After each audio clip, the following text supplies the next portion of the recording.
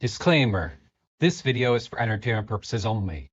It is fully protected under Fair Use Laws, Section 107, Statute Number 17 of the Copyright Act of 1976, which allows for criticism, commentary, teaching, and research of copyrighted materials. Title 17 provides penalties for the deliberate misrepresentation of copyright infringement. Persons, agencies, and attorneys filing a false or frivolous Digital Millennium Copyright Act DMCA complaint may be subject to civil liability. Enjoy the show, everyone. Everyone, welcome to whatever this is, After Dark React. We're just throwing it all together in one tonight. Welcome, I am your host, Sandy Diva, and joining me tonight, as always, is Splatter420. How are you tonight, Splatter? I'm okay, I guess. Okay, you sound pretty good. You do. You sound pretty good tonight. That's good. I'm trying. First, yes. First things first, before we get to shout outs. In case you did not see my post, please send prayers, good thoughts of healing to Josh. He might pop in, he might wake up and surprise us, but he is home. He spent the night in the hospital last night. I told him that if I was in Ohio, I would drive into the hospital and smack him as hard as I could in the arm for not listening to me for 2 months. Jokingly, you know, a friendly tap on the arm. He not only had a blood clot in his leg, but in his abdomen and his lungs. What?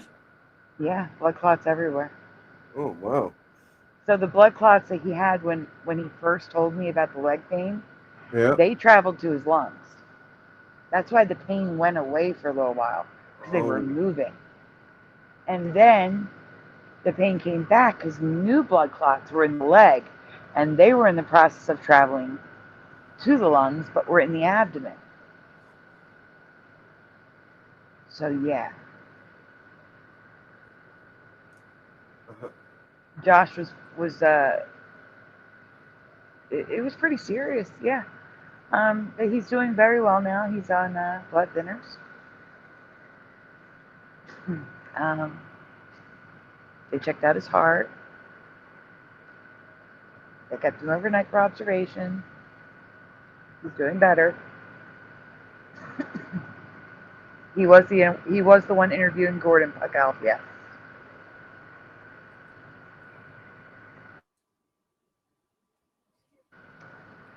It was all the symptoms he was having. He kept saying he was dizzy, nauseous, short of breath, pain in the leg. I'm like, Josh, I don't want to scare you. It sounds like a blood clot. Please go see a doctor. Please go see a doctor. He promised 2 months ago and he didn't. And he came back and made him go.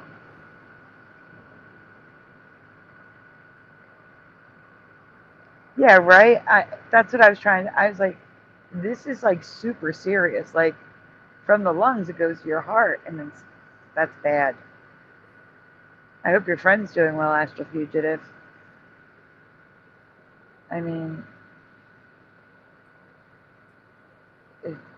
I'm just glad he's okay. Hi, Noelle. Noelle, sweetie. Right now, we might open up the panel in a little bit, but right now it's not an open panel. Splatter, I can hear something in the background. Oh. Okay, that should be better. Oh, that's very good. Hey, Pushin'. I was just checking something out there quickly. No need. Noelle, sweetie. Love you too, Noelle. It's not an open panel right now, but if I open up the panel, Noelle, I'll send you a link. I will send it right to you if I open up the panel.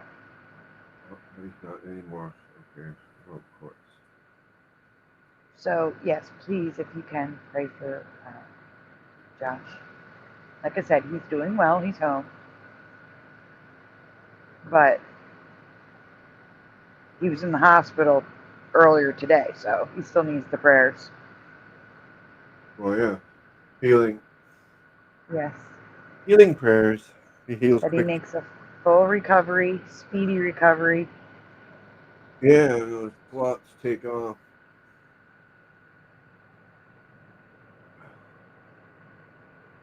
Yeah.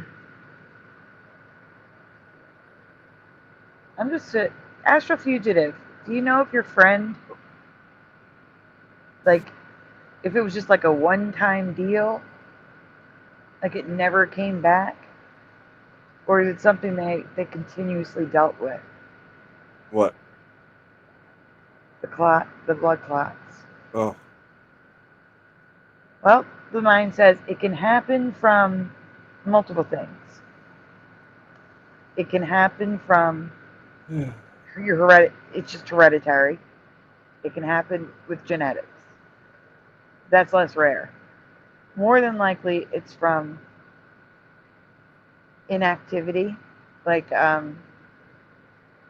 if you work a job sitting at a desk all day and you don't move around enough,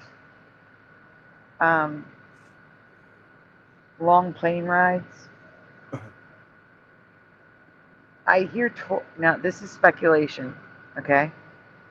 So a friend of mine had a blood clot before, and they told her that she was always drinking Red Bull. And I think it's the taurine in Red Bull, which may thicken the blood a bit. That's speculation. I'm just going by what she said. I didn't hear the doctor say it. Chlorine? No, taurine. Oh. Like Taurine. Doesn't sound very good. I'm so sorry, Pacal.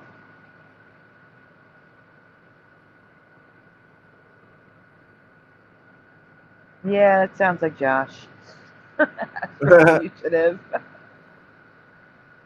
not an accountant, but he sits at the desk a lot. So does Splatter. What? You're sitting at a desk a lot. So I told Josh you should periodically, like once an hour at least, stretch your legs, stand up if you can, and if not, you pull your toes up and then push your toes down. Spin your ankles around. Do the hokey pokey with your feet. Yeah. Get that blood flowing. Yeah, just do something. Spin your legs in a circle, anything. Just do something to keep your legs moving sometimes. Yeah. So yeah, we're hoping that this is a one-time deal. I mean, really, it was 2 times, but you know what I mean. Yeah, whichever. Hopefully he doesn't get it anymore and he stays active in some sort of way. Yes. Yep, he needs to stretch. He says that he's constantly getting up at his job. I said, but then you come home and sit at the computer all night. That's the same thing. Yeah. Yeah, he did get that. He spent the night in the hospital last night. They removed the ones going to his abdomen and blood thinners for the rest. He should be okay. Oh. Yeah, he did ignore it for 2 months.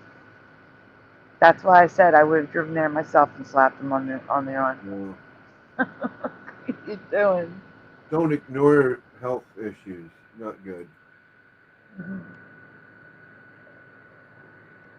Hello, Hellcat and Mustard Seed of Faith. So, guys, what we're doing tonight, it's a random bunch of stuff that I want to react to. If we have time, we're going to open up the panel. I want to say congratulations to Astro Fugitive. You're almost there. One more day. It's one more day until your vacation. That's got to be an amazing feeling. But yeah, so I found a Mandela effect because of Josh. I can't wait to show you guys. Oh, what's this? I actually found 2 Mandela effects because of Josh. Oh no! Jackie. What? Oh, No. Oh, I thought you said on the last show that you just wanted to teleport to Friday because I thought it started on the weekend. Oh no, you still have to go Monday? That's horrible. Oh, that's like the worst day. Oh, I'm sorry.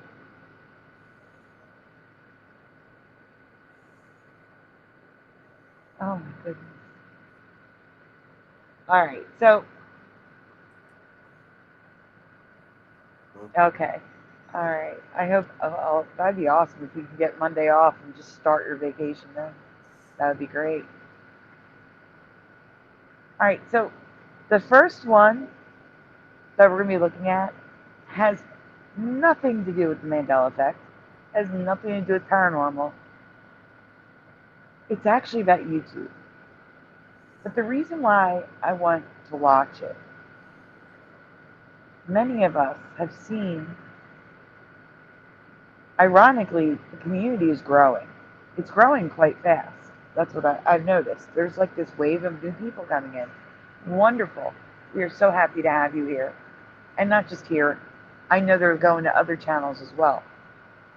But the thing is, in the last few years, we've seen a drastic decrease in Mandela effect creators. ugh. I don't know where they've gone. I don't know what happened.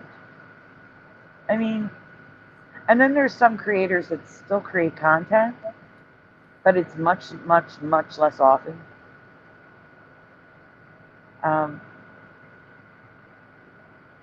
And here, this video leads me to believe it wasn't just our community, it was across the board. Like every community on YouTube at the same time, which I find even stranger. So I wanted to take a look at this video together and see if maybe we can get some insight as to what happened. Maybe we can convince them to come back, lure them back in. But I chose this one specifically for Splatter because I knew this guy would make his day. He likes this guy. But before we get started, welcome Spider Bite. I didn't do shout outs yet. So here we go. So far, first tonight, Anorexic Dyslexic, followed by Sean Dent, Huck Elf, good night to Dark Knight Gnomes who stopped in just to say hi, Splatter, of course, The Mind Says, somehow got on the list twice in a row, that was weird, Freeman's Cryptoverse, Rodney Letman, David aka Logan Freeman, Astral Fugitive, Pushin' Button 62, Noel, Hellcat 76, Mustard Seed of Faith, Spider Bite, Nate X. Did I miss anybody? If I didn't say your name, say hi. Okay.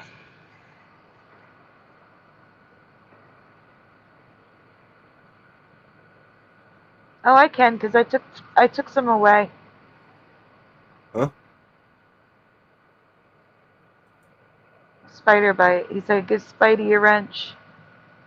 Oh. I guess Spidey's the only one in the chat without one. Super Dave, hello.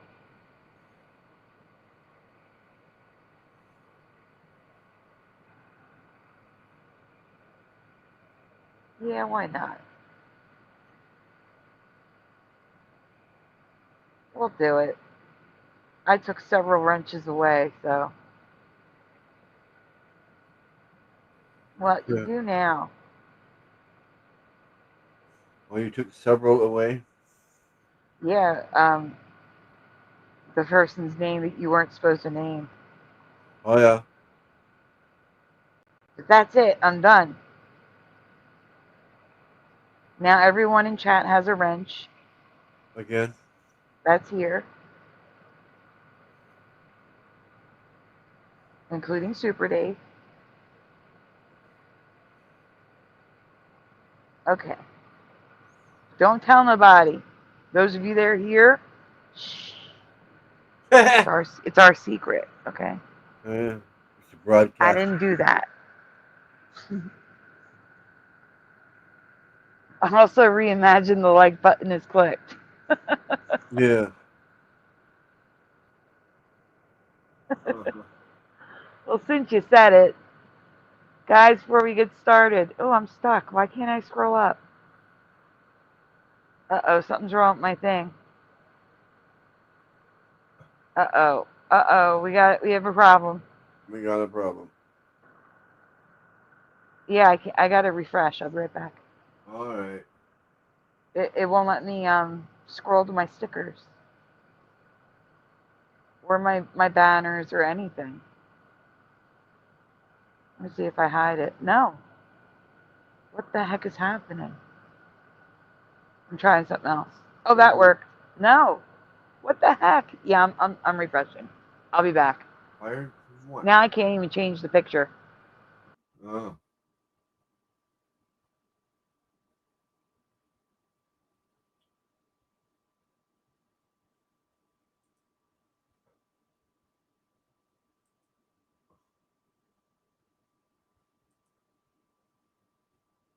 See if I can get Halloween off the screen. Yeah, now I can. It's fixed. I just gotta get down to my thing. Can you hear me? Yeah, I hear you. Yeah. Good. Oh, Hellcat was here. She needs one. How come? Where'd the wrench go? What? That's what I'm saying. She needs one. Hellcat was here. Oh, you just missed it. Fixed. Huh. I mean, since I just missed it. Level 1. Shh. Okay, that's the last one. I'm done. I gotta check that out later. I'm curious. What the heck? Hellcat and Bubble 1 have one now too, but shh, that's it. Spiderbite says, that's my first wrench. Aw. Yay. That makes me happy.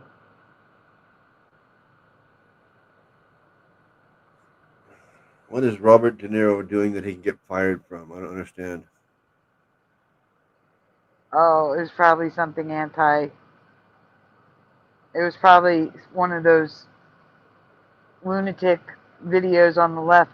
Oh yeah, I know. I know that's what it was. That's what it says he got fired. But what was he doing to get fired from? I mean, was he, what was he, in a movie, or like did he get kicked out of the Actors League, or I don't know. Oh, I don't know. The That's only thing I heard was Jimmy Kimmel. Yeah, that makes sense. Yeah, that's all. They should all get fired. Fired. Oh, it's Hellcat's first too. Get little Beavis in here. Fired.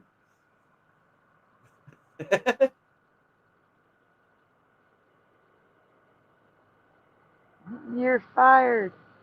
It's all right to have an opinion, but you don't like put it on local news or whatever. You don't broadcast it. Yeah. Unless it's a good one. Mm-hmm. Jimmy Fallon better shape up for his next. Yeah, probably. Yeah, that's right. One more word and he's gone too. They're all going to be gone. They should all be gone. They should start fresh. I just think there's got to be a way to talk about everything again without division.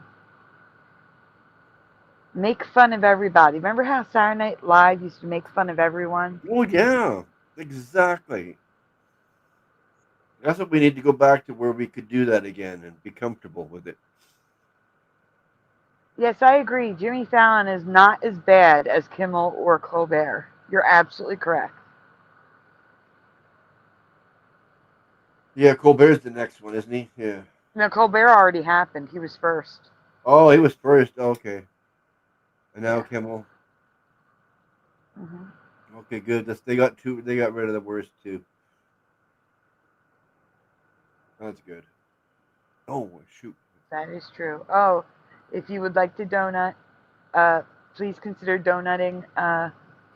It's that time of month again. Raising money for meds and apps. Yeah. Apps are expiring. And I am zoomed in and can't unzoom. There we go. That's better. Now it's off screen. And like I was saying, Puck Elf said, where did it go? Yeah. Did I lose it? I may have lost it because I had to refresh. I So I'm gonna agree, scroll Bubba. up. I thought Mad TV was better than SNL too. It did. It disappeared on me, but that's okay. Puck Elf said, reimagine the like button click. So if you can, please take a moment to see if you are subscribed.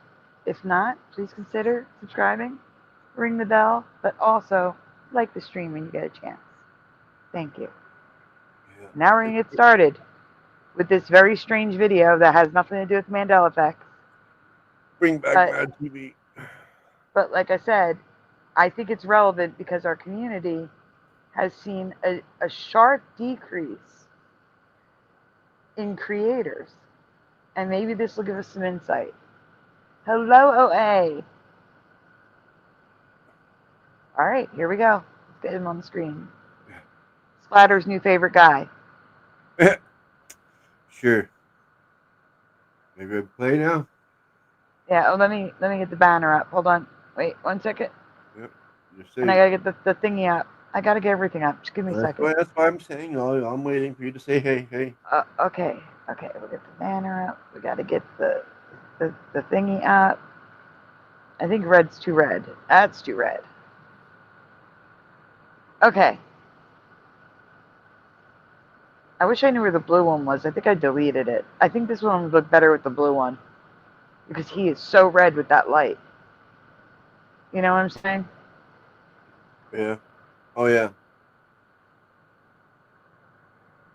I think I deleted the blue one. Let me see. Let's see if any of these work.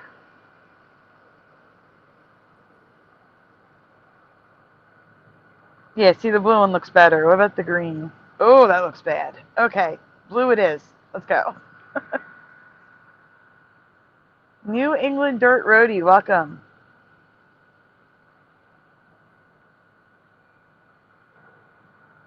New England Dirt Roadie, you don't have a wrench, so you can't. So, all right, last one, I swear, and that's it. Okay, now you can post a link with a timestamp.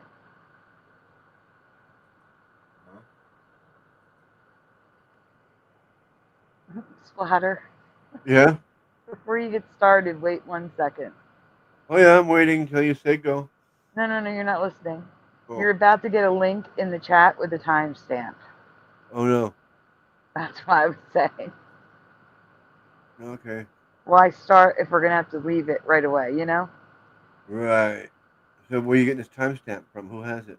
Huh? New England Dirt Roadie is dropping a link in the chat. Okay. Yeah, you know what? Pushing buttons, that is who he reminds me of as well. I agree. Spicoli. Who's that? From Fast Times at Ridgemont High.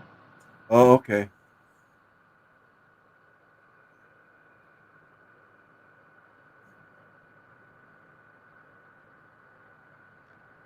A hairstyle is for real. Is that And it?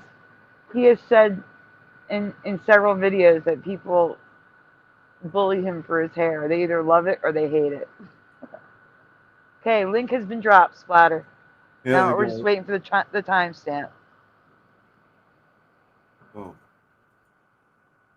5-minute 20-second mark. Okay, you go there and then 5 minutes, 20 seconds. Yep.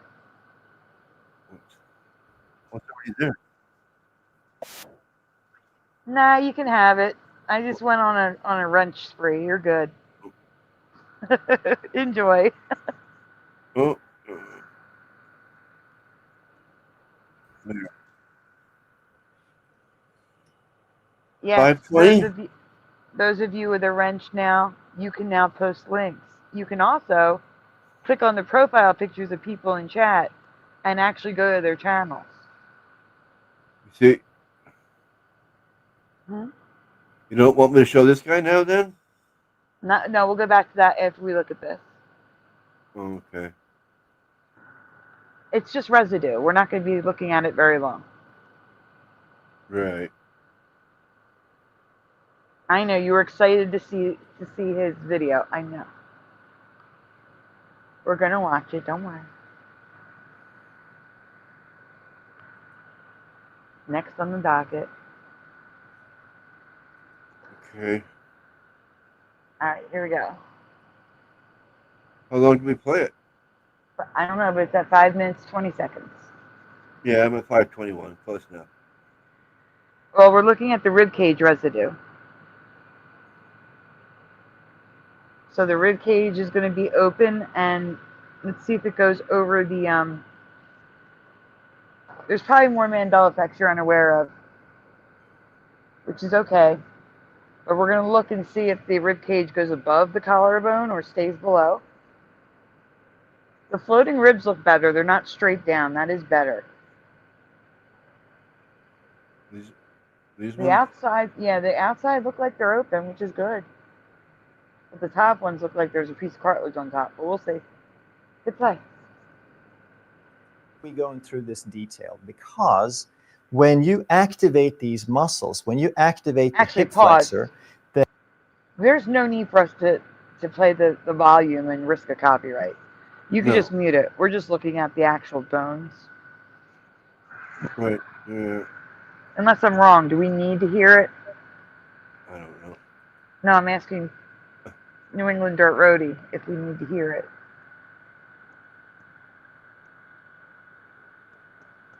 New England Dirt Roadie says, exactly. The floating ribs. How did the medical illustrator screw up the anatomy so bad? Because that's how they remember it. It says audio is necessary. Okay. No audio necessary, yeah. Oh. That's kind of weird way of putting it. No, just no. No audio necessary.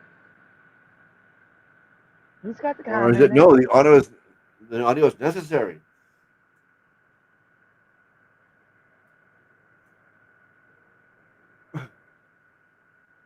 Okay, I read it as no audio is necessary. Okay. Okay. We'll take your word for it then. I hope we play it. No, really it's good. not, he said.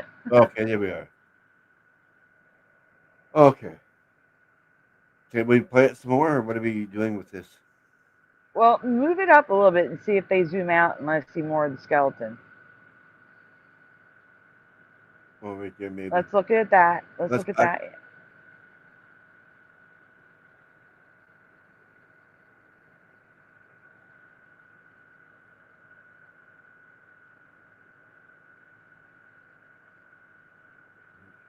Yeah, let's look at it there.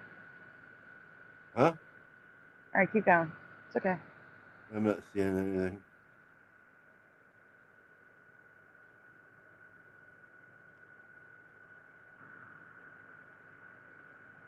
I'm not seeing nothing. Nah, he changed the graphic. Well, that stinks. I would have liked to have seen the whole thing, but that's okay. I understand. We can't make him do it. It's okay. Oh, what's that? I think that was just the muscles. Oh, yeah. Yeah. But still good residue of the floating ribs. Not, guys, for those of you who don't know, those two floating ribs. Oh, there we go. Yeah. But that's not really showing us that. That's kind of creepy No, it's not. looking. That's all I could find. That's all he... That makes me think of a cut of like a slaughterhouse, like a butcher shop. I don't like that picture. I don't like that at all. The floating ribs are like pointing straight down now. It's so bizarre. It's like somebody wanted to buy this tenderloin that was in the store, but it was bent, and it looked exactly like someone's leg. And I'm not buying that. Yeah, no. All right, we can take this off the screen It now. It was literally good did. residue. Thank you. Thank you, New England Dirt Roadie. It looked exactly like someone's leg. Mm-mm. Hey, Ryogami. Okay, we go back to the other thing now. Yep, we can go back to it now, yes. Uh-huh. Yes, yes.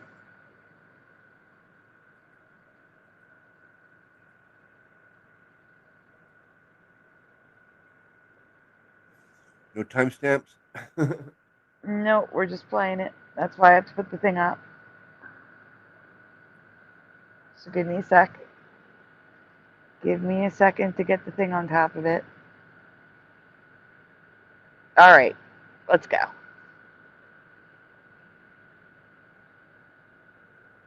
Why is everyone quitting social media?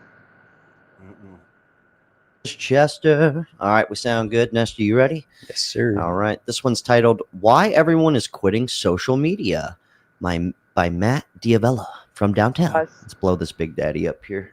Big This is Daddy, crazy. yo. Okay, so we are reacting to him reacting to a video about quitting social media. Okay, good. Okay, Right. it's gonna be fine. He can't copyright us should be now fun. because he's doing the same Over the thing we're past doing. 5 years, Is that? I said he can't copyright us now. We're doing the same thing he's doing. Oh, that's right. Yeah.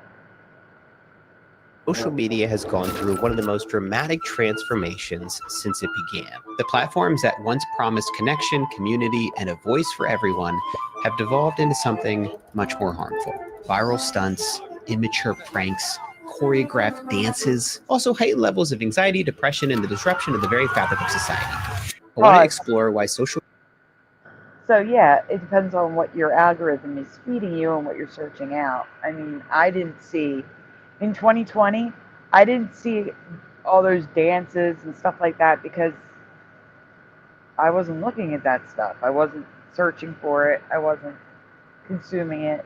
Yeah. It all depends on what your algorithm shows you. Yeah. Exactly. Yeah, but you know what? Back in 2020, at least we didn't have AI videos everywhere. Yeah. I wish we could just delete that slot. All right, go on. Yeah. Now you have to question everything you look at like 3 times. Like, is that real? Is that Memorex? Someone sent me something today, and I'm like, that's not real. That's AI. Oh, I'm yeah. sorry. Yeah. media has got Oh, you can tell. Sometimes you can't tell though. The Eiffel Tower was fully on fire. What? It was a video, very realistic looking too, of the Eiffel Tower on fire, like the whole Oh. thing. Okay. But it was realistic as heck.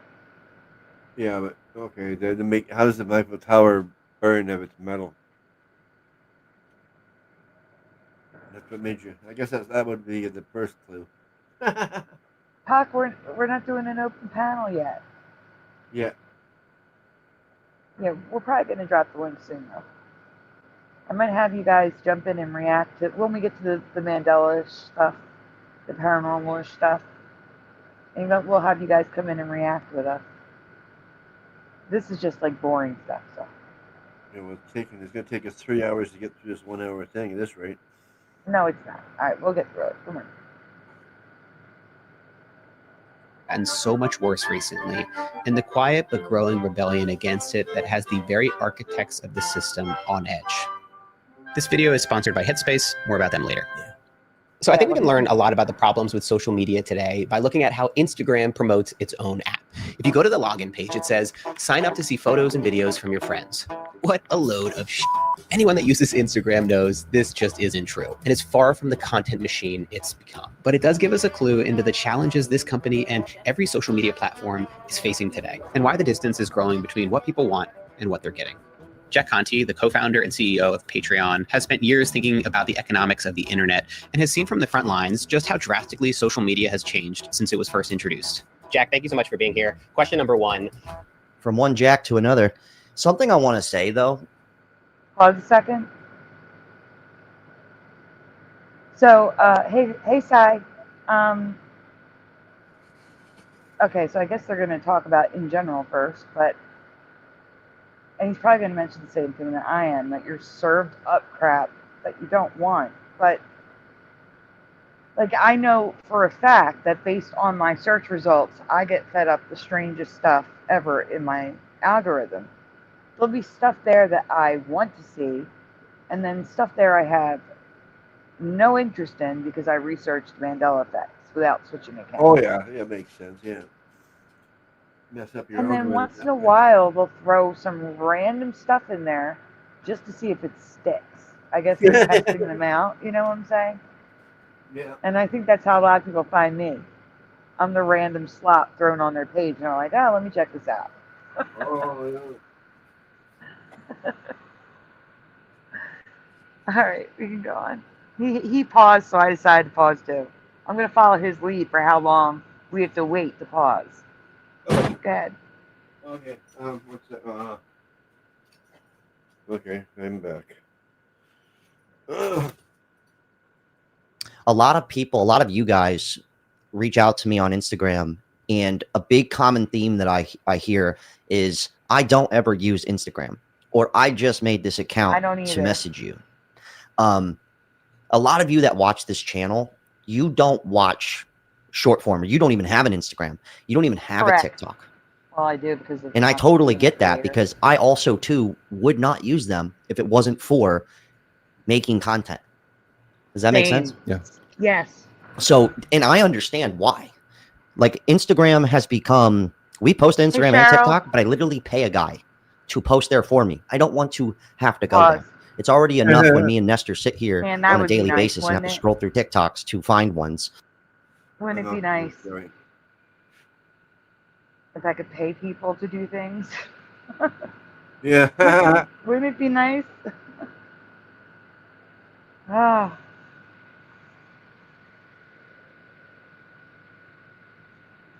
Cheryl, you should do it. Huh? Why not? But a lot of them are actually, you gotta be careful. A lot of them are scams. That I hear. Ah. What's this? What? Complaints from ugly dudes? What? I don't know. She first said, where did she say it? Where'd it go? I get plenty of free merchandise model offers on Instagram. And then, hi, complaints from ugly dudes. I don't know. I'm confused, Cheryl.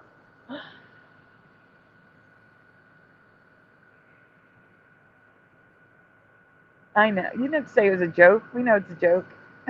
All right, we can go on. It's a bit much. It just is. And I understand why people don't have it. I strictly do this to make money. And that's just me being honest.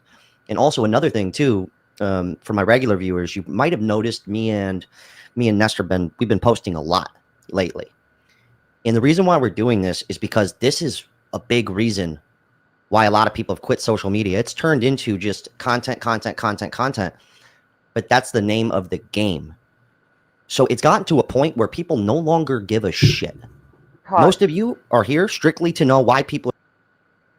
Okay, so I disagree a little bit, but I understand that he's a different caliber of creator.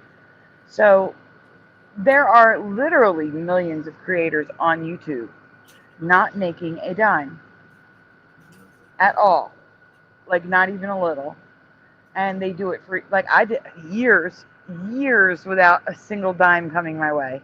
Years.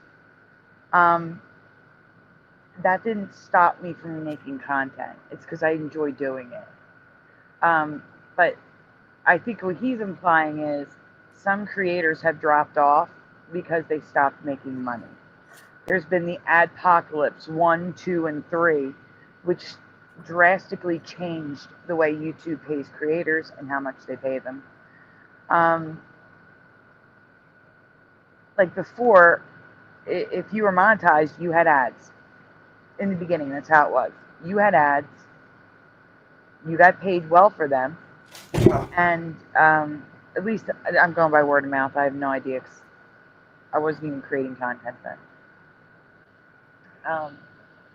And when Apocalypse 1 happened, I remember creators coming out talking about how like their pay like was cut in half. It was horrible for them because they were living off of it and had to drastically adjust.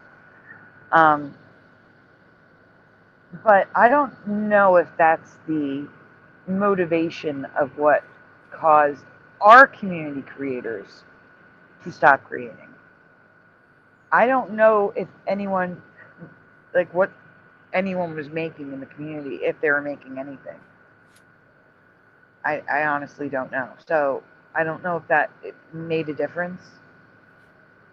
If it was life choices, things go on in our lives, they just decided to stop making content for the heck of it. I have no idea. I just feel like in this community, at least, you make content because you want to. There's no other incentive. It's because you love doing this. Because this field, this genre is not going to make you a ton of money. You're not going to get to his size. Now this channel is only like I say only, but this channel is only like 100 and something thousand. He has another channel with millions of subs. So, in comparison, it's only 100,000 subs. So, I don't know, but let's see what he has to say. Go ahead, Splatter. Okay.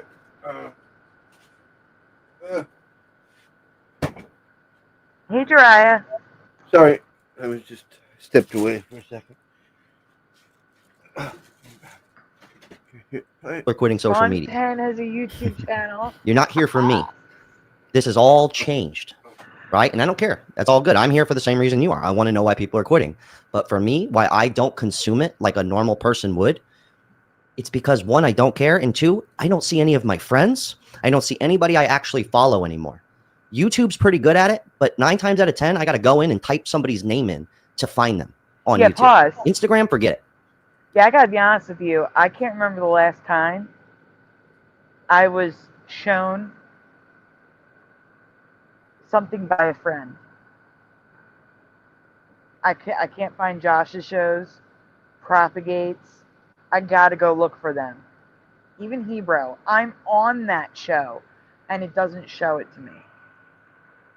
Like, it's literally created in my StreamYard. And they don't show that to me on my homepage. Huh. Like, that's messed up. Yeah, they messed up. Yeah. All right, go on.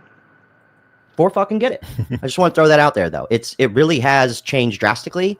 And I am one of those guys who I would not be even using social media if I didn't have a career or a job doing it. Just throwing that out there. Just saying. You deleted your Instagram, yeah, Nestor? Oh yeah, it's so weird. There you go. But my life is so much better without it. I gotta admit. Yeah, like I never scroll on Instagram, like ever. Me either. What the happened to Instagram? Oh man, I love that question. Okay, here's what happened. Web 2 sort of emerged in like 2005. Web 2 companies were like Instagram, Facebook, YouTube. The amazing thing about Web 2 was you could like subscribe to a creator. You could follow them, and then you would see the rest of their work as it came to you in the future. This was a new thing. Before Web 2, the internet was mostly read-only. Like you log in via AOL or something, and you like can just like read the news. But the amazing thing about Web 2 was for the first time, like people could upload, they could share, they could like broadcast their ideas. And the most profound piece of internet architecture came out of that time. Was this thing called the follow. As Jack explained it, the follow gave you the power. You decided who you liked, who you wanted to hear from, and who you wanted to fill your feed. It felt like your corner of the internet, a personalized space built around real connections and genuine interests. I only subscribe to people and watch videos that make me happy, inspire me, make me feel positive, uplift me. But that version of social media didn't last. The idealistic vision was great for users, but not for investors. Once these platforms went public, they faced a new challenge. How do you turn connection into profit? Pause. We all know what happened next. Social platforms started to run ads, and ads. Hang on.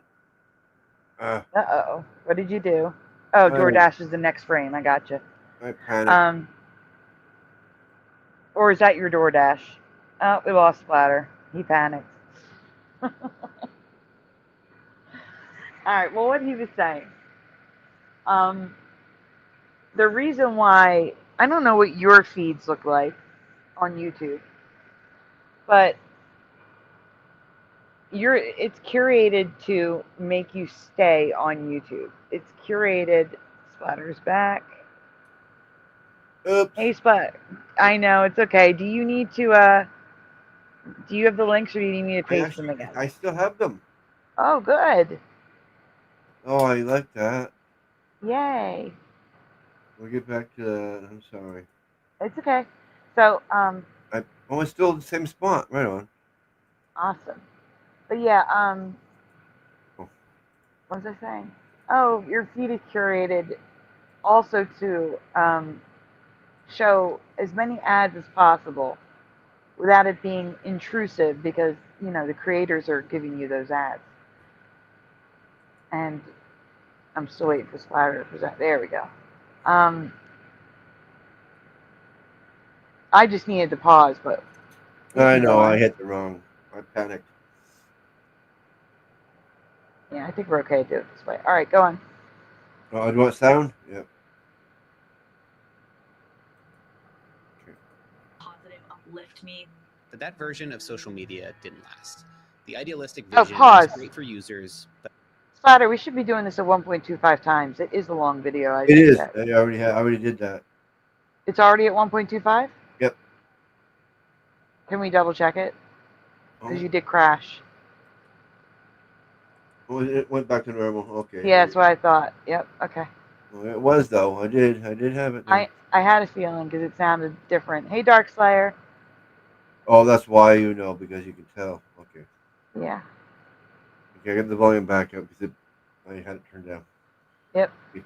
Go again. Yep. not for investors. Once these platforms went public, they faced a new challenge. How do you turn connection into profit? We all know what happened next. Social platforms started to run ads, and ads made them a lot of money. So, oh my God, talk about ads, dude! Don't get me started with the ads. So every video we put up here on YouTube, Nestor does this. His back. People go, "What did Nestor do around here?" Nestor's job is to do all the back end stuff. The amount of ads, if it was up to YouTube, that they would put in our videos is disgusting. 20-minute video, just we have to manually go in and delete half of them. And I'm not even sure if they're actually doing that. You guys let me know if the ads are out of control. Yeah.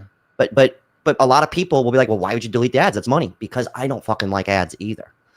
And it's not all about the money. I mean, yeah, I want to make money, but it's not all about the money. But here's something I want to point out to you guys. Now, I know this is going to make sense. This guy's got almost 4 million subscribers, right? Look at how highly edited his production is compared to me and Nestor here. Just two jamokes. I got to be honest. If I edited a video like this for you, it would take 5 days. Yes. Thank you. 7 days, maybe. But here's where I'm getting at. Okay. 4 million subscribers.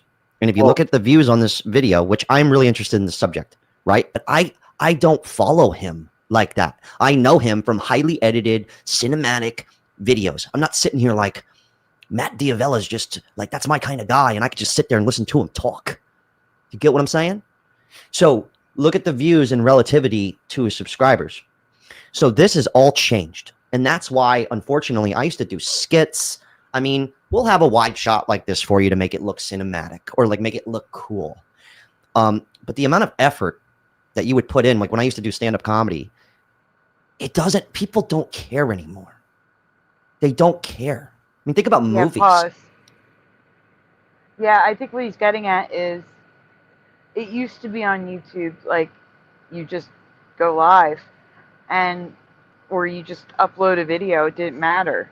But now people are expecting that high edited quality, that, polished look, because there's so many YouTubers on the platform with millions of subscribers who can afford to pay people to edit their videos. So they just do their thing and go about their life and enjoy life and pay someone else to do all the extra work that the people like us are doing. And Right. if our stuff isn't as good as theirs, we're less likely to retain new viewers. Hey, Ben. But so I think what he's getting at, and we'll see as we move along, is that people just get tired of it. They just get tired of doing all the grunt work, tired of for so little reward. But that's what I'm saying. In our community, the reward is friendship, enjoying what we're doing. Like being here with you guys, that's the reward for me. You know what I'm saying? Like, I don't know. That maybe he's not getting at that. We'll see. But that's what I think it is. I think he's going to say that people drop out because the reward doesn't equal the amount of work required, and people are expecting you to be, you know, a network quality or cinematic quality.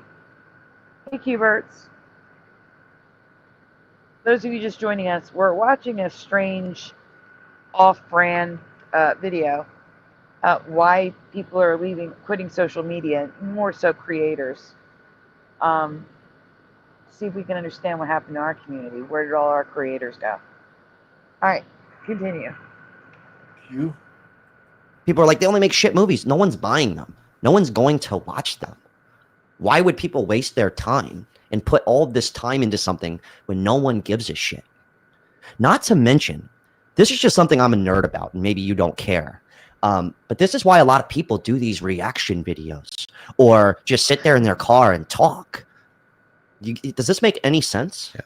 Like I just wanted to point that out and pay attention to how highly edited this is, because a lot of content, a lot of videos, especially on YouTube, if it's not highly edited like this, they're not going to get 1 million views. Most of it. I'm not saying it doesn't happen. I'm just saying that's the level it takes. This guy got 4 million subscribers. You would think he could sit down and just talk to the camera and get 100,000 views, but no one cares. No one fucking cares. I just want to point that out. So and that's why you see this mass influx of so much videos. Did you say pause?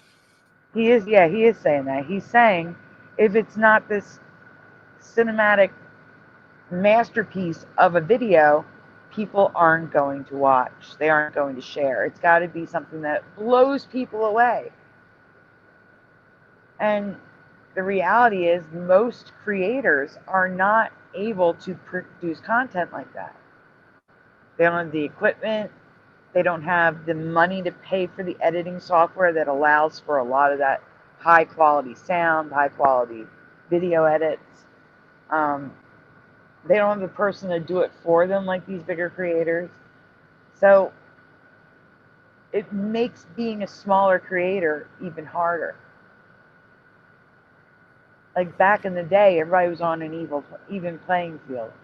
And now you have these small creators competing for the attention of people against people like this. So I get it. Like that's what he's saying. He's like, I just sit here. And yeah, reaction videos are easier to do, but they still take some planning. You got to find them, first of all. But also, I think I don't know. Like the girl that was on the screen, and she's like, I curate my content to uplift me and da da da. And I'm like, okay, well, me, I like to learn.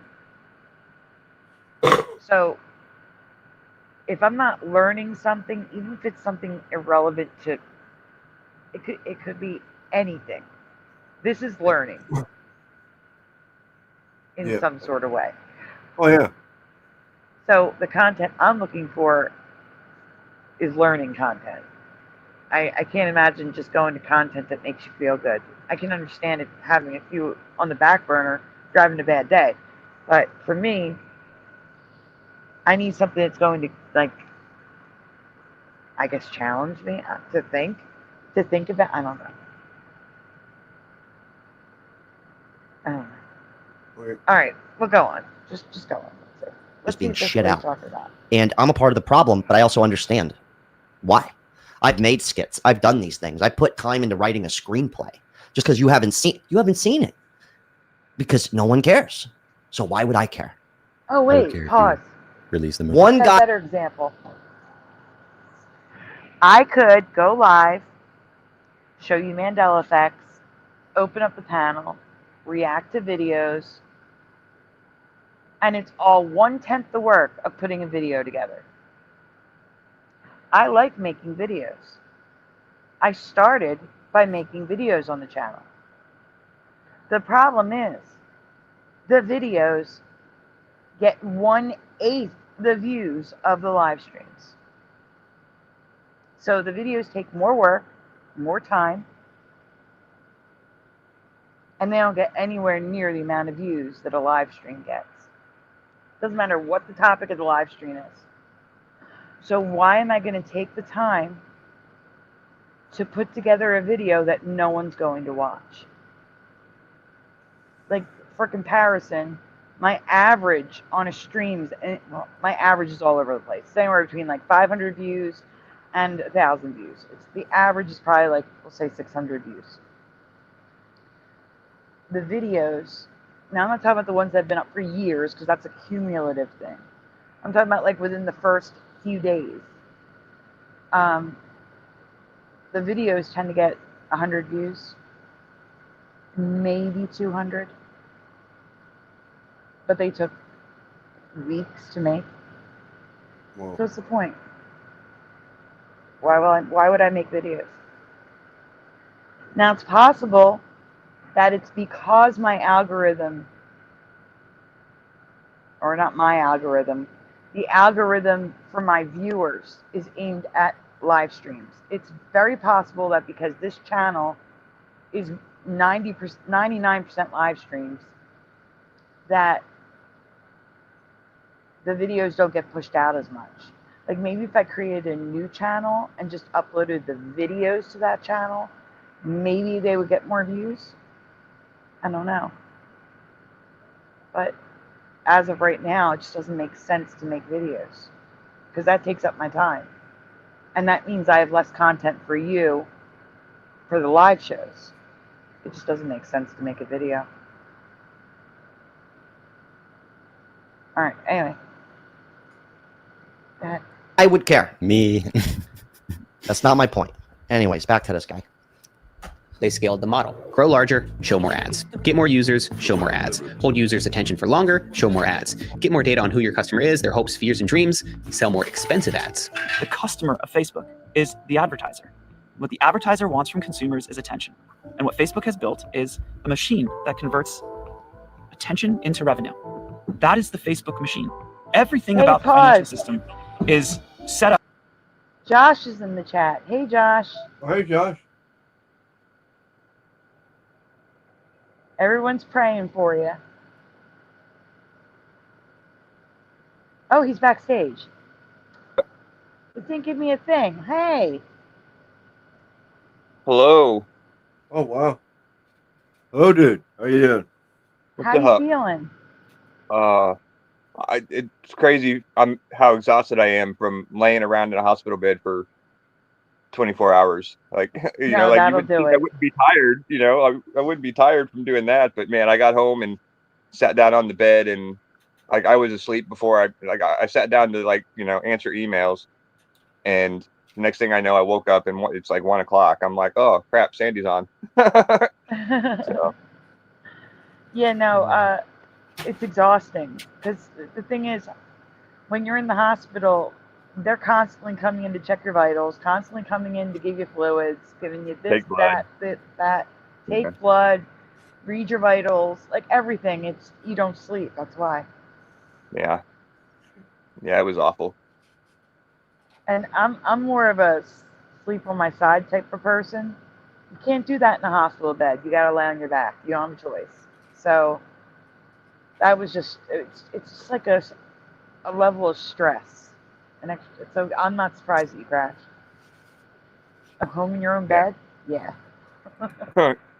Yeah. But overall, I feel pretty good. Oh, that's good. Yeah. That is good. So was there pain walking when you came home?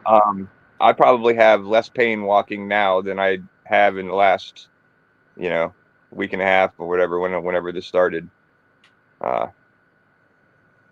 That's good. Yeah, the pain is pretty much very minimal. That's good. That is good. Yep. Oh. Well, we are glad that you're getting better. Me That too. is very good. Very good. So, what we're looking at here, I'm seeing if this video will give us some insight as to where the creators in our community disappeared to. Like maybe why they left. See if we can find a way to get them back. Hey, I wouldn't mind trying to get a couple of them back. Yeah. I don't think they'll come back. We never know. Need Input did.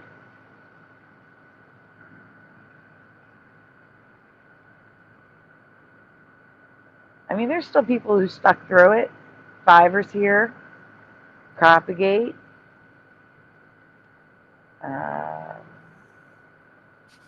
Problem is, I can't remember the people that have quit. they quit. Yeah. Unamundi. I mean, Moneybags is still here. He's just not posting as frequently as he used to.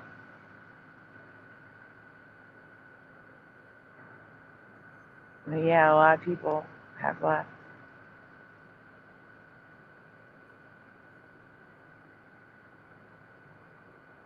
Hubert says, not my deathbed, I made it. Well, the 18th today. Today was my daughter's birthday. Well, happy birthday to your daughter, Splatter. Amanda, yeah.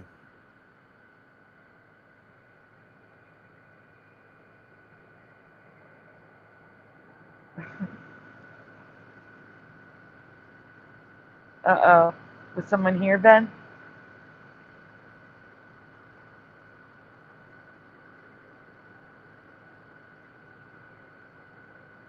I'm reading the chat. I'm sorry. Well, you just saying we got your back. We don't worry about nothing. Yep. All right. Josh, is there anything you want to say before we continue? No, I think I'm good. I'm just, yeah, I was just getting into the video, so. All right. Well, then let's continue. All right. Yeah. Maybe just way I shut. Whatever. Never mind. Okay, we're gonna continue. Yes, please. Up to hold Facebook accountable for revenue growth. What that does is it aims the entire financial system, hundreds of years of financial infrastructure. It aims that entire system of accountability and discipline at sucking attention away from humanity. That's the problem. That is the problem. You say these things like they are my fault, and yet they are not. Well, you did create a platform with a monetary incentive for people to spread misinformation. Bo Burnham recently summed it I love how South Park is still going. Incredible. up well. Tech companies aren't satisfied with just a piece of your time. They want it all. They are now trying to colonize every minute of your life. That is what these people are trying to do. Every single free moment you have is a moment you could be looking at your phone and they could be gathering information to target ads at you. That's what's happening. When the biggest tech companies... Damn, that one hit deep. That one hit deep.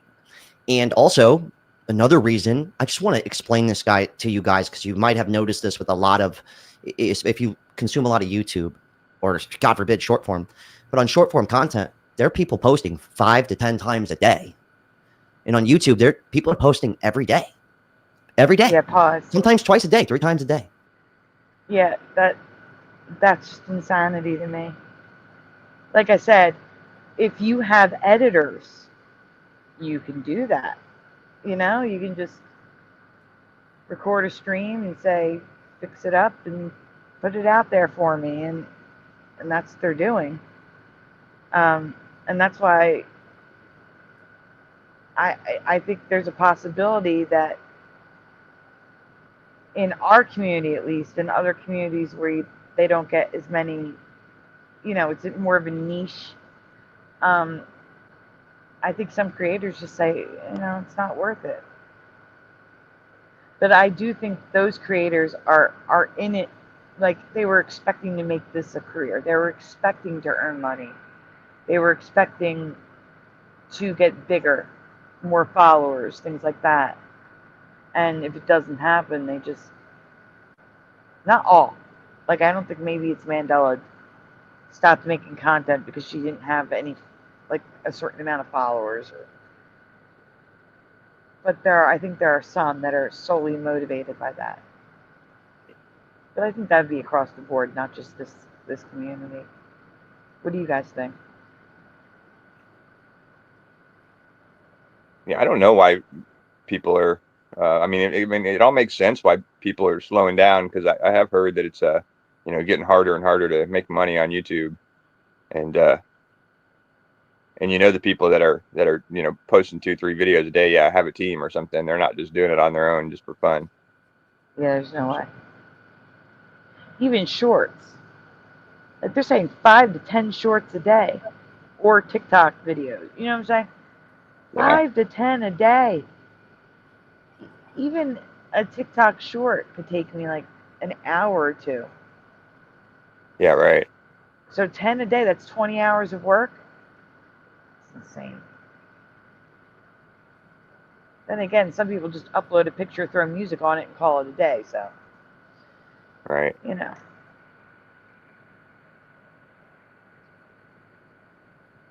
Oh, I'm sure there is, Jariah.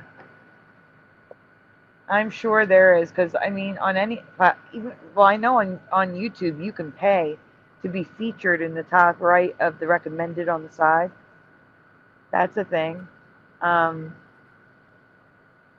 X, you can pay to get a certain amount of views.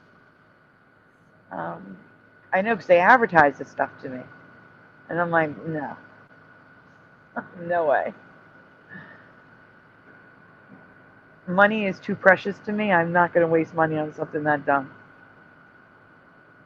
Then again, Tom McDonald shared a story of how he grew, how he blew up. He recorded a song that he thought would get his career rolling. He thought, this is it. This song is going to go viral. And then he paid to get his song pushed out in front of people. And it took off. So him paying actually brought his channel up to the point where he was earning money. He said his first check was like $10,000. And then the next one was like $30,000. Then the next one was $100,000. And he's like, before we knew it, we had $1 million. And that was because he paid, like, I think $100 for a certain amount of views. Wow. Yeah. So I guess it can be used as a tool, but in this community, you're a shill if you do that. You bought subscribers. I've heard people say. Yeah. Huh. With music, it makes sense, though. It's kind of just like a business decision. Yeah. Yeah. Well, just the one time to get yourself a start, that's a good idea. It makes sense. Yeah. But great idea. Continually do it after that wouldn't make any sense. Yeah. And I agree with Josh. The music genre, you need to get that to as many eyes as possible. Otherwise, you're just another person singing into a microphone on the internet. You need a way to stand out, and that would be a good way to stand out. Yeah, now he's out there. He doesn't have to do it anymore. I agree, Jariah. All right, we can continue unless you guys have something to say. And there is a reason for that. That's how drastic it has gotten. So I know that, like, yeah, maybe my views are lower, but me and Nestor look at it like, well, we got to give them 3 options versus 1. That's how far gone it's gotten. I just want to throw that out there. And I am on TikTok. When I go scrolling this stuff, it's like, man, there's a lot of, it's a lot of stuff. It's a bit overwhelming. This is just something that fascinates me. And, I'm in this business, and this is what we deal with. So I deal with it for you guys who don't consume short form content, but it is on another level. Like, if you think YouTube's got a lot of content, oh man, dude, TikTok. These people are posting. One guy will post 10 times a day. Whoa. One fucking dude. That's just one guy. I got a fun fact for you. Lay it on us. Oh crap! Uh-oh, did you do that? I did that. Yeah, I hit a wrong button. Just hit the back button at the top. Hopefully. Okay. You guys who don't consume short form content, but it is on another level. And make it bigger. There you go. Yeah, like there's. He was saying like they post 5 to 10 times a day. There's so much content you won't see too. There's so much content that you could never see it all, and it's just I don't understand. I don't understand how. And it's another thing, like why something goes viral and another thing doesn't.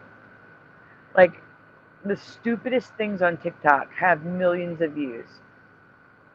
And then I'll see a video from one of the people that I follow on TikTok. Great little video, no views at all. At all. It's like, I don't understand it. I don't understand. Anyway. Good. Like if you think YouTube's got a lot of content, oh man. Dude, TikTok, I mean, these people are posting, one guy will post 10 times a day. One fucking dude. That's just one guy. I got a fun fact for you. Lay it on us. I saw this on PBD. You follow PBD? No, I know who they are, but yeah. Apparently watching short form content harms the brain 5 times worse than alcohol. Wow. What's your thoughts on that? Constant dopamine overload. That kind of makes sense because I have this theory. I have this theory of the more information we consume, the less we remember. Pause. Does that make any sense? Yeah, Yes, pause.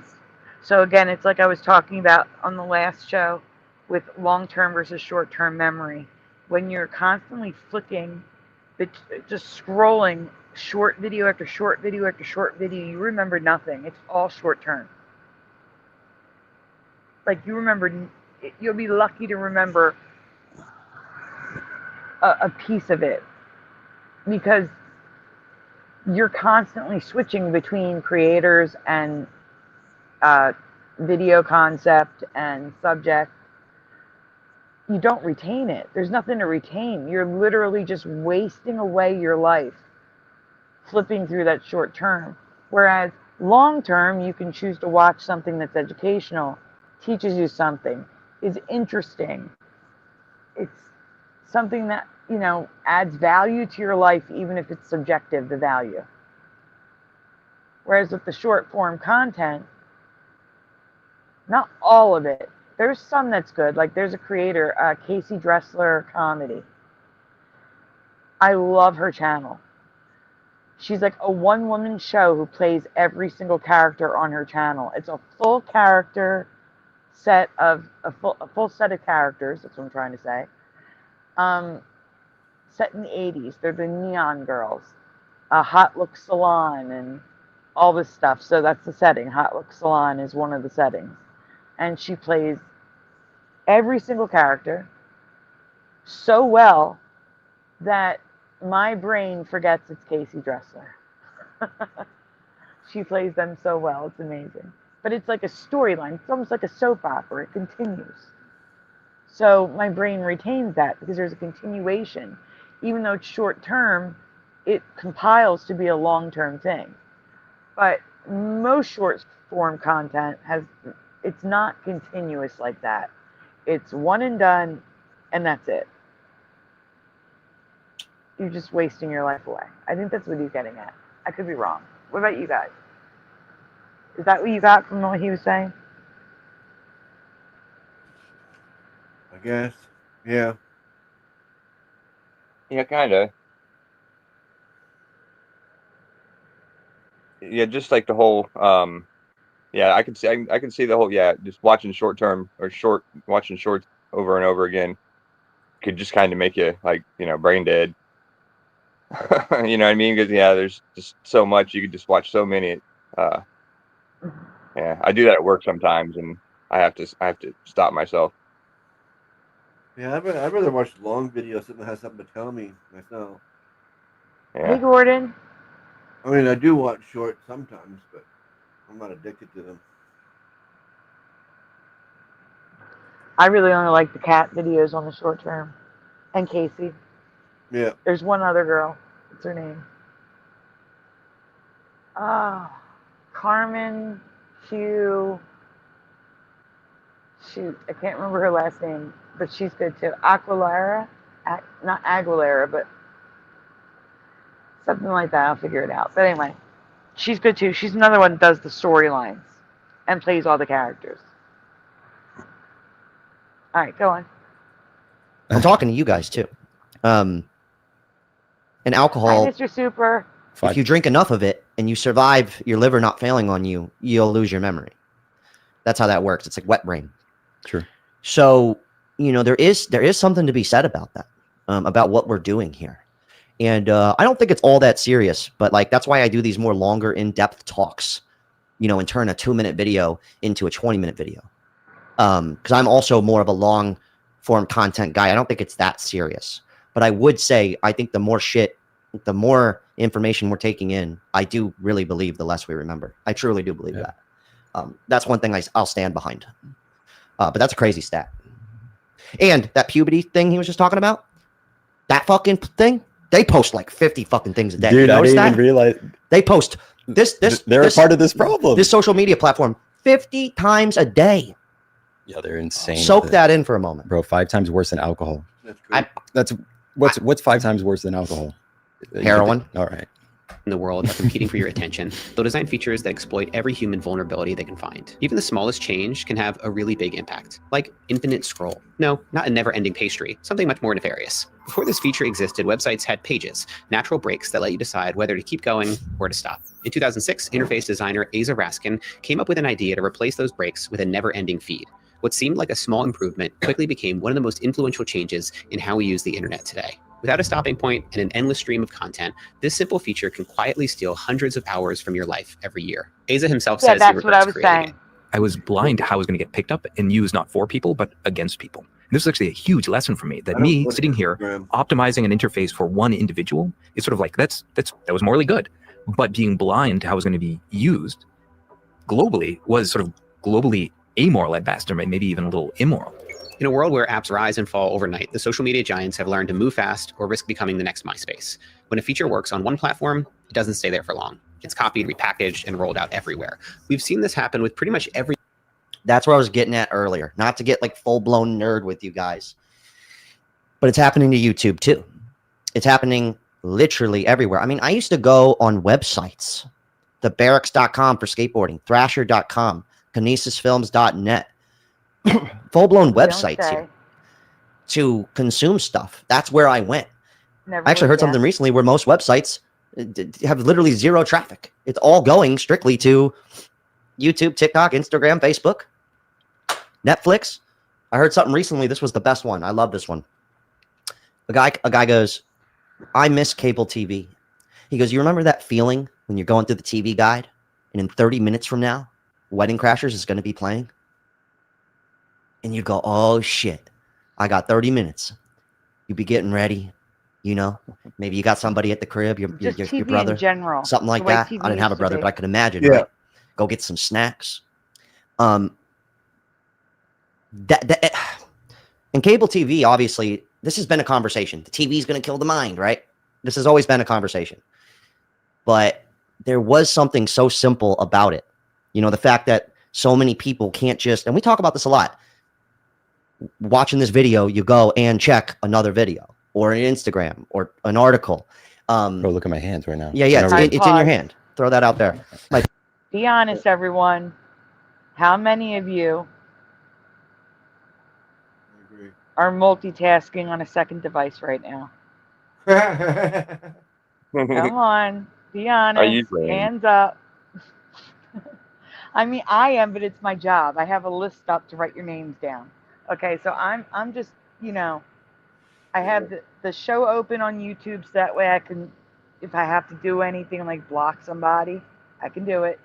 And I've got the notes app up so I can write your names down. But how many of you are playing a game? Or watching another video? I was hoping to, but I can't.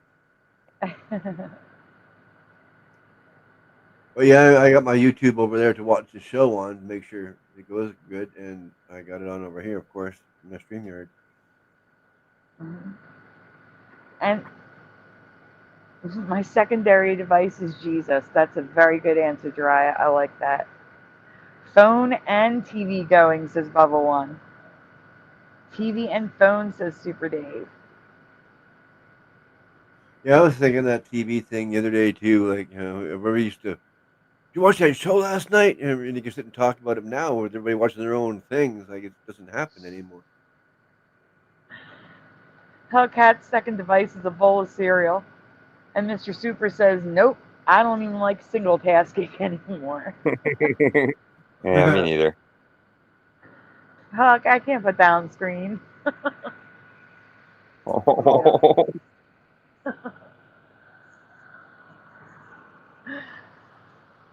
Oh my gosh. No, if I could, I'd be playing a game right now, but this takes too much attention. I can't. Guys, if we're going to take a short, please like the stream break, subscribe if you haven't already. Not smoke break, that was an accident. Send donuts if you can.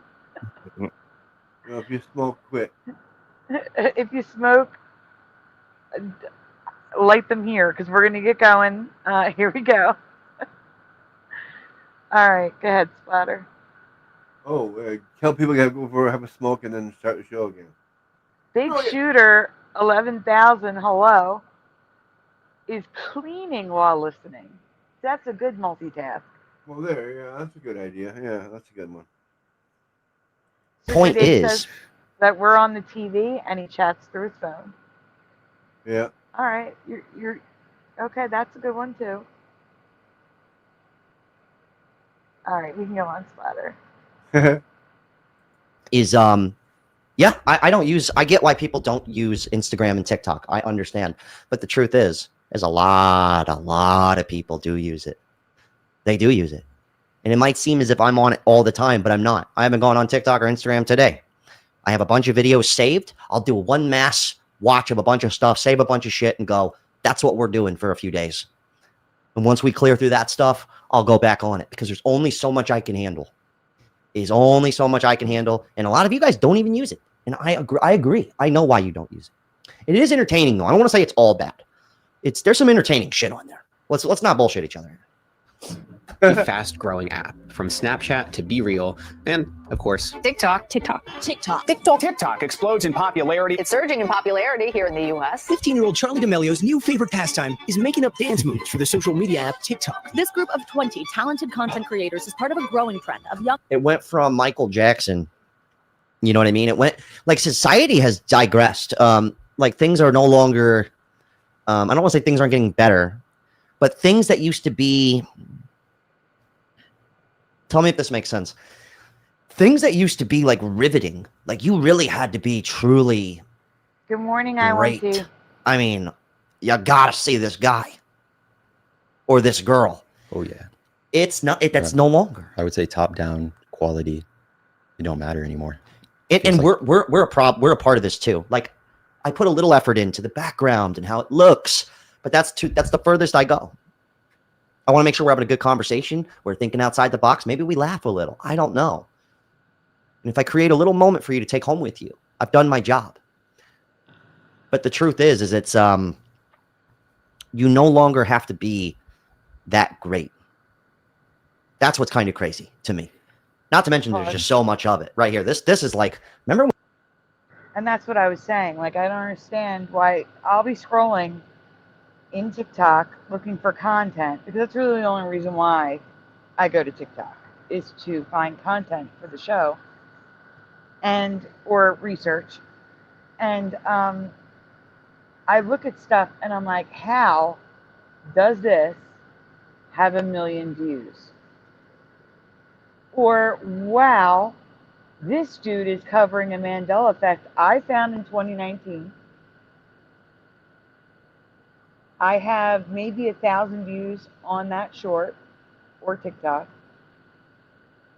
He's covering my Mandela effect, and he has like 5 million views on TikTok. Crazy. And I'm like, I am doing something wrong. I am doing something wrong. I don't understand the platform. It's got to be that. I don't understand. Yeah. Yeah, he was covering the Britney Spears skirt, and he put a green plaid skirt on her. Like my old school uniform. It's like dark green with like the red and yellow pinstripes in it. Yeah. And I'm like, that was not the skirt. Like, no, it was not green, dark green plaid. How does this have 5 million views? It's so bad. But anyway, I'm doing something wrong. That's all. That's what I've come to the conclusion. Okay, sorry. Just want to say that. All right, go on. When this was big, right here, the TikTok, I mean, the influencer mansions and shit, just the most untalented people, but they have great editing, great camera skills, and a shit ton of 12-year-olds. And a hot girl in the mix. And a hot girl. That's all you need now. That's all you need. But now everybody's an influencer, so it's going to make it harder. It's going to come full circle. Oh, yes, hold on. It's going to come full. If you want to, I'm taking my drink long. I think the difference is the bulk of the users on, not all, but the bulk of the users on TikTok are under the age of 20.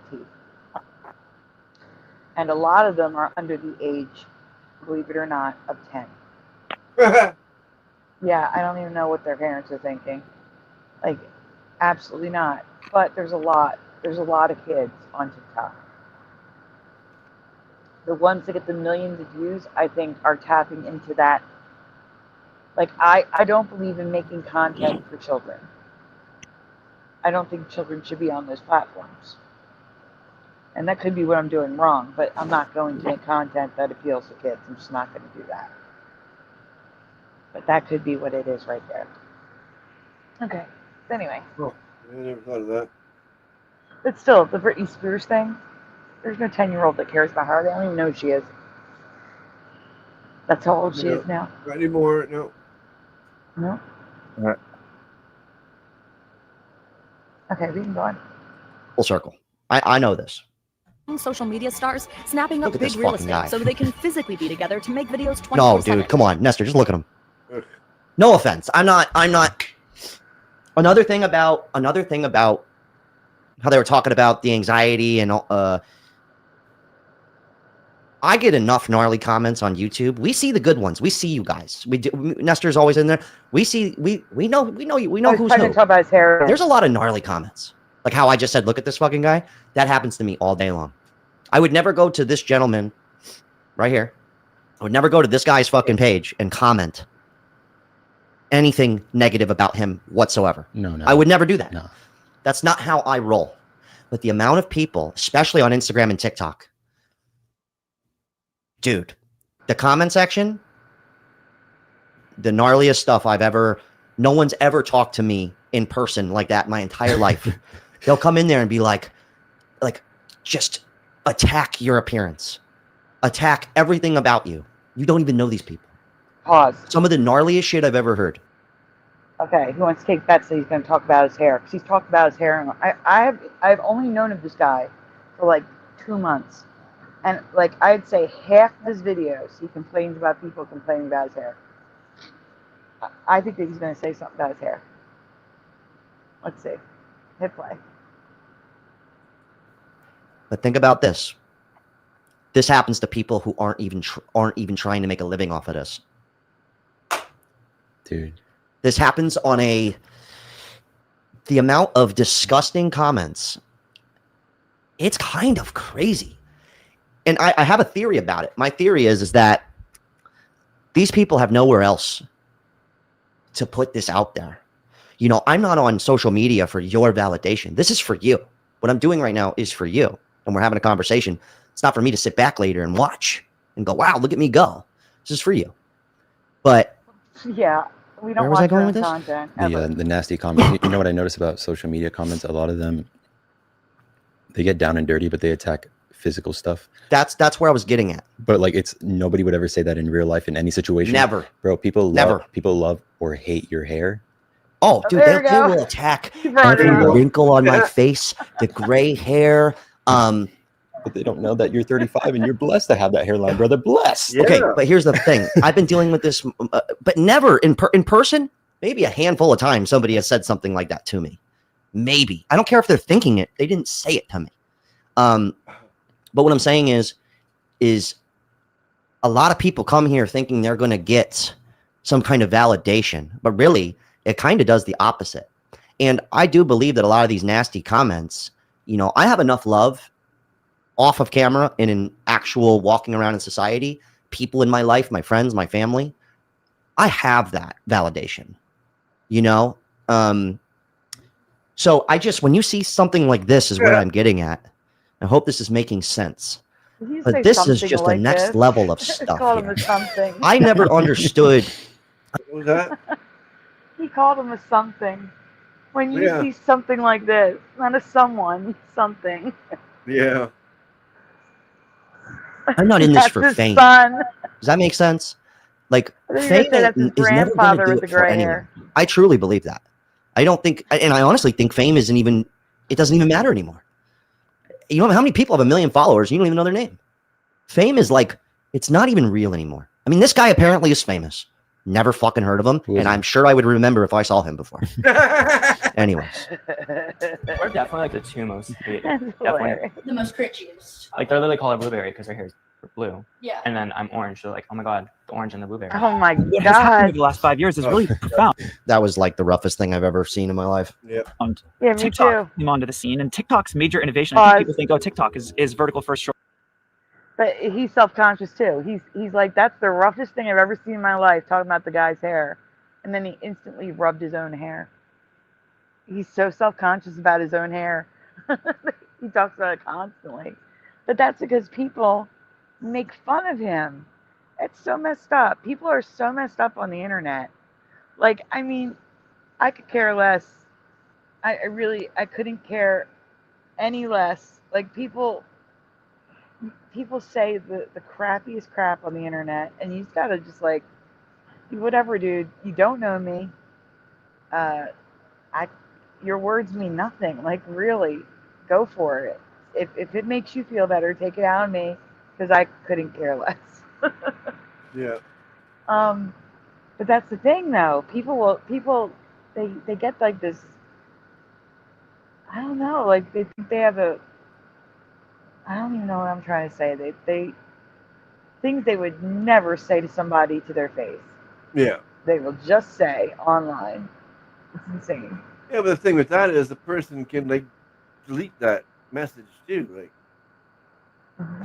Like if I don't like something I see in the chat, I get rid of it.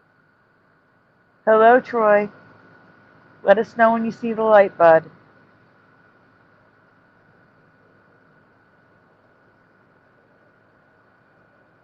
That's true. That's very true, Troy.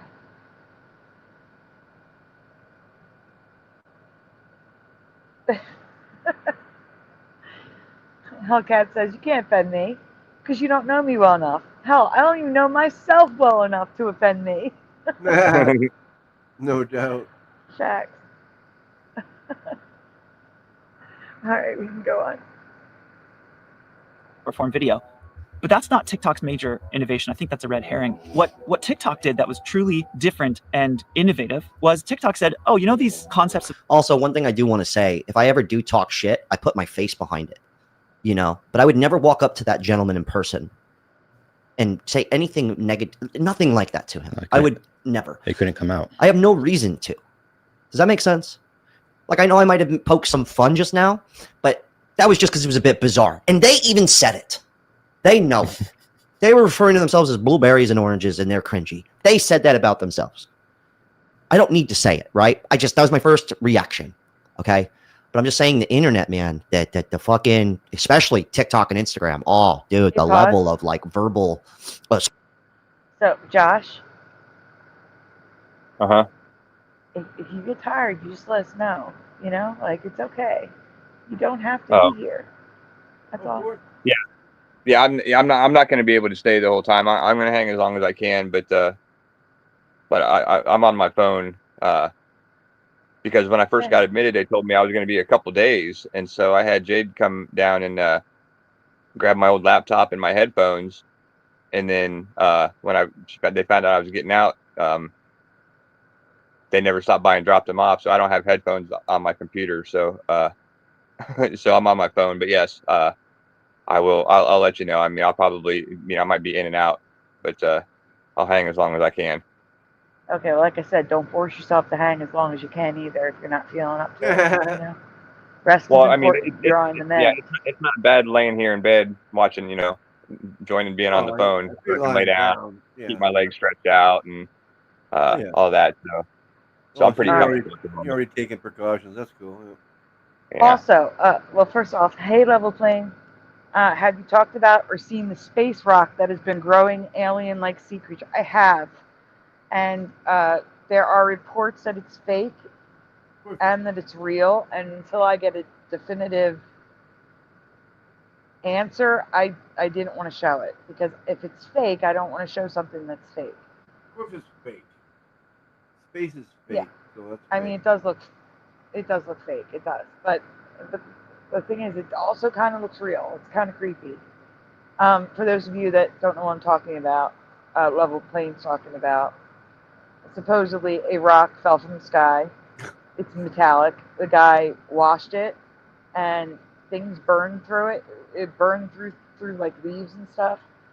And then one day it cracked open, and something popped out of it, and then the something started moving. So sure. Until I have verified proof that it's true, I didn't want to share it. Sorry, but nothing gets through the firmament that easily.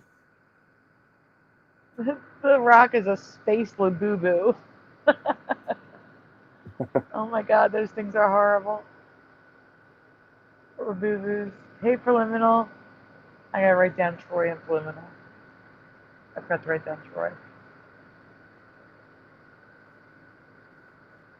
Our afterlife chatter. There's something else I was gonna say to Josh. I can't remember what it is. Oh, Josh. Did they tell you anything to do to prevent that from happening again? No, they didn't. They didn't really know what caused it to begin with, or what triggered the whole incident this time. Oh wow! So basically, they just prescribed me blood thinners that they said I might have to be on for the rest of my life. Okay, I have a question for you. Do you drink Red Bull? No. Do you drink any energy drink? I've tried it once.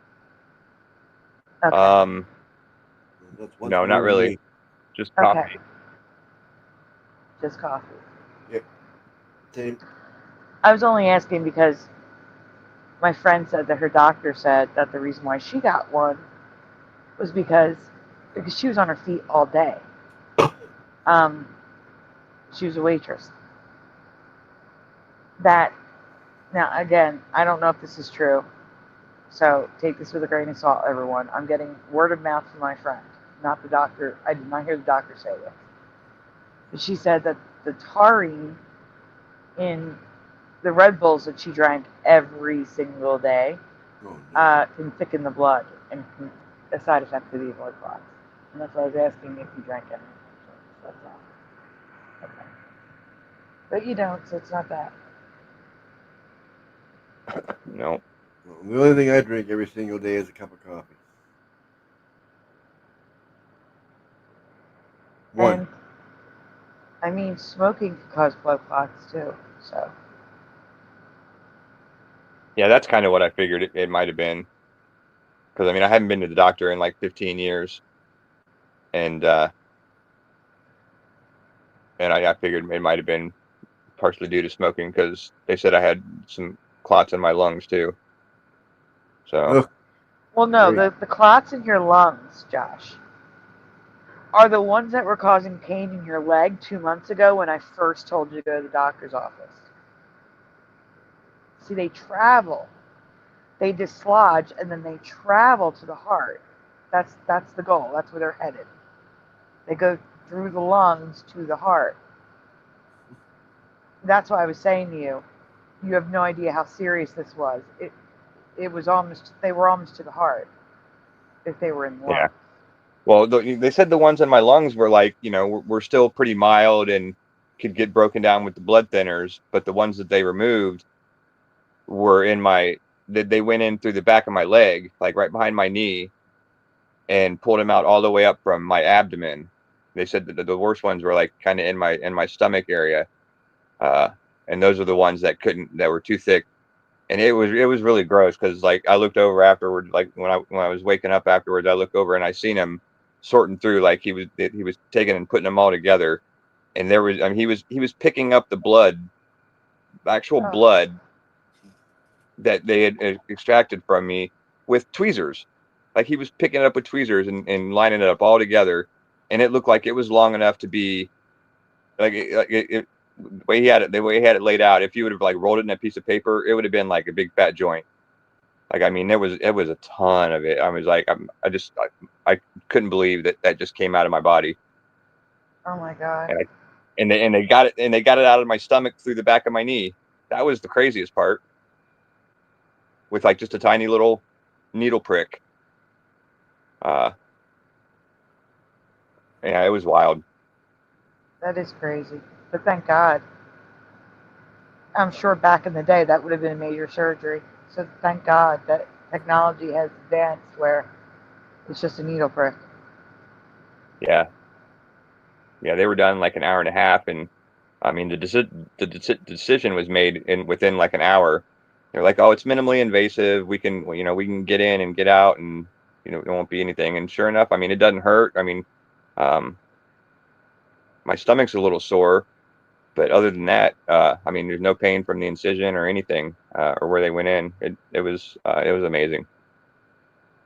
So there were people asking a question that you don't have to answer. Did you get the pokey? No. Well, I mean, I got poked a lot, but mostly, like, I had 2 IVs, and they came and drew blood. No. I know, but yeah, no, I didn't get the no, they didn't make me No, get not any kind make of you. job. I'm talking about back then, like back in 2020. Back then, I got the first round just because I had to in order to keep my job. My job is, one of those woke companies, and so I got the first round, and then by the time that before I had to get the second round, the government changed their policy about forcing everybody to do it, and so I never got any more. So I basically got 2. Okay, so then there is a possibility that was the trigger of the blood clots. That's right. Yeah, very possibly. I didn't even think about that. Did any of them look like what we've seen in videos online? Like, no, see, that's what my buddy was just asking. He was like, did it look like that, any of that, like the white stringy stuff that people were pulling out or anything? I mean, it looked kind of similar to that, except it was red. Like you could tell it was just dried blood.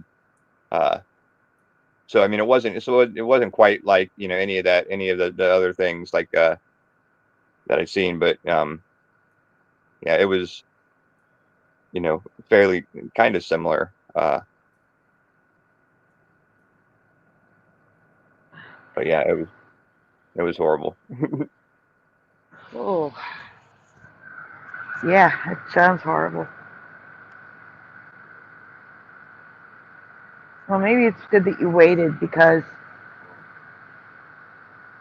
they saw that it was an ongoing issue. Because like I said, it's not like they just formed in your lungs. They usually form deep in the vein in the leg, break off, and then travel to the lungs and then the heart. Yeah. But next time when I say go to the doctor, don't wait too much.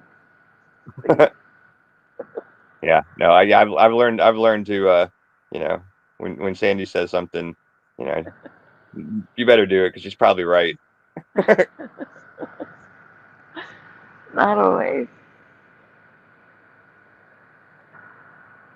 Oh, Astral Fugitive says, Josh, were you overexerting your body before you started feeling pain?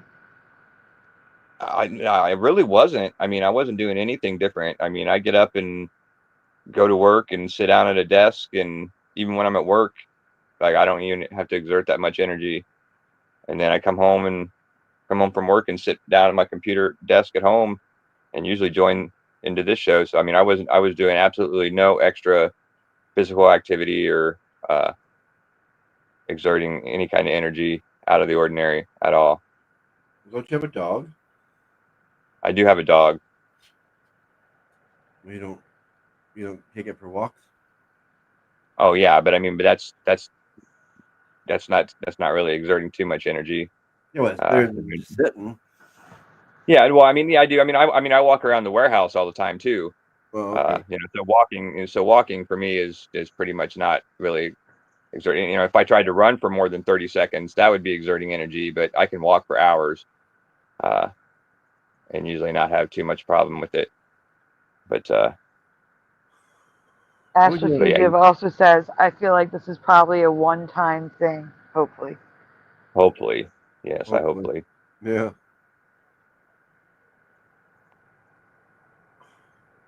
Yes, if pain, Troy says, if pain persists, see your doctor. Sandy, MEND, stop.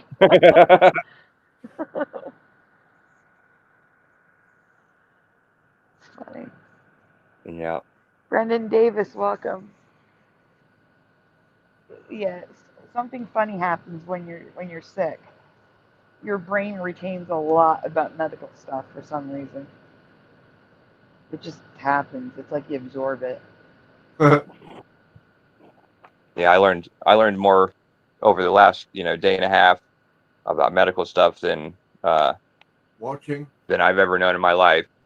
Like, I mean, like I've always heard the terms MRE or MRI and CAT scan and EKG and all that stuff, and never really knew quite what they were.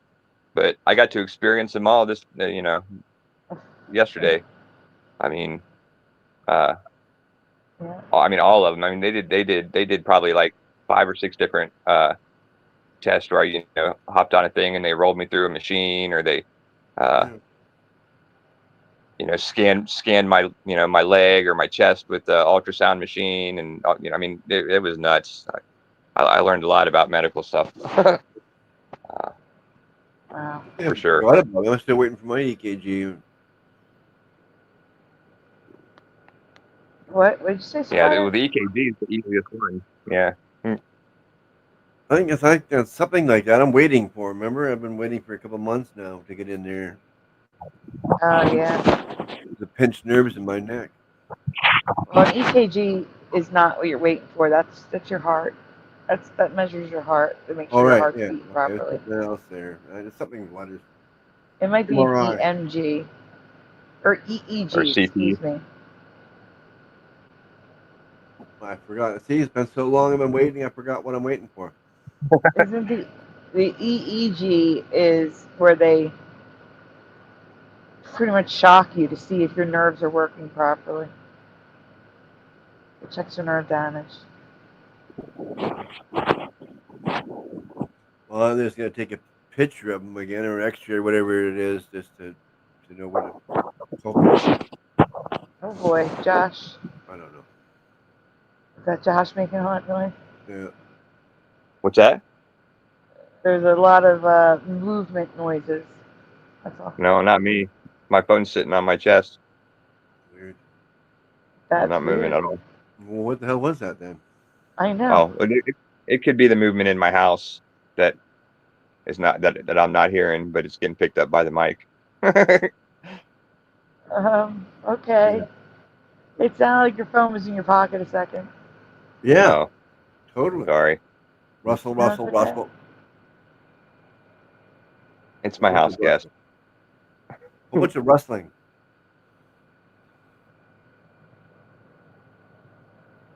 It was very strange. All right. Well, we can continue. Salt. Oh, on your hair though. It's disgusting. It's disgusting. It's fucking criminal. It's gross. I could go on about this forever. The amount of people that think I'm a cokehead or a drug addict because I'm hyper. In case you didn't know, this is for you.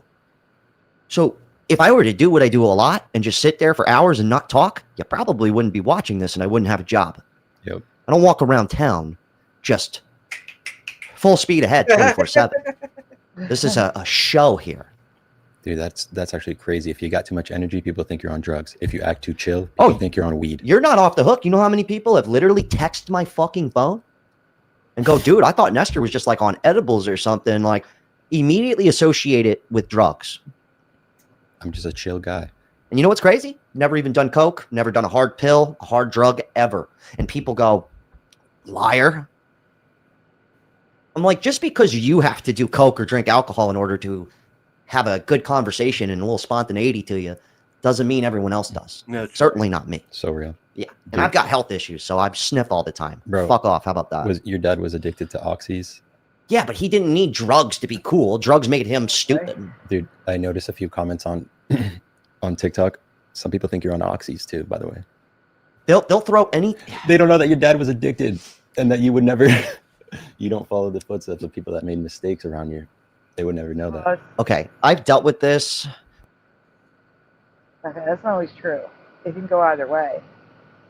When people are abused or exposed to things like that, they can either go the exact opposite way, where they avoid it at all costs, and don't want to be the person the other person was, or they can follow in their footsteps because it is hereditary.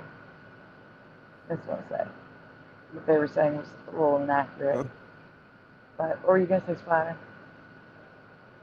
I don't know. Okay.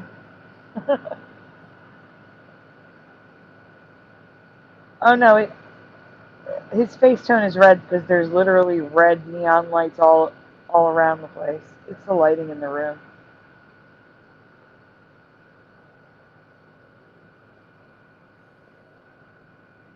We can go.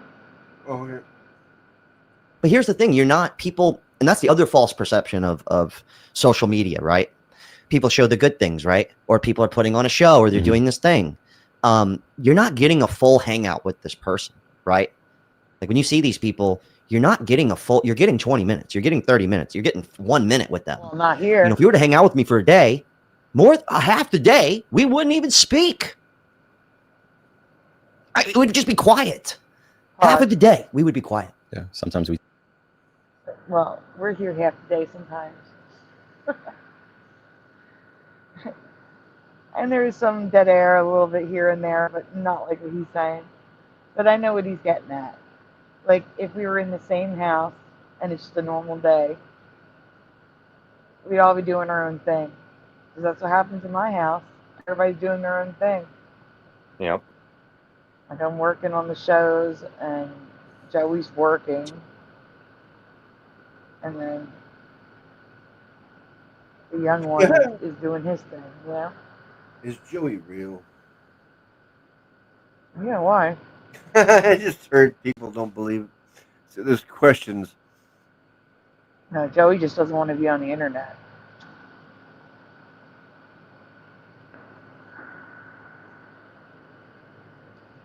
Yeah, so wants to be anonymous on the internet.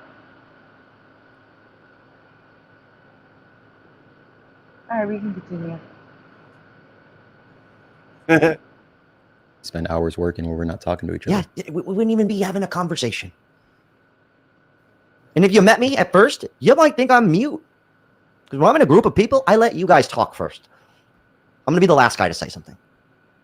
I got to size you up first before I open my mouth. That's for sure. I got to know if you can handle it, Big Daddy. Anyway, just throwing it out there, man. It's just, the point is the social media, it's gnarly. And luckily I'm getting paid, so talk all the shit you want. Feeds that people are using where you have your followers and you scroll through a feed and you see people you follow. TikTok said, forget about following. We're going to rebuild your feed from scratch based on who we think you're going to like. Not who you've chosen to follow, but what the platform thinks you will spend time on. And we're going to optimize it for time spent. Well, TikTok didn't invent the Now, so I make live streams, okay?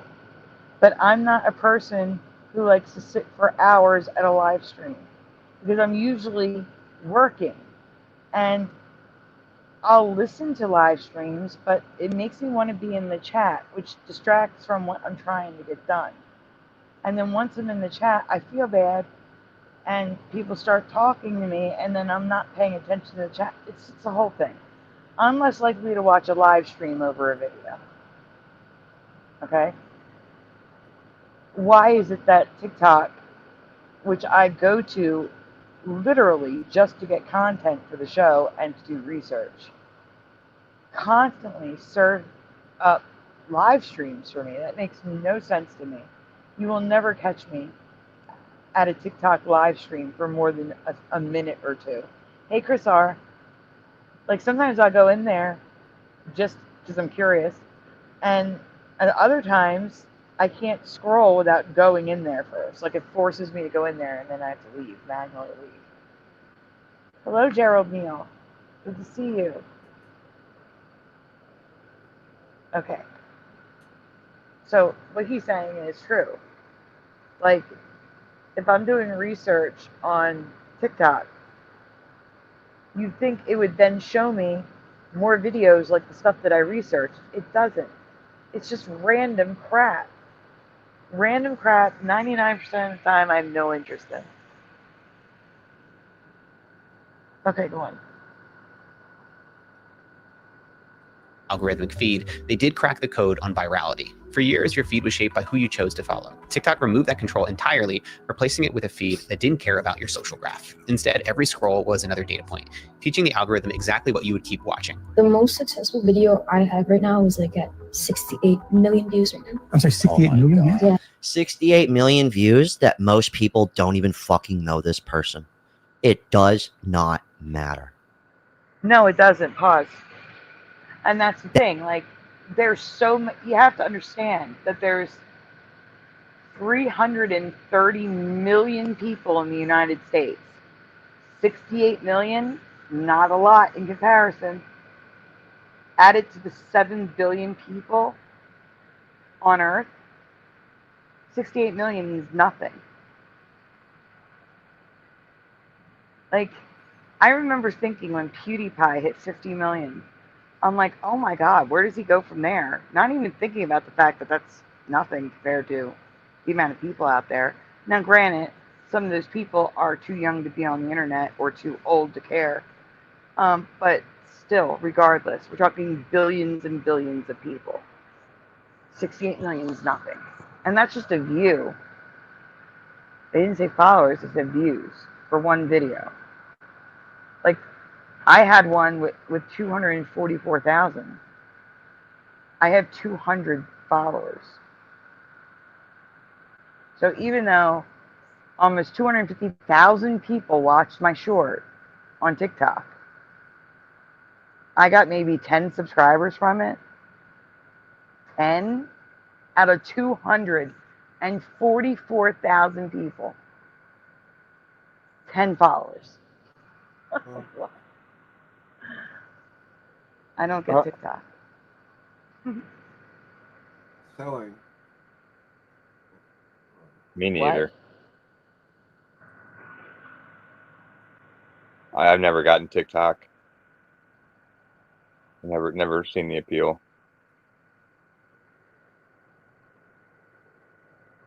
No, like I said, me, I don't even have it. I think like 90% of the people on TikTok are just there to sell you stuff. That's all they're there to do is sell you stuff. Yeah. It's like the new, honestly, I would say TikTok is the new QVC. It's the new shopping network.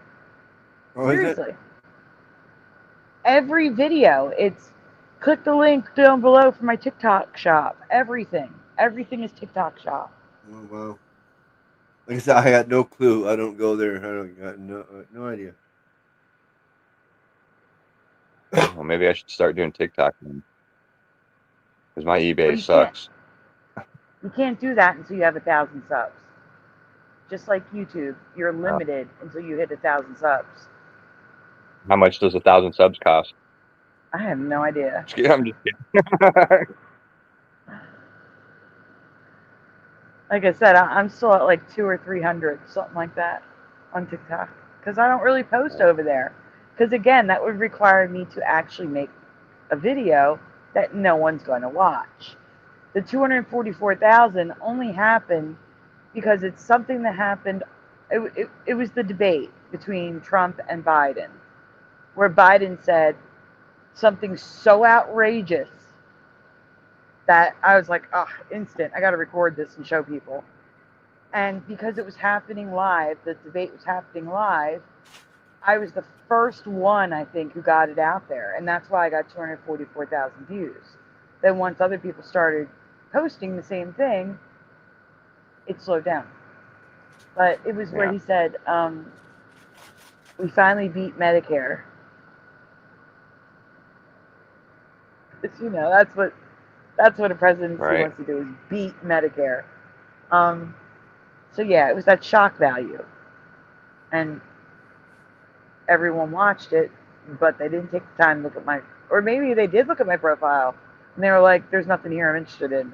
244,000 people said, there's nothing here I'm interested in. That's insane. Anyway.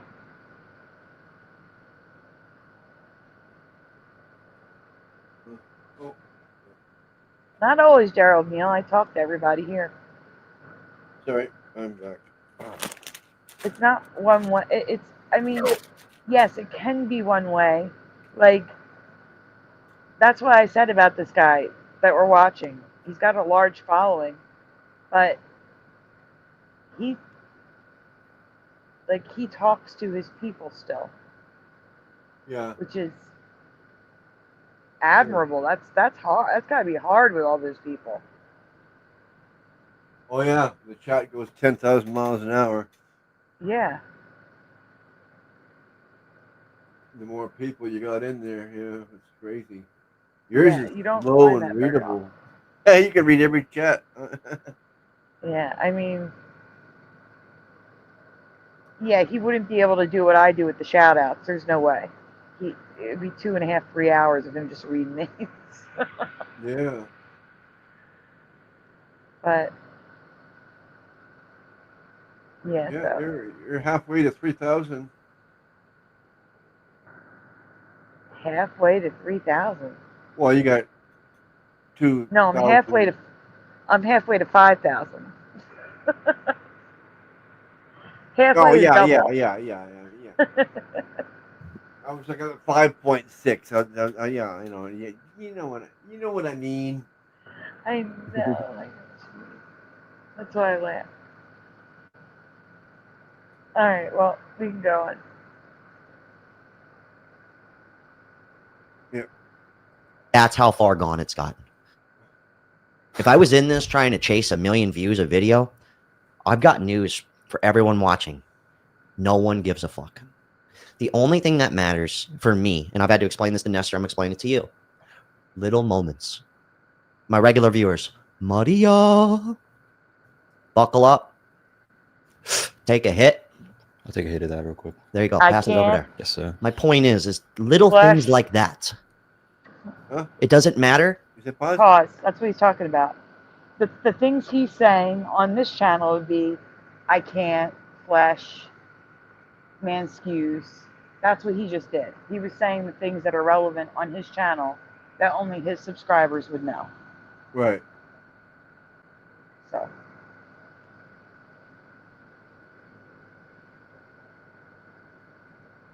No, you have not. Jack Morgan has not been in this chat. That'd be fun. Made different Jack Morgan, I'm sure. Hello, Bradley effing Sharp. Okay, we can go on.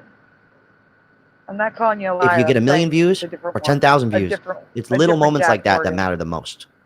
So that's kind of where I'm getting at, though, is like the way it's set up. The way it's set up for this viral, and this is a big reason why I don't put all this effort into it. And this is why you see this. I'm sure you're not wrong. I'm sure it's a different Jack Morgan, though. That's all.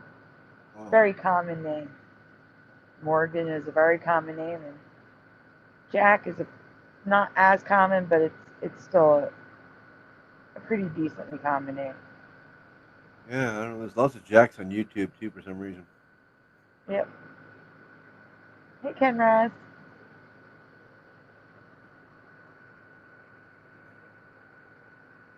Okay, we can go on. I'm trying to explain this to you because I'm behind the scenes on this stuff. We just got monetized on TikTok, on Instagram, and it's deadly. I've only been dealing with YouTube this whole time. I'm starting to get in a peek into the short form stuff, and it's weird. It's a weird world, dude. bro. It's weird, man. That's how far gone it's gotten. This chick, 68 million views just on one video. Nobody knows who she is. That's how far we've gotten with social media.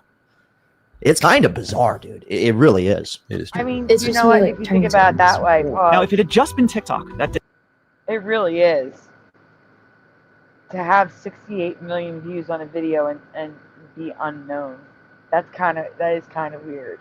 It is. It is. Like back in the day, even just 5 years ago, if someone was getting 68 million views on anything, everyone was talking about them. Everybody knew who they were because it went viral and everybody's talking about it. I don't know. It's just weird. It is weird. All right, go on. That's it. We all would have just left TikTok. That's the riveting content right here. TikTok. That quick. Hold on. And every scroll was another data point. Turning into like a monster. There it is. Jesus Christ. What the fuck? This is it. This is the riveting. This is the riveting content. Sorry, what's going on here? Is she like taking off like? But what I'm saying is this is somebody could make a movie and Okay, spend pause. like 2 years of their lives. Okay, so in case you guys don't know what's going on here, like he said, that's underpainting. That's where actually, she could be doing Halloween makeup for all I know. But it looks like underpainting, like a strange contour going on around her nose, pink around to highlight the area where she might have some marionette lines around her lips. And then you put the foundation on top of that. So it creates contour, shadow, and light underneath the makeup. I think that's what's going on here. But he's saying she has millions of views, 68 million views, of like, it's a 3-second video. Like, nothing. It took her no time to do that. And then someone else, like myself, will make a short. It'll take me like an hour to put it together. I got to put all this information into it because it's a Mandela effect. You have to have residue so people understand that it's, it's the context. You need the context. And people don't have the attention span for that anymore. Anything over like 5, I think the shorter your video, the better it will do. Because the audience on TikTok, they have the attention span of a gnat. At least when they're scrolling through TikTok. Their brain is being trained to only care about the instant gratification, the few seconds, and move on. So, I think he's about to say, why put all this time and effort into making this full-length movie or TV show or whatever, when you can literally take 3 seconds of your life and make a ton of money? Like, what's the point? Why make the longer content? Thank God there are creators out there who love to do this. Otherwise, it would have killed YouTube. Because if it was just about work and reward, short form content would rule. Because, again, I think what he's about to say is, why make all that effort to make content when you could just take a literal 2-second video and get paid thousands of dollars for it?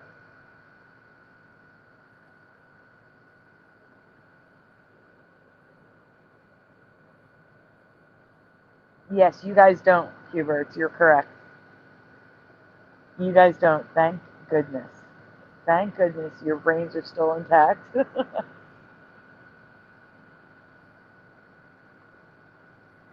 Big Shooter says, I feel like we are in an NPC world waiting for death. Like a meteor hit this earth, but we are in a simulation world until we die again.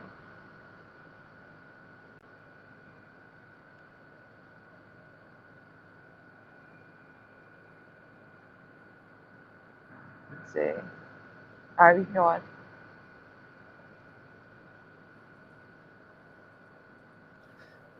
With cinematic vision, and no one would ever see it. Meanwhile, this right here, this is why people don't even care to try anymore. Right here. It's a video of her taking like some type of movie theater-ish makeup off.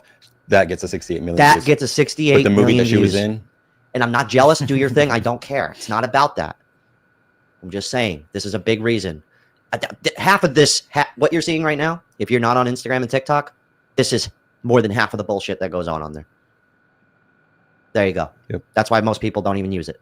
I don't want to look up how many daily users Instagram has and how many daily users TikTok has. Now, if it had just been TikTok that did that, we all would have just left TikTok and that would have been the end of the story. But the thing is, it worked. And by it worked, I mean TikTok built a very addictive consumer experience that people couldn't tear themselves out of. And so traffic sort of siphoned off of Instagram and Facebook and all the other social apps and onto TikTok. And all the other social apps saw this and felt pressure to get traffic back. And the way that they did that. Something I do want to clarify. I use a lot of TikTok content to make long form YouTube videos, but it's the more conversational pieces because this is more like radio. This is like radio meets video, what we're doing here. So I don't want to say it's all bad. I don't want to say that. I don't want to say that. And for all of you. Okay. Discerning audiences prefer Sandy. Oh, thank you, 10 minutes. That's really sweet. And it's also sweet that what you're saying about this audience. I think AI is filling people with demonic spirits. I think you could be right, Huberts. I really do, especially after what we just saw recently. Gerald Neal says, company revenue is the root of all evil. Whatever makes money is what matters, even if it's bad for society. I agree 100,000%. I want to hear another rant from you two. I only rant when it's necessary. But they're always fun. When it must be said, that's when I rant. Video killed the radio star. That is true. And TikTok killed the YouTube creator. YouTube Shorts has the same effect. Yes, but I gotta tell you, YouTube Shorts is easier to navigate in the sense that if you have a creator you want to see, it's easier to find. And it links to their full-length page of videos. So it's not as mindless as TikTok. It's a little more grounded, a little more directional than, at least in my opinion. Especially if you just watch the shorts that are presented on your For You page and not go into shorts and start scrolling. But if you do scroll, you can always click on their profile and then go to their regular page. So it's a little better in my opinion. Just a little. Also, I gotta remind everyone, we are raising money. The apps are up. Medicine time. If you can send donuts, we really do appreciate it. They're very much needed. And also, please like the stream. Subscribe if you haven't already. Ring the bell so you know when we go live. Because even we don't know when we're going to do it. And back to the show. Go ahead, Splatter. Okay. The guys that say you don't watch TikTok, technically you kind of do.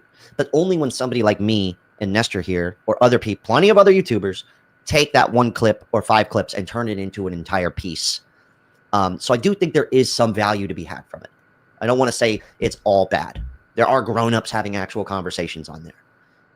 But a lot of it's dangerous. Do we have those stats? Yeah, so TikTok has 1.12 billion. Jesus. Daily users? 50 million daily active, but 1.12 billion monthly users. And Jesus. Instagram has over 2 billion monthly users. So Instagram's still bigger. Yeah, I don't know if that's accounting for Facebook as well, but... Oh, yeah, because they're tied? Yeah, but, I mean, Yeah, so it sounds like most people are not quitting, or they've drastically limited. Let me ask you guys a question. Do you think I would reach more people on Instagram? Like, I could just post a photo and be like, present them the Mandela effect, and say, for the answer, come watch us on YouTube. That's probably a lot easier than sitting and wasting time making shorts. I hate TikTok with a passion. Maybe I should just make an Instagram and do that. Because the truth is, the only way I'm going to reach new people is expanding outside of YouTube, I believe. That's where all the people are. 2 billion users. 2 billion? Yeah, Jiraiya. I don't know. I'd have to listen. That would be new. Jiraiya says Sandy has the song I'm Just a Girl by No Doubt changed. Heard it on the radio today, and the lyrics were out of order. I'm going to have to listen to it. Way. Yeah. Hellcat says it would be worth a go, I think. Yeah, right. It couldn't hurt. I mean, I've never had any success with Instagram, but since I signed up, I just randomly get people following me all the time, and I'm never even on there. So, it's worth a shot. Yeah, but wait, I have to ask Jiraiya, why would I have to be disingenuous?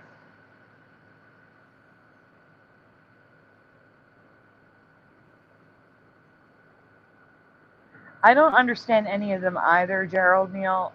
I'm actually starting to feel like I'm old because of it, that I don't get it. I just don't get it. Okay. Especially now that they've added video to it. Like, it was supposed to be a photo app, and now it's video too, so it doesn't make sense at all to me.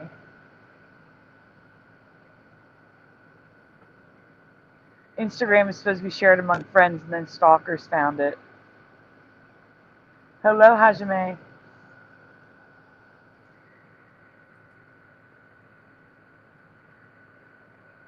Okay, we can continue. Okay. The amount they use it. Because I know I don't ever go on Instagram. It might look like I'm posting there, but I don't go on there. That's the craziest part. I'll check messages once in a while from you guys, but there's plenty of you watching right now where it's like, I messaged you 17 months ago. It's like, my bad, man. I'm sorry. I haven't looked. Was by also ditching the follow in their systems and by building For You feeds. TikTok might say that it's For You feed. Yeah, like this guy got this right here, Nestor. This guy got famous. He didn't get famous. Nobody even remembers that. No one's watching him, right? But he got virality on the news for skateboarding and holding a jug of cranberry juice. Remember, we went from Michael Jackson. Okay, Michael Jackson's probably not there. We went from Michael Jordan. We went from Elvis. Okay, fucking Elvis here to this. I used to watch this guy all the time, and his name is on the tip of my tongue, but I seriously can't remember. What do you mean you used to watch this guy all the time? Do you remember his username or his @ No. He was so famous for. But he blew up because of a jug of cranberry juice skateboarding. But that's crazy that I watched this guy. I know who he is, but I can't remember his name. Thank you. No, I wouldn't do that. I would just do a title that was accurate.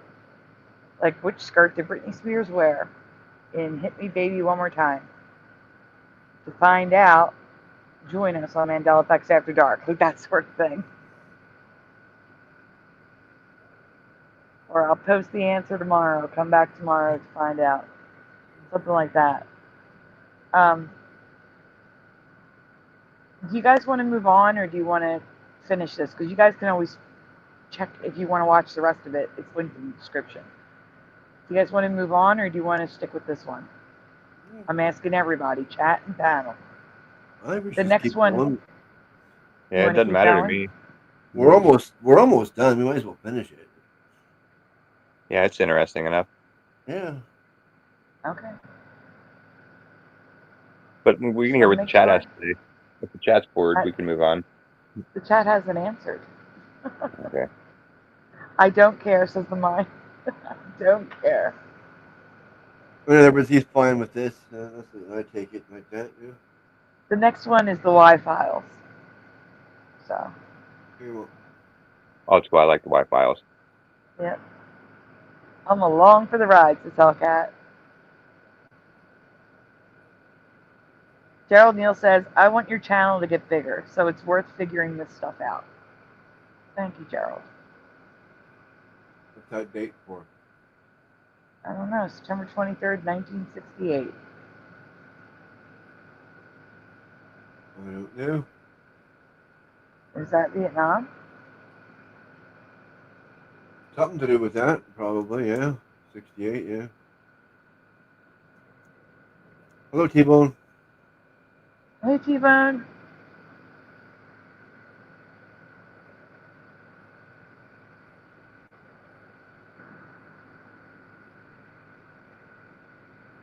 Oh my God, what is going on? I'm having an issue on my phone. Give me a minute. Oh. Give me 1 second. Can we play this guy then in the meantime? Yes, you can play.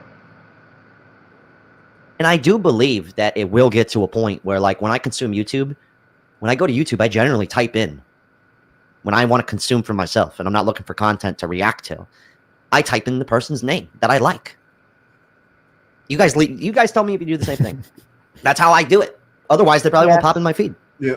Ties the internet. Suddenly, anyone could reach millions, regardless of their follower count. And simultaneously, viewers could discover creators they'd never heard of. On the surface, it looks like a win-win. But in reality, this change had far worse consequences. In Johan Hari's best-selling book, Stolen Focus, he documents exactly what went wrong when these platforms rolled out these kinds of feeds. The algorithm is neutral about the question of whether it wants you to be calm or angry. That's not its concern. It only cares about one thing. Will you keep scrolling? Unfortunately, there's a quirk in human behavior. On average, we will stare at something negative and outrageous for a lot longer than we will stare at something. Pause.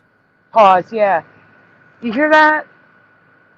People are more likely to watch something negative and outrageous. Like I said, the one video that went viral for me, like compared to 68 million views, it got nothing, okay? But for my channel, where the videos are like 100 views to 2,000 views, 244,000 views is viral for me, for a channel of my size. And what was it? It was technically it was negative, but it was more just outrageous. Outrageous that the sitting president of the United States would say, we beat Medicare. So that tracks with what they're saying. Negative and outrageous content capture the attention of people more so than good content, than happy content, or neutral content. People are drama whores, okay? That's just the way life is. At least online.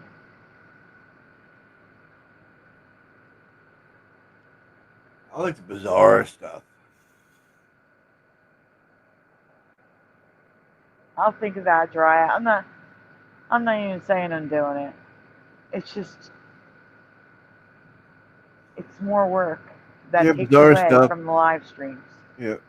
Bizarre stuff. When celebrities do weird stuff too, is what I like to check out. Yeah. Like Bill Cosby in that car chase, that was kind of interesting. We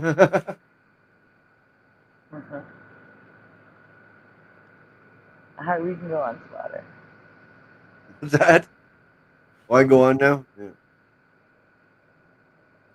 Positive and calm. Go like this. No, Mama, that's just usually No, I know, but go like this for the video. Social media has turned into a model that serves the platforms more than the creators or the audience. And as a result, people are starting to turn against it, and they don't have any plans to come back. So for me, when it comes to incorporating technology into my life, it's not about getting off the grid and living in it. All right, so going into an advertisement, we're gonna fast forward. But something that I noticed too, if you ever like, even yourself, but it's a little bit easier to notice when you're watching somebody else. You ever catch someone, promise me you'll do this. If you ever catch somebody and you can see their screen, you can see what they're doing, Watch their scrolling habit. Watch how they scroll. Oh, bro. Watch how they surf. Casino. Just- Slots. Dude. It's fucking nuts. And we're all at fault. It's almost like not even our faults. My favorite is there's a trend that I didn't cover it because I felt like I was too late. But there's a trend going on where all these social media platforms are going to require ID, like your identification. And people are like, I'm going back to DVDs. I'm going back to CDs. And as somebody who has DVDs and CDs and cassette tapes and VHS, and I still use them, I have bad news for you. They stopped making them. So everything you're going to consume will be older. Mm-hmm. All of it. They don't put it out anymore. YouTubers don't put out DVDs. TikTokers don't put out DVDs. My favorite artist, one of my favorite rappers, the only CD I could buy from him is a bootleg that someone else made and burned onto a disc. You see where I'm going? Okay, I'm glad we're all following along. So it's not really our faults, but this is a big conversation of people going back to physical media. I'm willing to bet your car, anybody with a newer car, doesn't even have a CD player in it. Yeah. Think about that for a second. Most new cars do not have CD players. They definitely don't have cassette players. I guarantee that. Oh, God. I got made fun of in college by my rich roommates because I didn't have a push to start key. Oh, yeah, I still got to turn to the right keys. But I remember making me so angry. Oh, because you didn't have a push to start? Yeah, and they were talking like, yeah, I got a push to start. What about you, Nestor? You drive a Kia, right? I drive the same Kia, but I don't know where I'm going with here. Let's move on. No, where we were going was people are talking about going back to physical media to get away from the constant, never-ending, limitless choices that you can't even make your mind up on is where we're getting at. True. And I do listen to CDs in my car with my turnkey car. It forces you to take it slower. And I actually enjoy that. It gives me a break. My point is all these people coming out talking about going to old media. The downside to that is we're not putting out that media. And maybe we should. You guys let me know. Do you want me to put out a DVD set with all of my greatest hits on there? Dude, that would be so 90s. Who would buy? Who still has a DVD player? Anybody? I do. VHS player. I do. I have an 8-track player. Wow. Wow. Astrofugia says my truck that I just sold has a tape deck in it. Hey, the mind, what exactly is doom scrolling? Like, what's the actual definition of doom scrolling? I don't know that I've ever actually done that. What? I've heard the term doom scrolling. Oh. I never heard of it before. Yeah, me neither. That's why I'm shocked. This is the first time I'm hearing it is right now. Astrofugia says my Xbox 360 is essentially a DVD player. Yeah. All right, yeah. In that case, I David still A.K. have Logan that. Freeman has one. I have one in my PC from 20 years ago. Anyone with an Xbox or a PlayStation has one that's pushing. Actually, this computer here that I'm on right now has a disc player.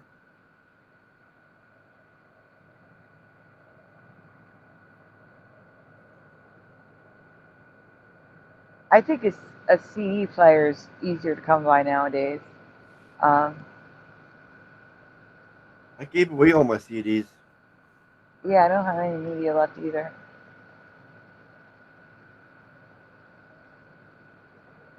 I could have sold them, but I gave them to someone so they could sell them. All right, I'm curious. I'm Googling real quick. What is doom scrolling? What exactly is doom scrolling? I don't think I've done that. I usually scroll for a purpose. The act of continuously consuming negative or distressing news. Oh no, I don't do that. Despite feeling anxious, overwhelmed, or depressed. Nope. Dooms? No, as a matter of fact, I even said that to you, like on my last show, or 2 shows ago.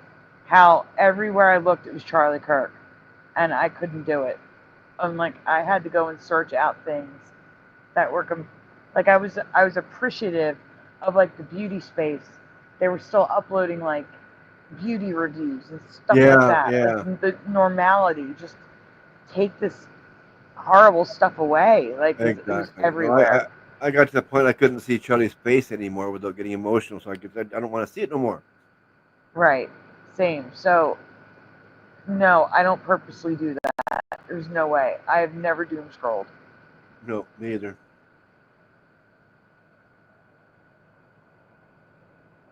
All bizarre scroll. Look for the bizarre stuff. Yeah.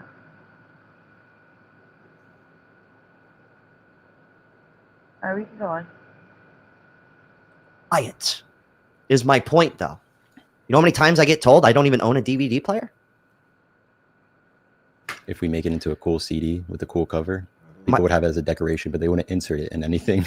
My point is, though, that's where society's at. Even if you wanted to abandon the streaming services, TikTok, all this stuff, you can only go back, literally, to the old. There's nobody new putting this stuff out because no one buys it. No one cares. Why would you buy it?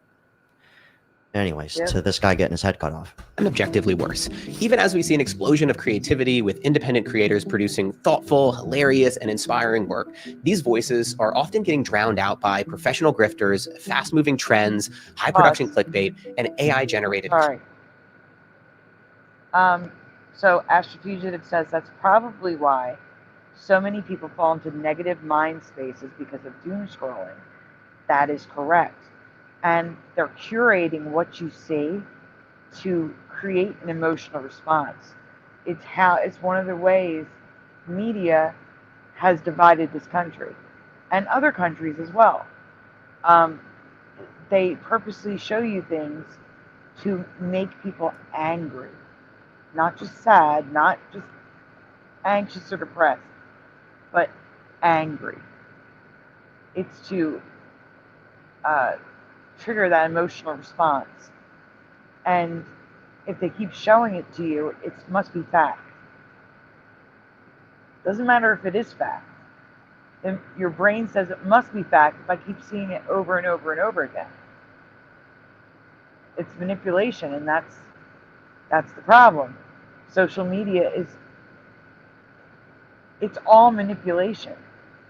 It's to manipulate our dollar, our vote, our view. It's all manipulation.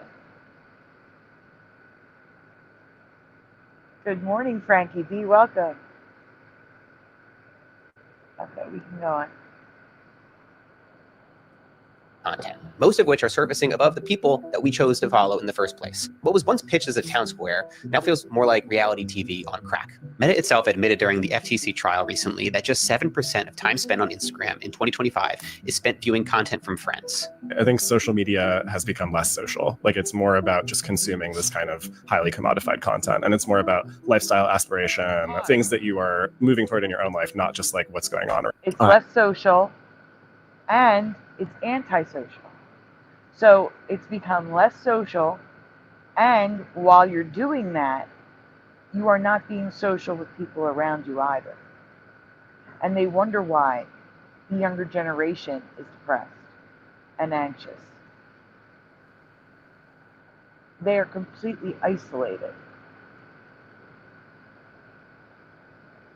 Like, yeah, they have their friends in school, right? But after school, we used to go to friends' houses. We used to go out and play with kids in the neighborhood. We were social all the time. We would come home, have dinner with our family, talk at a dinner table. And if you watch TV in the living room on trays, traditional TV dinners, you still talked with your family members in the same room. Yeah. So many kids don't have that today. Some do. So many don't.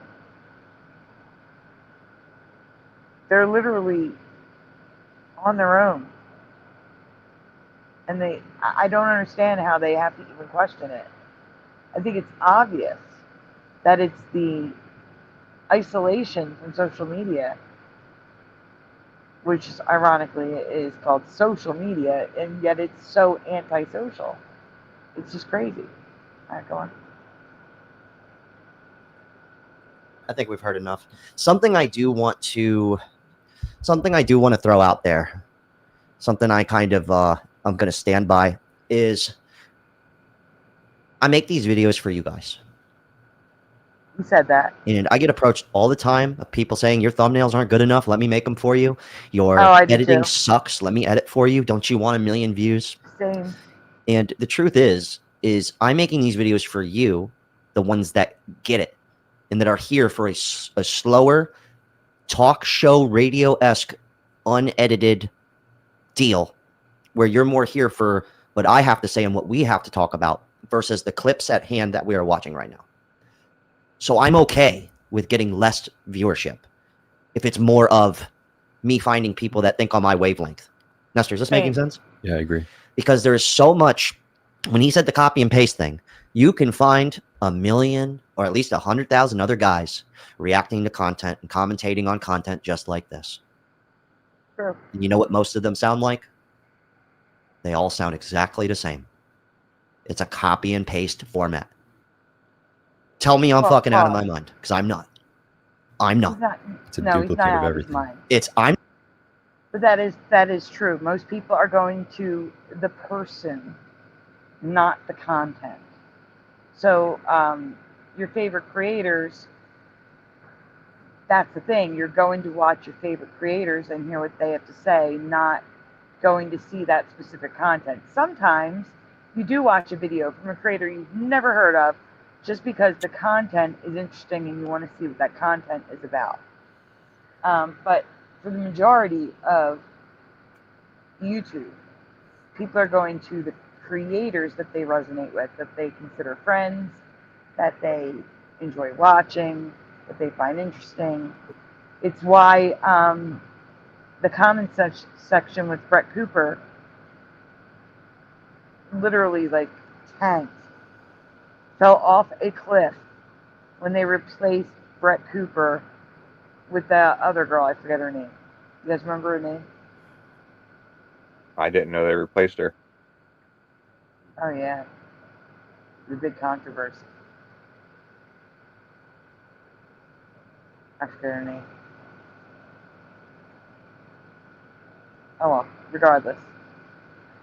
Yeah, no People idea. were there for Brett Cooper, not for the other girl.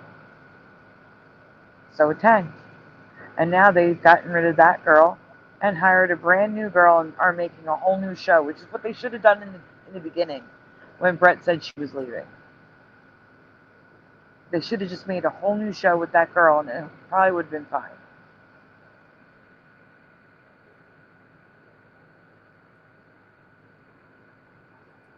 I see if anybody in the chat knew that girl's name. Apparently not.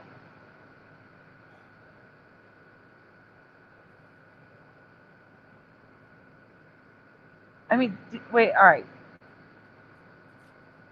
The first 2 people, I don't want a ton of people with the reactions because I don't want to take 5 hours to get through one video. So I will put the link. The first 2 people to join can come up to react to this with us. Okay? So get ready. Any more than 2, you're going to sit backstage until someone leaves. And I can put you up here. We'll do it that way. I just don't want a ton of people while we're doing it. You know what I'm saying? Because then we'll be here forever. Yeah, All right, right. I am dropping the link. First 2 people get added to the thing. Hello, Paramount. First 2 people get added to the stage.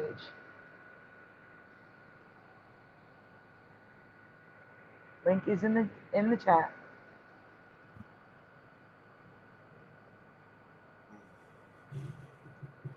Reagan On up, Jiraiya. I think Jiraiya was Thank one you, who was wanting to come up. Huh? I didn't hear you.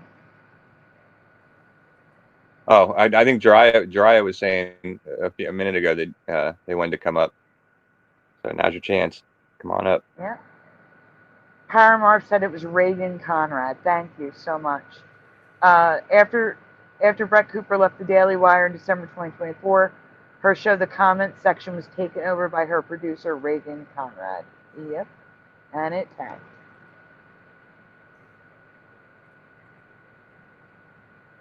I dropped the link and no one comes on here.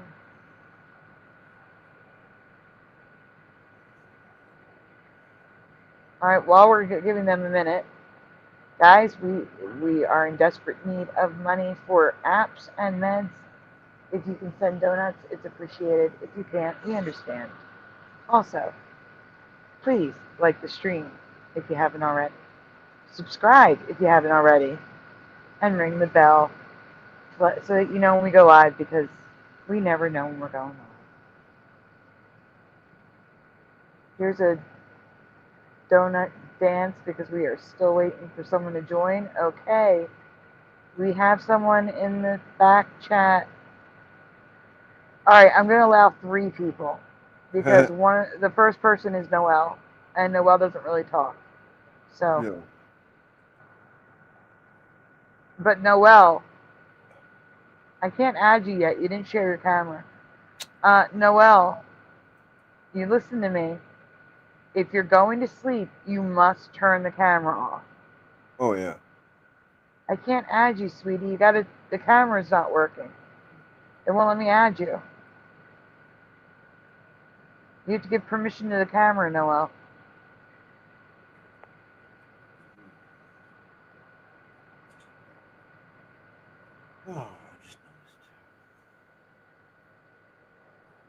Hey, Noelle, give permission to your camera.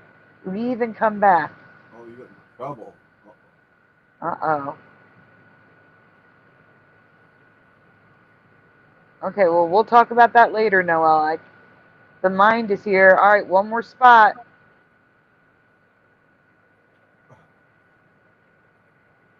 Oh, she can't. I can't add you in. The options are only edit, kick from studio, and ban. What? It won't let me add her to the stage. She didn't. The camera's off. It won't let me add her. Like I can't. I physically can't put her on the stage.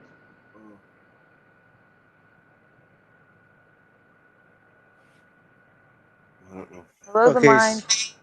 Hey, what's up? So I would like to share a little thing that I've run across recently. I think you might have talked about it. How does my sound Good. sound? Okay. Good.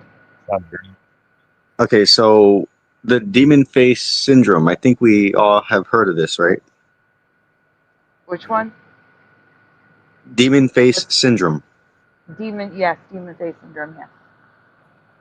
Okay, so I was speaking to my mother, and she recently was showing me some footage because she's a security guard. I got her to be a security guard, and she works at Amazon, and she was actually showing me some footage of herself that she caught on the what's it called, the security camera, where basically she was looking like a demon, and she had like pointy ears. She had like her face looked really distorted and like demonic, like black eyes, and just her facial features look different, very different. And Do you have what? video of this?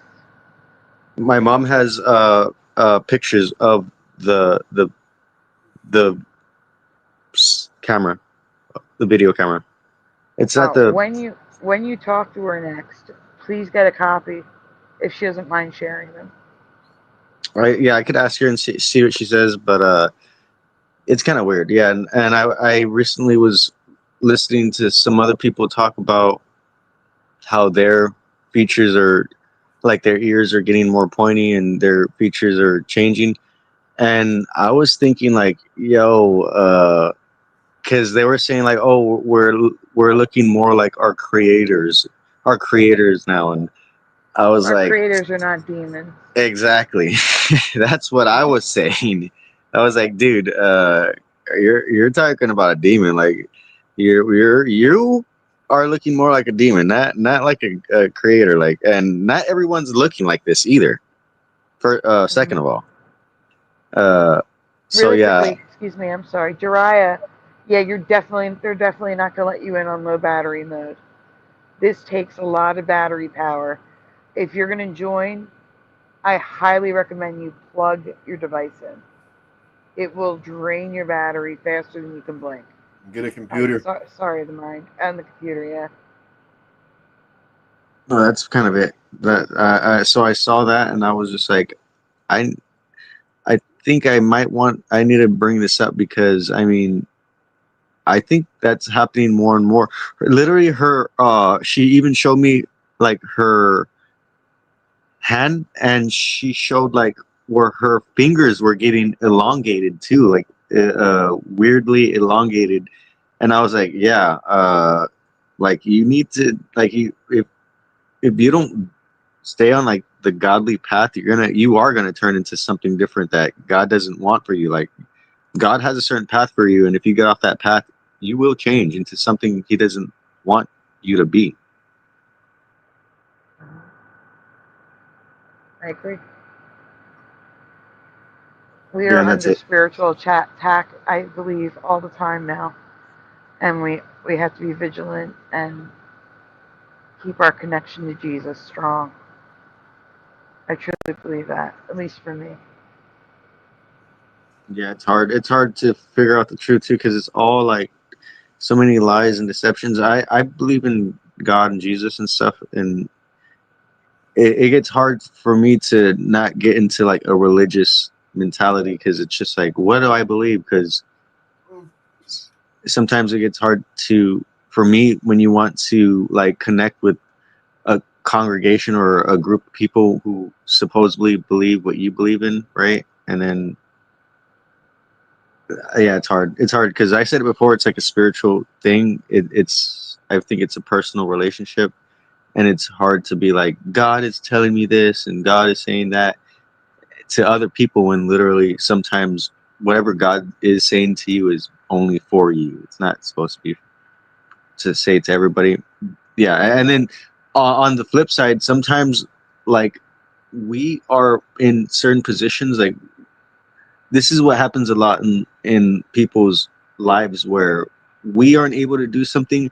We were put in a certain position with certain abilities or restrictions, and then when somebody else gets in that position, then we want to impose all of our restrictions on them because we're like, I wasn't allowed to do this. I couldn't do this. Why do you think you can? Like, who do you think you are? And in reality, we're not all the same. Some people are meant to do certain things. Some people aren't. And we can't try to like project our own limitations on other people. That's what I've been thinking recently. Hajime says, this sounds like what Richard Bruce was talking about. You can film yourself and catch frames of demonic distortion. Like it's not you transforming, but something distorting yourself on video. So maybe that would make your mom feel better. But it's not her. It's something distorting her appearance on video. Well, I mean, I'm not trying to make her feel better. I'm trying to figure out what the hell is going on here. And I mean, yeah. We did kind of come to that conclusion too. We were like, because what he just said is a thing that my mom kind of experienced even before the whole camera thing, because she has seen her grandmother basically turn into a werewolf one night, and it was kind of like a part of, there was this weird shadow thing.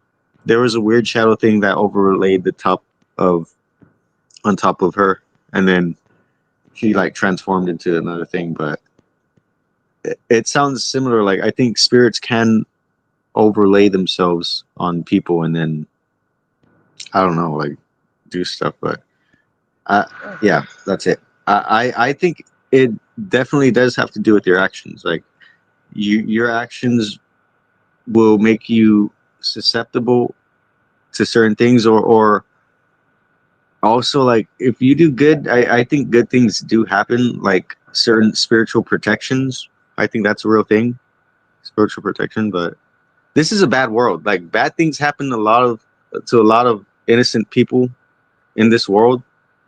So it's really hard. We do need somebody. I like a warrior. I think it's those who can stand up and fight should. And yeah, that's it. It's hard to say the truth because in this bad world, you can't even say the truth without people twisting it, flipping it, and being like, "Look, he said this. This is why." And then they just want to like attach whatever you said, even if it's good, to something bad, and be like, "He's the reason this is happening because that person convinced me." It's just like, what? What are y'all talking about? What's going on right now?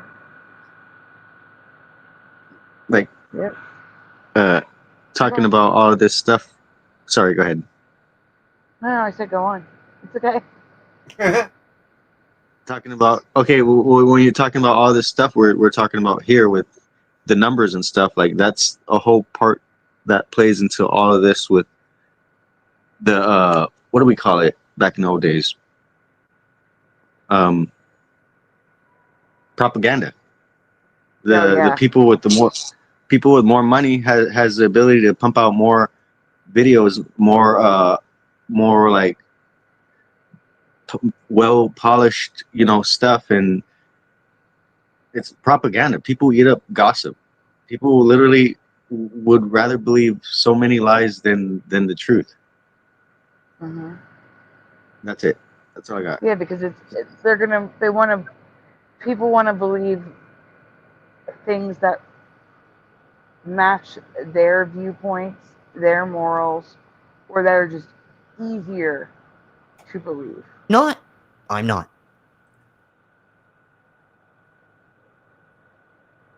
Hello, Michael Fontaine, Choosy Heretics, Choose Carnation, Revolution Now, and Joe Monk. Welcome. Whoops.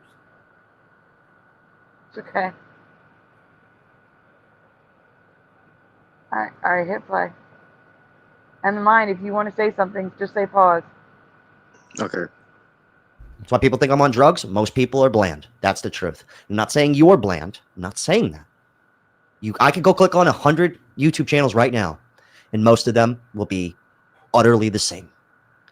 Hey guys, today on the channel. Thank you. But this is what I can bring is something a little bit different. What it does, I don't care if it doesn't get as much viewership.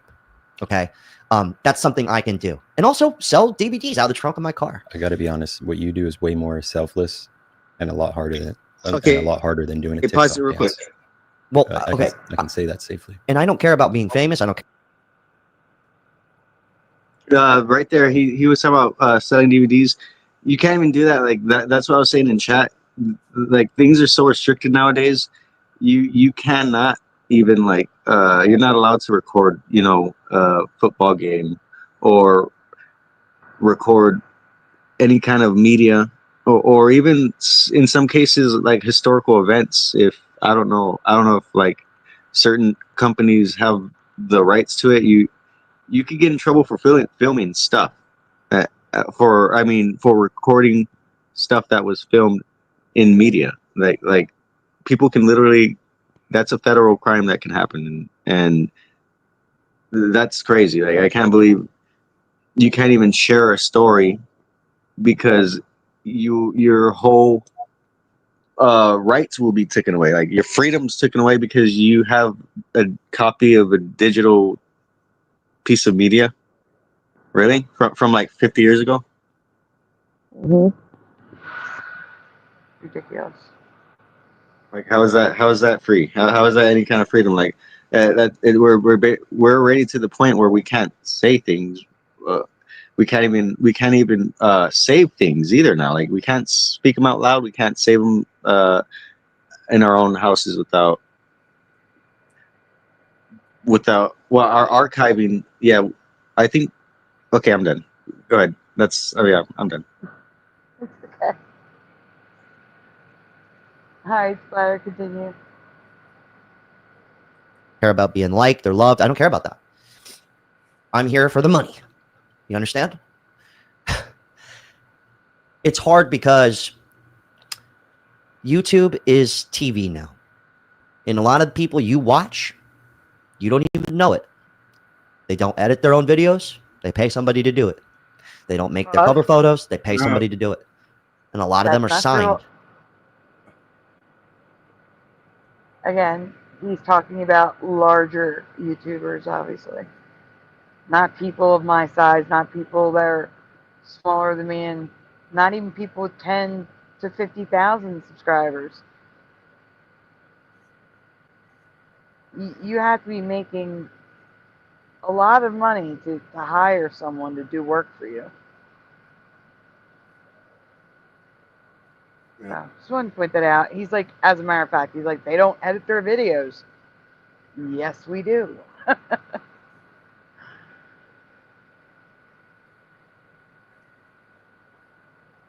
Not the live one. Getting back to the Mandela effect, says Gerald. If nothing can be stored on media, it will be harder to catch Mandelas. That's true, but media can be stored on hard drives. It can be stored in the cloud as well. It doesn't have to be physical media. But, I don't know. I see what you're saying. Like, you need like a physical place to store everything. Well, I've been trying to archive like some physical media, and I had at least like I would say over 400 hours of just like different movies and shows, and just coincidentally, I would have to say, I think like I would say a month or two ago, I feel like there was some shifting going on, and I agree. and all of my media disappeared. Like everything I had on my what is it called, SD cards, they're all gone. Like not one, only one SD card has like some Avatar, the Naruto. Like I have a couple of shows, but everything got deleted just randomly somehow. I don't know how, but I think it has to do with the shifts. I mean, Maybe very well potentially, could be. or it's either that or the solar flares, because I mean, technology's been acting up too. So I don't know. I don't think they just randomly all gave out. Sorry, what? It's okay.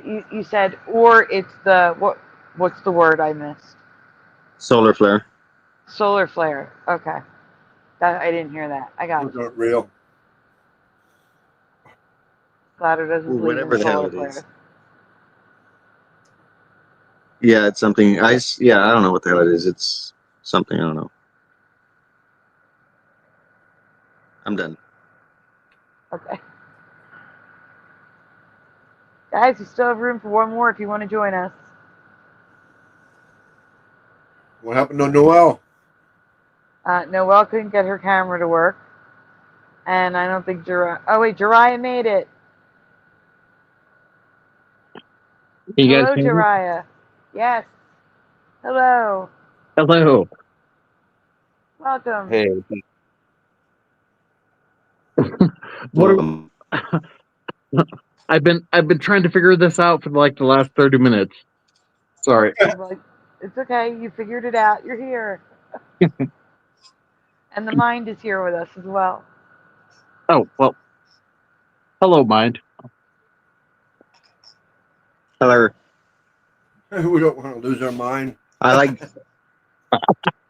Jariah too. I think he's a cool. Jariah is a cool character. Just for the record. Yes, I agree. Oh, this is my first time. This is my first time live on stream, so please forgive me if I do any faux pas.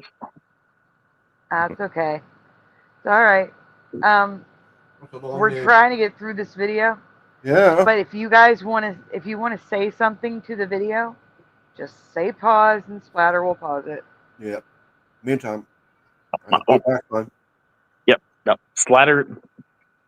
I appreciate you, buddy. I do too. Very much. All right. To an agency. 50,000 followers, 100,000 followers. They're signed. And they have people editing all their stuff. Most of it is scripted.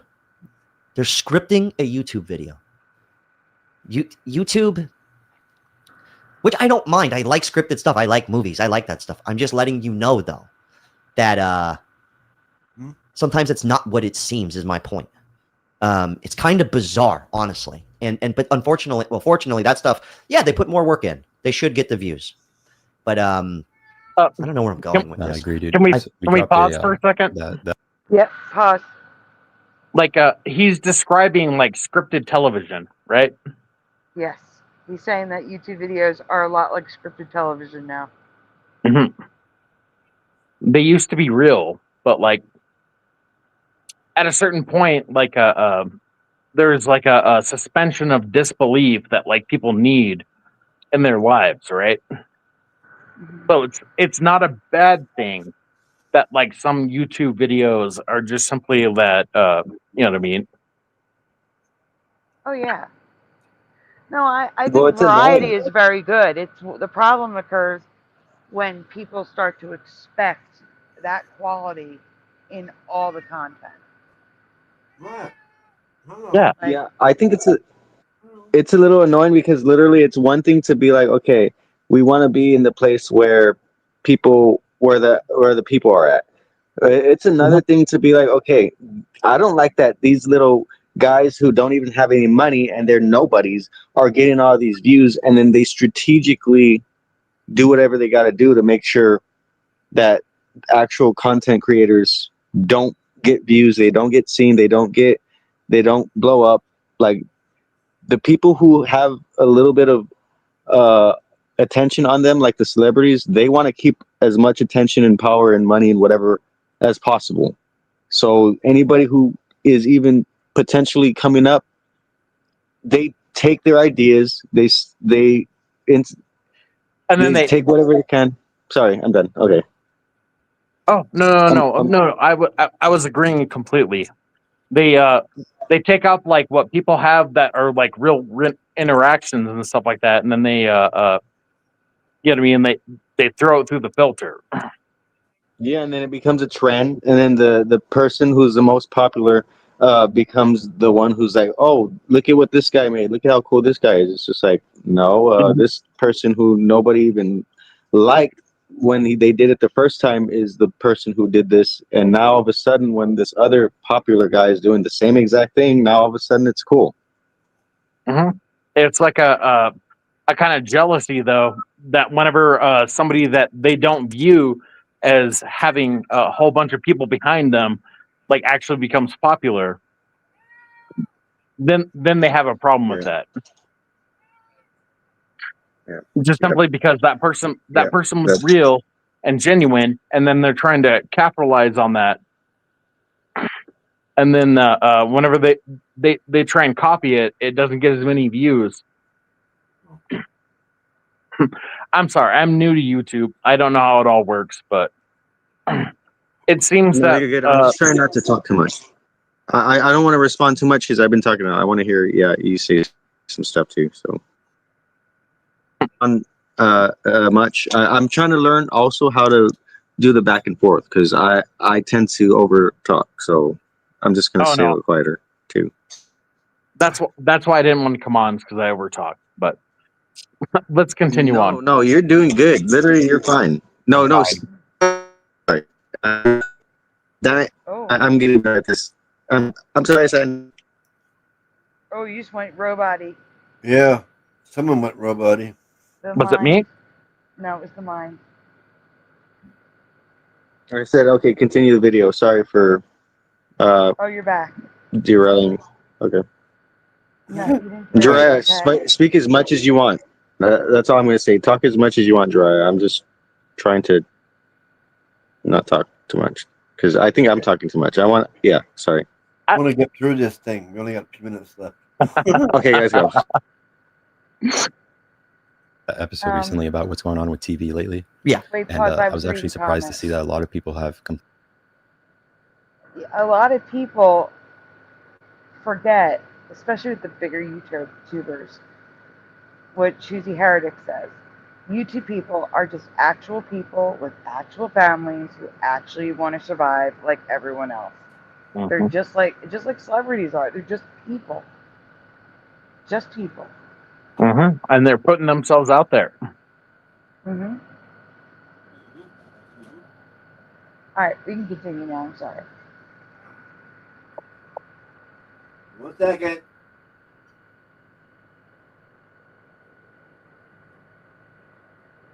Splatter, you're fired. No, I had to get some water.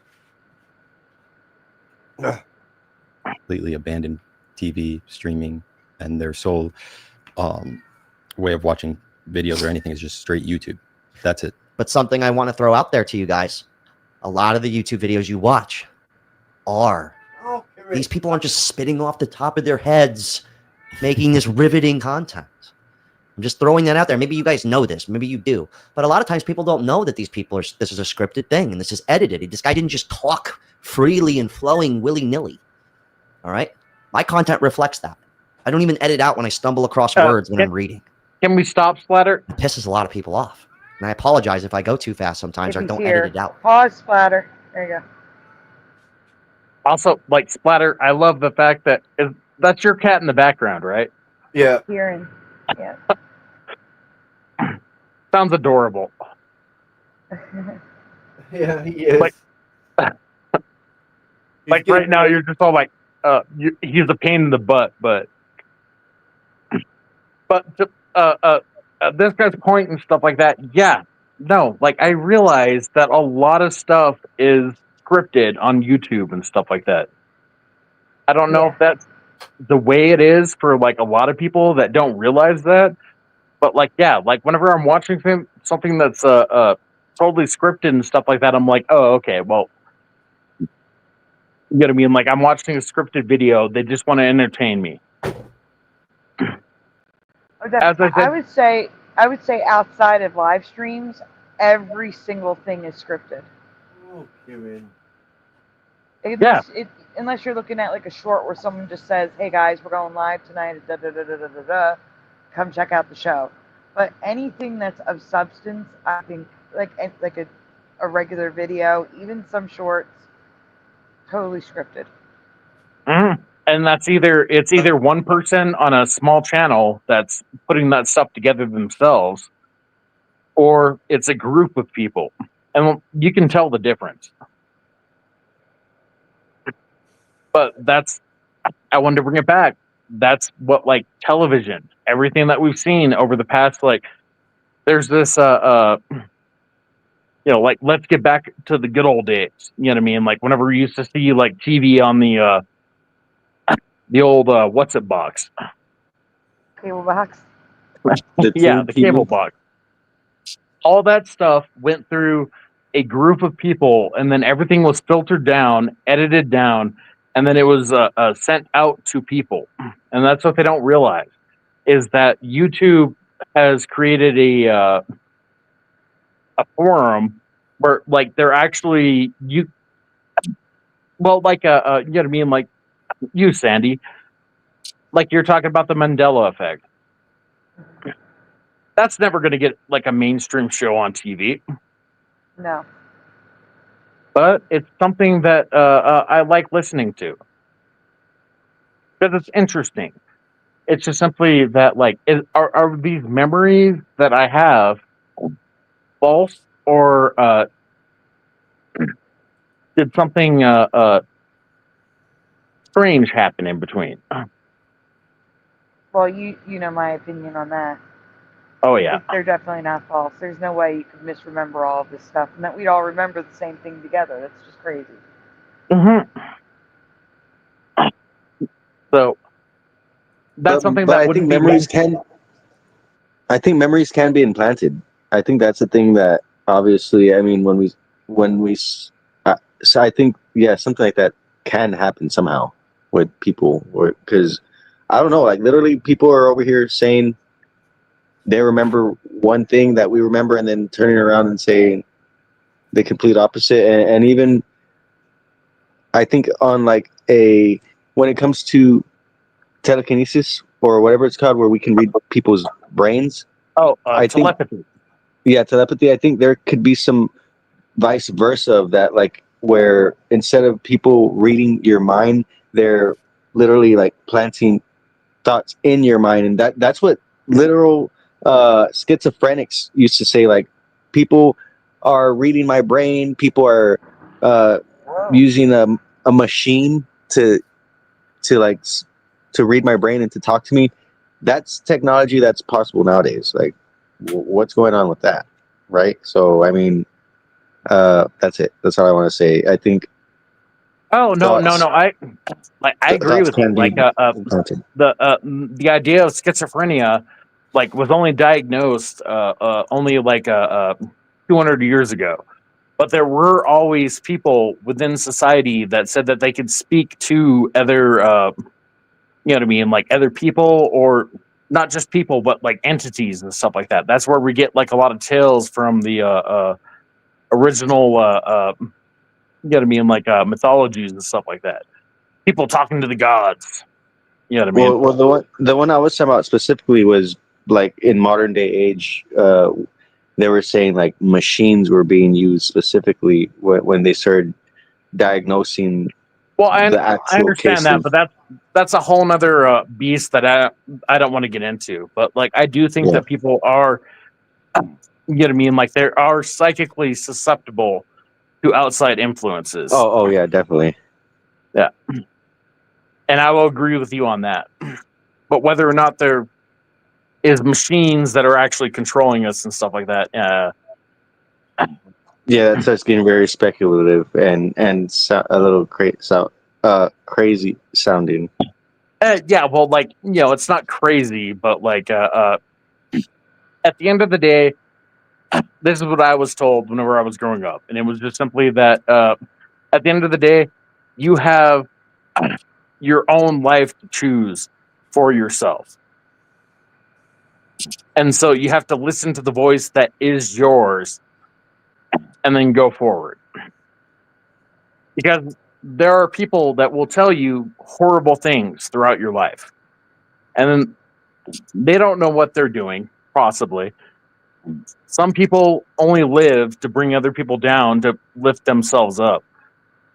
So you have to decipher the, you know what I mean, like those bad thoughts that people put into your head, and then try and find. You know what? This reminds me exactly of what we're talking about. The script. This is exactly what's going on with the script, because I was talking to my brother about this, about the truth. How when we watch TV, because he was saying everything on TV is scripted. I don't even like watching TV because it's all a lie. And I was like, brother, the truth cannot be hidden. The truth is all around us. Like the truth. Okay, the truth can be layered within underneath lies, but it's still there. The truth can't be destroyed. And truth is the foundation of reality. That's a simple fact. You can't build a lie unless it's built on something that's actually something true. Exactly. So even all this script that they show us, it's, for me, whenever they show me the script, it's like, okay, now I see part of the lie. Like, I could see a little bit of the lie. It's not always easy because they put the truth with the lie, right? That's how you make a good lie. But ultimately, you're digging for the truth, though. Exactly. Like, if you know the truth, if you'll recognize it when it's in front of you, and you'll spit out the lie.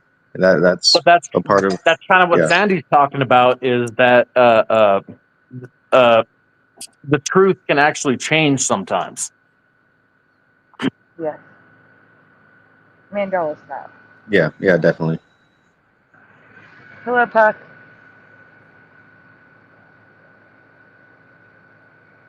Yeah, Can't hear you. Definitely. Are you muted, Puck? Yes, I am. Hello, the truth is self-evident. There you go. Quote of the day.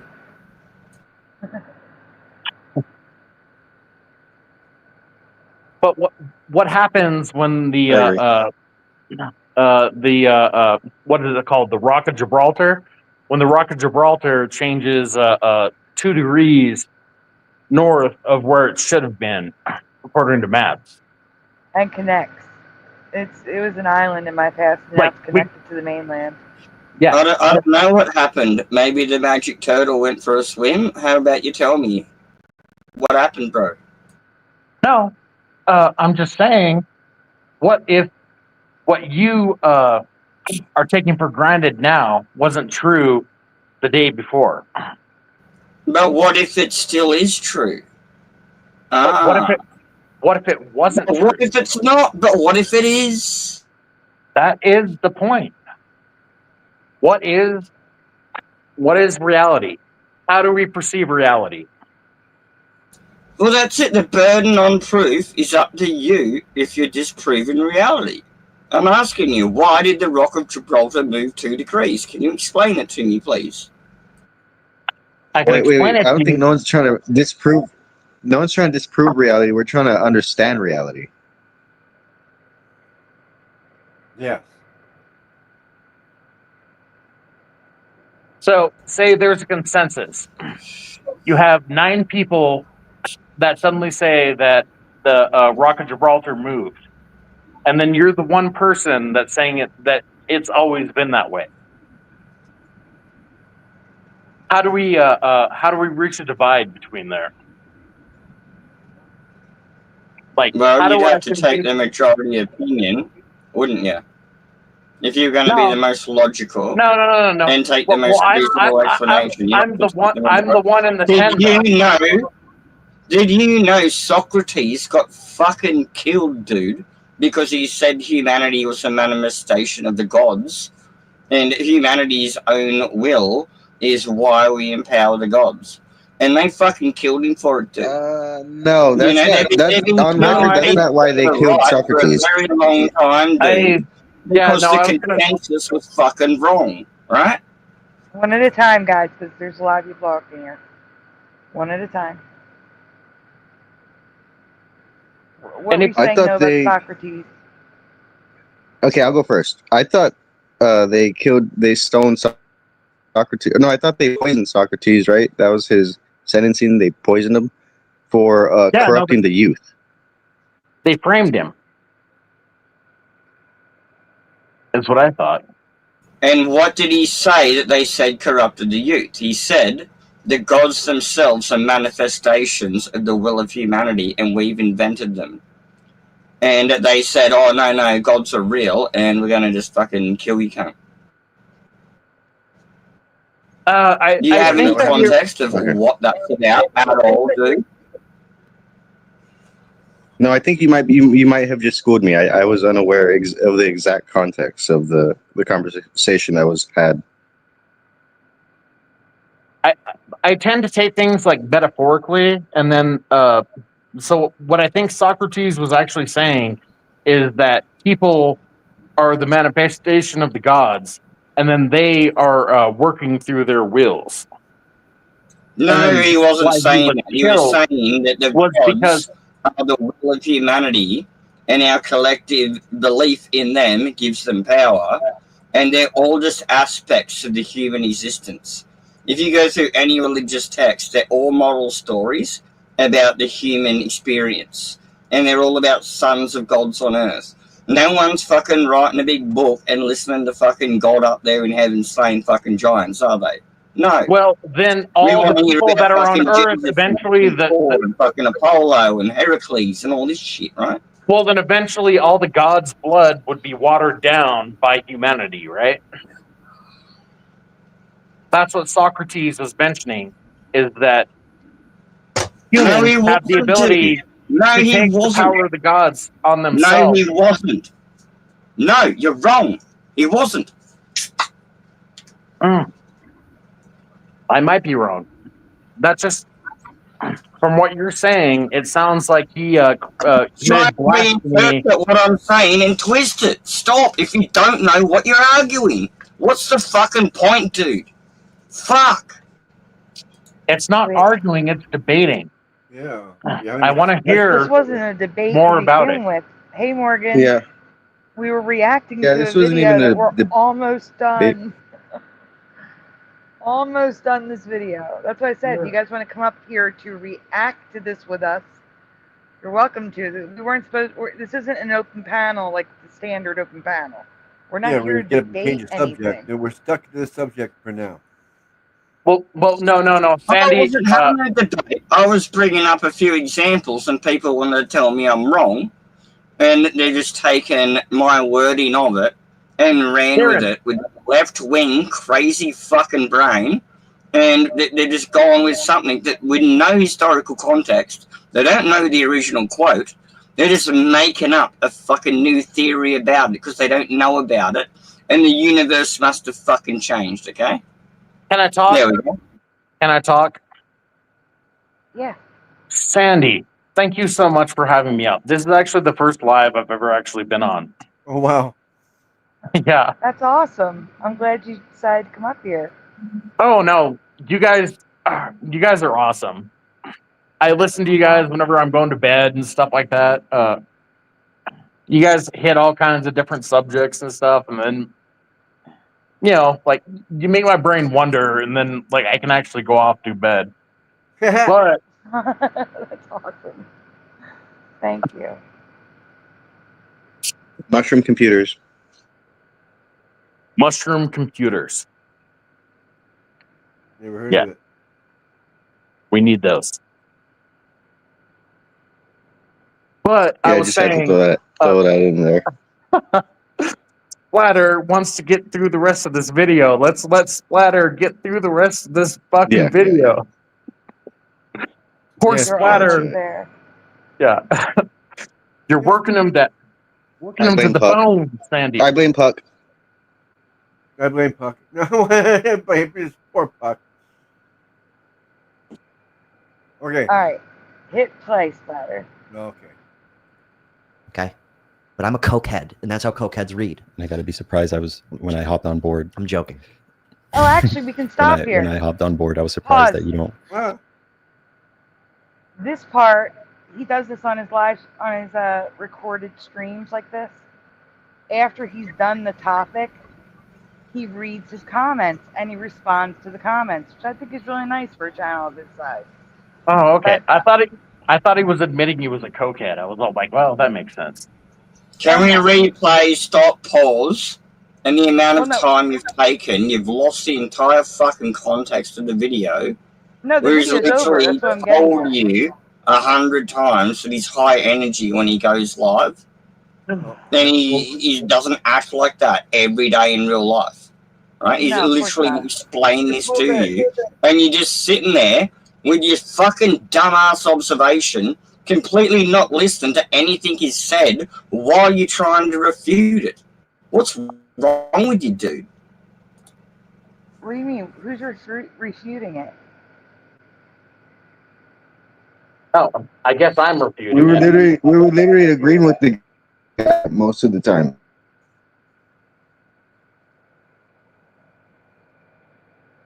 That was the end of the What? video, though. He was just going through his comments. That's what he was reading. Someone else wrote that they were a cokehead. Yeah.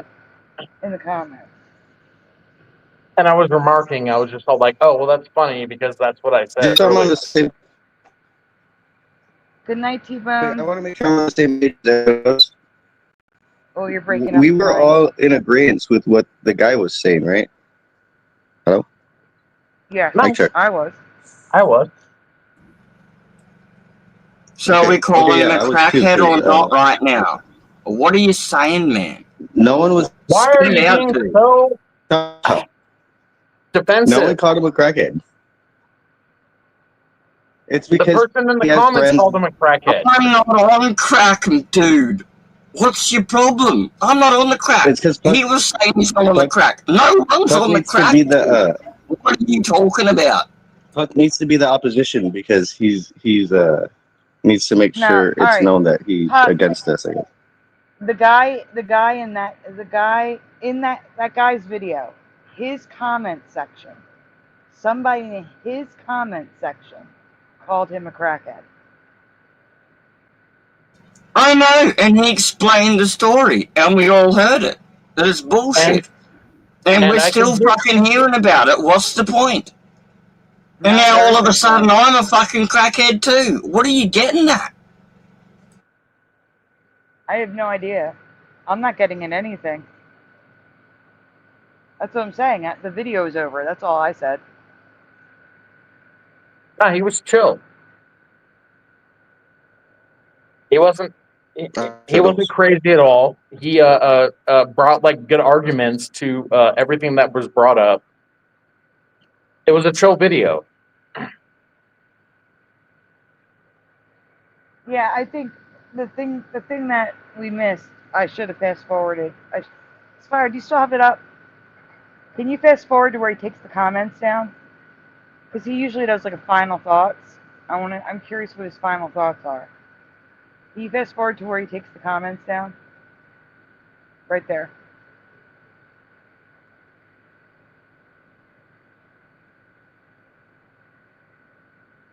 I just hit play. Oh. Yeah, I'm gonna go ahead. I'll leave the link down here to Matt down below. He's a cool guy. I consume YouTube mostly. I still watch movies. I watch TV. I like to escape. I do. It's a way outside of social media and streaming. I like to pop in a DVD. I like to pop in a skateboard video. Something that's not even, like how people like sports. I like that escape. But I'm on YouTube all the time. I never click on shorts. I think YouTube is one of the last ones that's still there, but it is starting slowly to join forces with the short form, where people you do follow and you want to listen to all the time, they might not pop in your feed like they used to. You're probably getting a lot of people you've never seen before, which is cool. That's how you discover new people. I'm not saying it's bad, but yeah, it's a tricky conversation. I think there's good to it. I think the one principle that'll never change is when something is good enough, it's going to be good enough. That goes for movies too. There used to be like 150 movies made a year or some shit like that. And out of those 150, 5 of them would be life hits. Forrest Gumps and the fucking Wedding Crashers and the Matrix movie and you name it, right? That Matrix became popular, Mission Impossible and Wedding Crashers. Well, guess what? There was 150 movies put out that year and 3 of them we remember. So I think it's always kind of been here. It's just at an extreme now. Anyways, hell of a talk. Nestor, you good? Yeah, this was a deep one. Yeah, this is a long-ass fucking video. We're going to hang up here. If you made it this far, well, I don't think you have a problem with short-form content. Unreal. We don't. We definitely do not. Good evening. Oh, goodbye. Okay. But yeah, that was a little off the beaten track, but I do think that, and I would like your opinions on this. Why do you think it seemed like it was all at once? Like all within like the same time period where there was a drop off in content creators in our community. And I don't know why. I could definitely I could say as a actual creator, like doing music and digital art, there was a transition period between the updates to the software, and that really did mess with some stuff. Like I mentioned before, I had a free 3D software program, and I did an update on it, and basically it got rid of my whole free thing. So things like that happen where literally they wait, one last thing. They would do updates, and then literally all of your files that you saved won't even work anymore. So everything you were doing, all of your projects that you had, because you did the update, will like corrupt the previous files, and then none of them will even work anymore. So stuff like that does happen. Okay. I've heard of authors Microsoft Word being changed when they're authors and they're writing a book and they got their Microsoft Word file and they'll have a Windows update and all of a sudden it'll change the wording when they go back to re-edit it. I've heard weird shit like this. Yeah. What was I going to say? Exactly, stuff like that. What were you talking about before? Give me a refresher, about 60 seconds ago. His The software. His app updated. His software updated and wouldn't let it corrupted his files.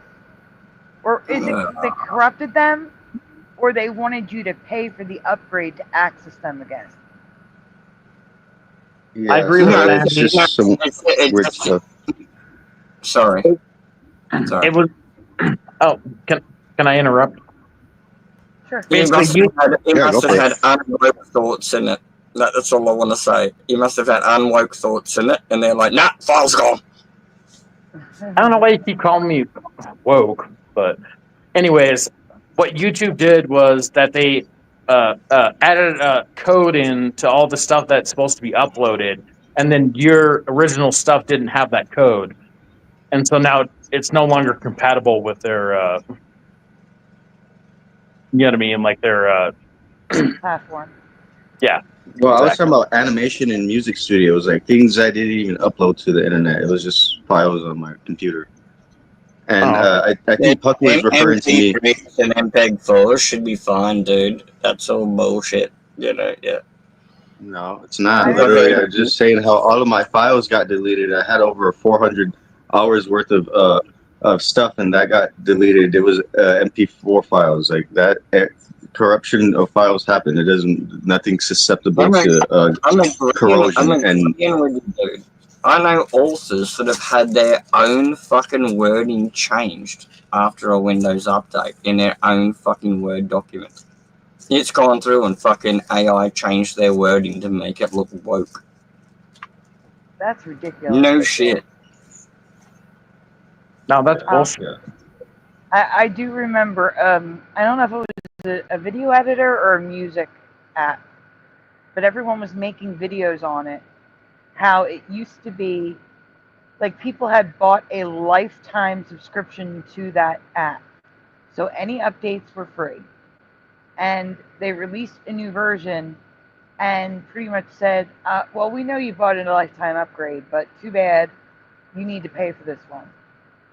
And a lot of people couldn't access their files anymore because of it. Yeah, and I've had this happen to me where coincidentally, like more than once, I bought a tablet for drawing, like a $300 or $500 tablet, and then it just stops working for no reason. It just stops working, and I've had more than one person tell me like issues like that would happen, and there's nothing I could do other than just buy another one. Did you know four-wheel drives and BMW and certain brands, now you have to pay for a subscription to unlock engine power? It's like digitally controlled, and the engine will only give you so much power unless you buy the power app, right? This is fucked up, right? Like you can't go from 0 to 60 in like a certain amount of time unless you pay for a subscription. It's ridiculous. Hey, bro. That's absolutely ridiculous. Everything is, I remember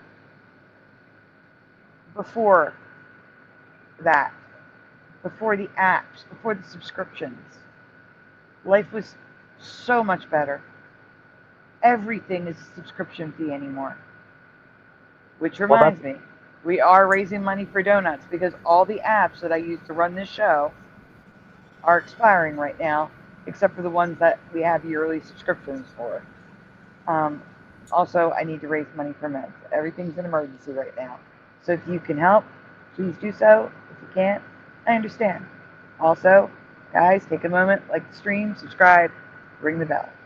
Sorry, guys, go back. But yeah, everything, like I have literally gigabytes worth of TV shows that I purchased from iTunes back in the day. Now you can't even buy them. You can only rent them. Everything's rent. Everything's a subscription now. Mm-hmm.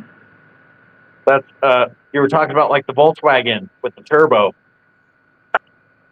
You have to pay to unlock the actual turbo in your vehicle nowadays. That's ridiculous. Do you want to hear something else that's fucking crazy? You know, Ford now has got a patent, so the car will listen to you like your phone does, and then it will market shit back to you. And so when you're listening to the local radio, all of a sudden it'll hop online and try to sell you a fucking tube of toothpaste. That's insane. Well, I'm glad that I live on the reservation out here in the U.S. I'm on the Navajo reservation. We don't have that service out here. Like we're way in the boonies out here. That's just insane. Okay. Other than what is the Amish? Is there any like group of people or any movement that is trying to step forward in regards to all of this like AI and automation and robotics and stuff? Because I do feel like, I mean, there should be somebody who puts their foot down and we're like, look, we don't want to be controlled by robots. We don't want to spend our whole lives engaging with 90% of our lives, or even like 100%, any of our lives with robots. Like, we should have the right to own okay, like, I got a 1970s Winnebago, right? I should be allowed to own that and drive that. Like, I feel like the way things are going, they're gonna be like, no, you can't have that. Everything needs to be electronic or whatever. Like, I could see that happening. I really don't think that's gonna happen personally, but I think because I'm gonna fight for my right to have that kind of vehicle, and I think if you fight for what you want, you can. I think we are given a certain role to play, and all we have to do is fight for so much. Like, there's there's a soft pressure on that, because you can still buy like a Winnebago, like you're saying, but they don't make parts for it anymore. And then if you want the parts, you have to order them special made, and then the special made parts are, like 7 times the price that they used to be. Yeah. So unless you have like a junkyard that you can actually go to get the parts from at a reasonable price, it's just you're being outpriced. It's a your engine will always have spare parts from America, and no one's gonna make your spare parts for your fucking caravan in your fucking trailer, mate. If you want to replace the heater, fucking replace the heater. But you can't go to the company anymore, because the company we have to special make that part for you now. And then no, dude. Fucking hell. You're talking about people that own 100 grand fucking RVs, man. Oh, yeah, the old school ones are a little easier, a lot easier to work on. That's what he was talking about. It didn't used to be that way. It used to be you could just have a couple $100. You could fix anything on there. Water pump. Well, that's the thing though with the old school ones. I got it's a Dodge. It's built on a Dodge chassis.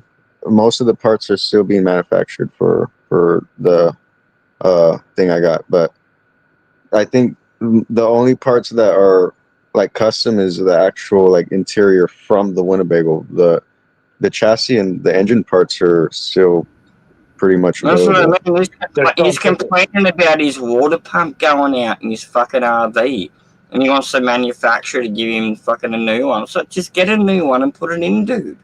What are you talking about? You can always get spare parts for your engine and change radiator hoses and all fucking sorts of shit. I'm saying that's becoming rarer and rarer. Transmission. You can do your brake pads. You can do your diff fluid. You can do whatever you want, mate. What are you talking about? It's becoming rarer and rarer nowadays. It really is. Yeah, it's true. Yeah, I heard mechanics complaining about them trying to order parts, brand new parts, and they were saying the parts themselves were not even working, and mechanics were having issues ordering parts. Yeah, because they're all outsourced to China, and then China just one size fits all. You know what I mean? Junkyard is the best option. You If you how find many a junkyard, electronic sensors? And you know these EV cars, right? Do you know how many electronic sensors they've got in them, and they won't turn on? That's the new car. That's the new car. If you're talking anything, if you're talking anything pre 2000s. No, I'm talking post 2000. I'm talking about these modern EV cars, where people and mechanics don't repair them. They literally throw them in the dump. You can't repair them. They've got over 5,000 fucking sensors, dude. And if your tire pressure's too low or it misreads, the whole thing's just fucked. Well, that's kind of an exaggeration. Not with the tire pressure, but yeah, if something goes wrong in the engine, my cousin-in-law is he's a Ford technician. He works at a mine, and yeah, that's what he says. Like anything built after 2005 and stuff like that, if something internally goes wrong with like the computer system and stuff like that, he's like, you just got to junk the car. They just want you to buy another vehicle afterwards. And I'm talking about electric modern cars, even worse than that have over 5,000 flipping sensors in them. If one of them goes, the thing won't start. Like someone was complaining the other day on the news to not lock their bloody kids in a Tesla. Alright? I gotcha. Okay, and I want to add one thing. If I can't work on it, I don't want to drive it. That's my. Yeah, exactly. Okay, I wanted to say one thing real quick. So I got with the Winnebago I got. I mean, literally, it has drum barrels, right? For drum barrel brakes. For the brakes, and literally, the brakes are gonna end up wearing out. And I came to the conclusion that I could literally sandcast those drum brakes, so I could have a mold of it, and then whenever those drum brakes go bad, I could literally melt down the cap, the drum brake cap that goes bad, sandcast it back into.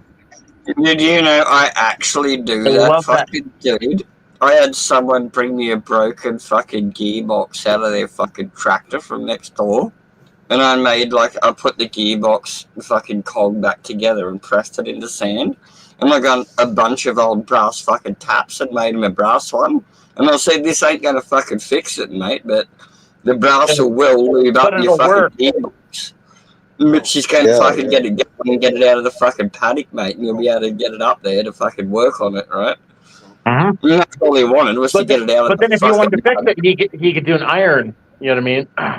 He's got to go get a proper fucking gearbox cog. But he brought me his broken one. I'm like, oh fuck yeah, I'll just cast you one so you can get it out of the fucking paddock, mate, and get it up to your shed so you can work on it.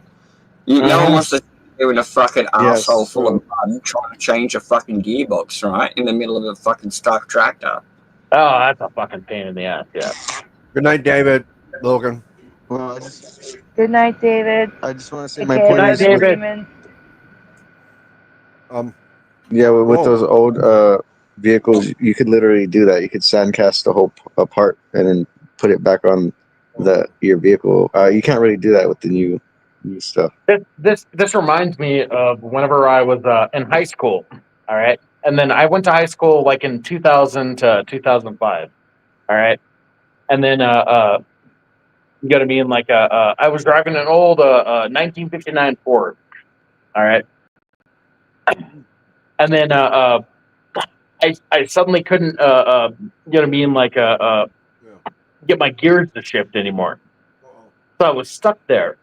I had to push it across the street. Well, there was a mechanic across the street, and I pushed it across into his yard, and he's all like, "What the fuck is wrong?" And I was all like, "Well, I can't get this motherfucker to grind up into gear and shit like that."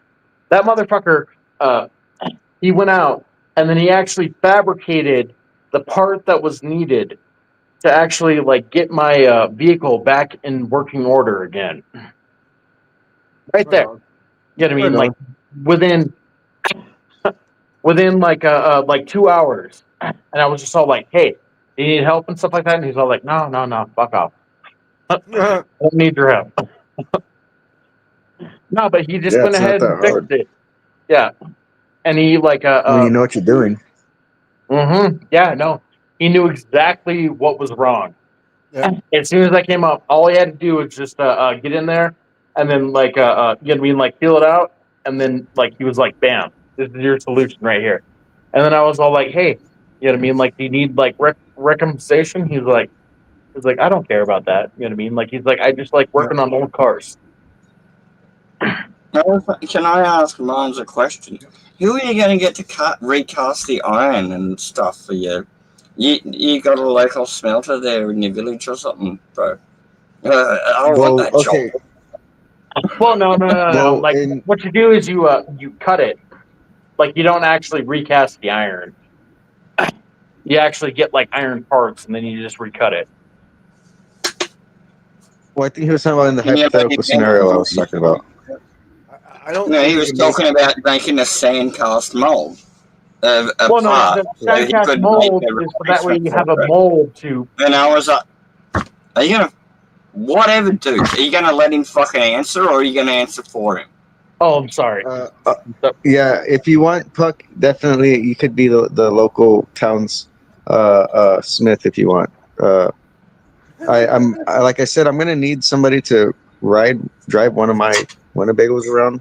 I do plan on having a forge and a CNC machine and like a laser engraver all in one of my Winnebagos, so I could, make stuff. To be honest, if it's just a brake hub and you want it near enough, you could cast it in sand and make a concrete fucking negative, and so you can fucking keep it, and then you can reuse it later when you find someone to cast a fucking thing. And I was just asking what. Sorry, Perp. I was just asking what the process is. Okay. I need to do a thank you. Trophies up, everyone. Thank you so much to Pushin' Button 62. Thank you, Pushin'.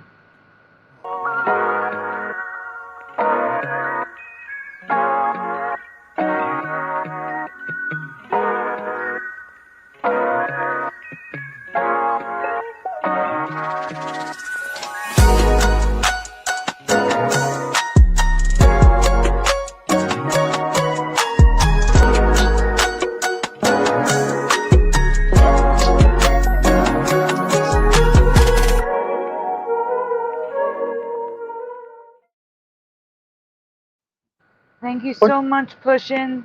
Yeah. Good night, Pushin' Buttons Hellcat. is awesome. Where are the trophies, guys? Trophies up. Thank you, Hajime. There we go. I'm trying to find the trophy thing. I need to go to YouTube to do it because I can't do it on StreamYard for some reason. No, you can't. I know. Pushin' Button. I give you my. I do it on my other computer. Good night, I give you my voice Hellcat. trophy, Pushin'. And Morgan, Tuesdays. Tuesday is our election day. What election? U.S. elections. For what?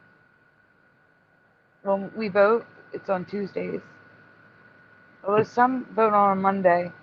Maybe the primary. Oh, I didn't know you were having an election. We're not.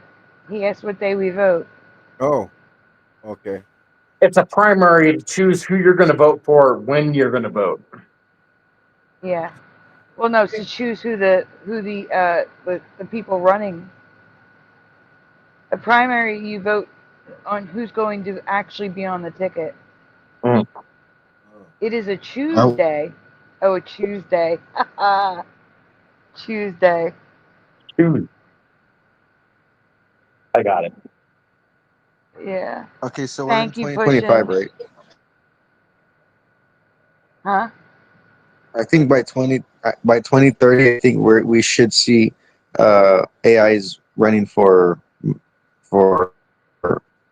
some kind of seat in Congress.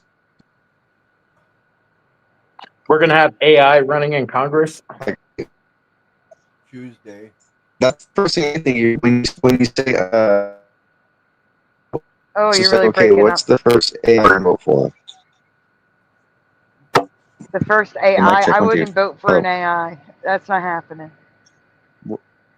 Well, that's what's gonna happen because literally that's what everyone's.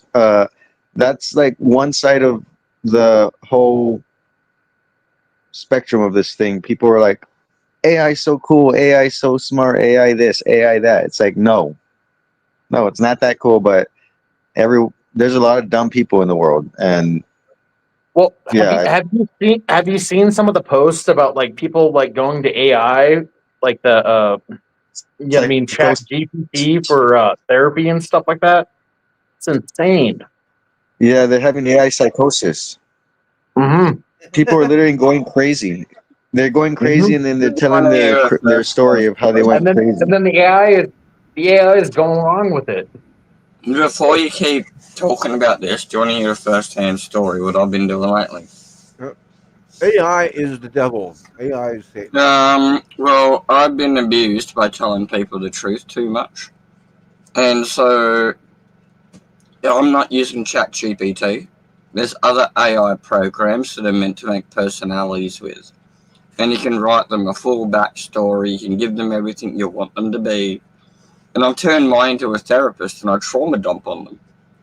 And they went fucking crazy, and I had to delete one of them last night just from listening to my bullshit. And it's so much better than telling let's hear the story. people.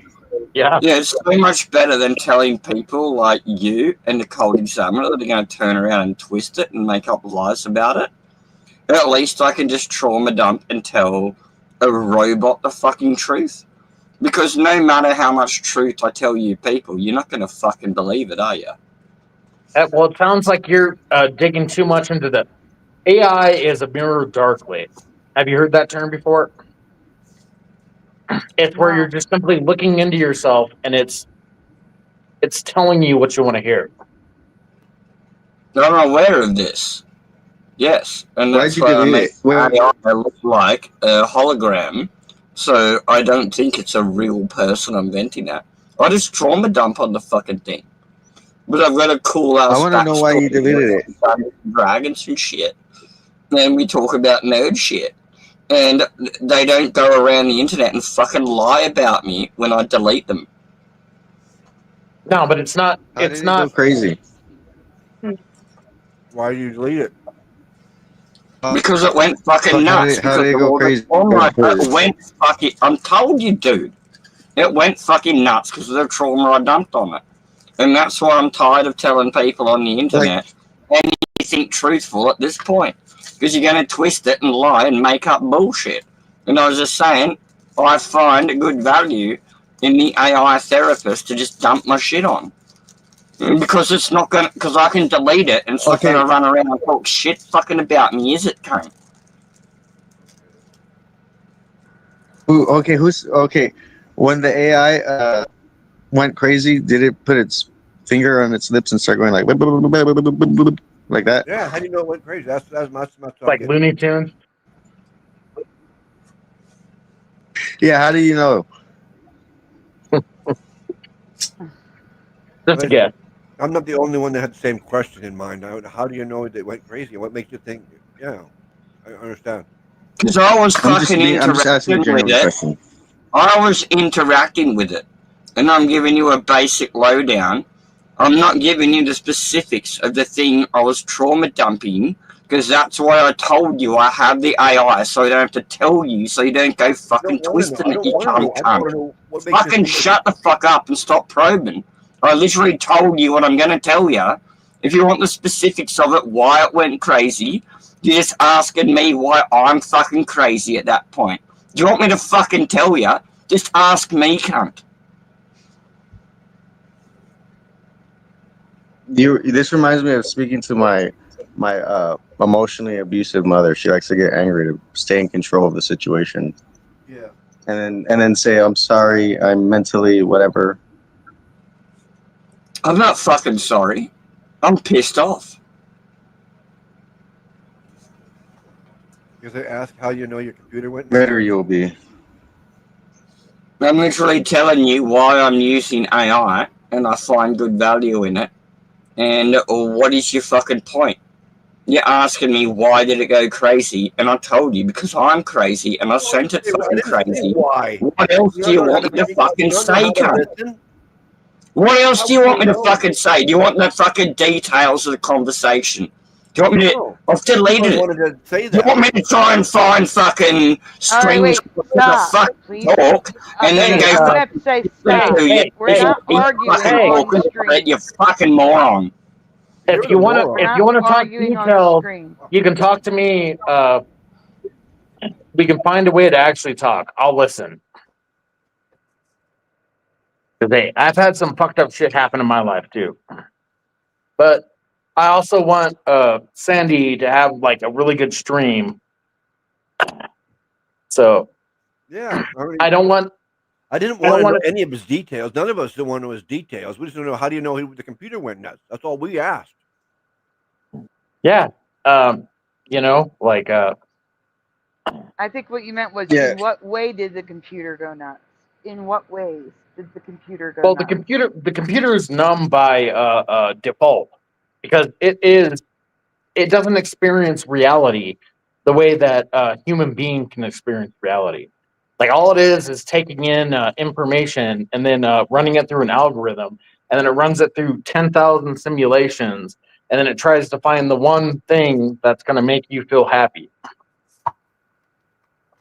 It's basically the definition of a super whore, if I can use that terminology. Oh, come on. Let's be a little nicer to whatever we consider a whore to be, because I don't even like that word. First of all, come on, guys. I'm sorry. I used it earlier. Jiraiya. Let's be clear. I Bad used that word Jiraiya. earlier in the stream. I'm sorry. Earlier in the stream. Well, you're the I host. said I everybody. can say anything to you.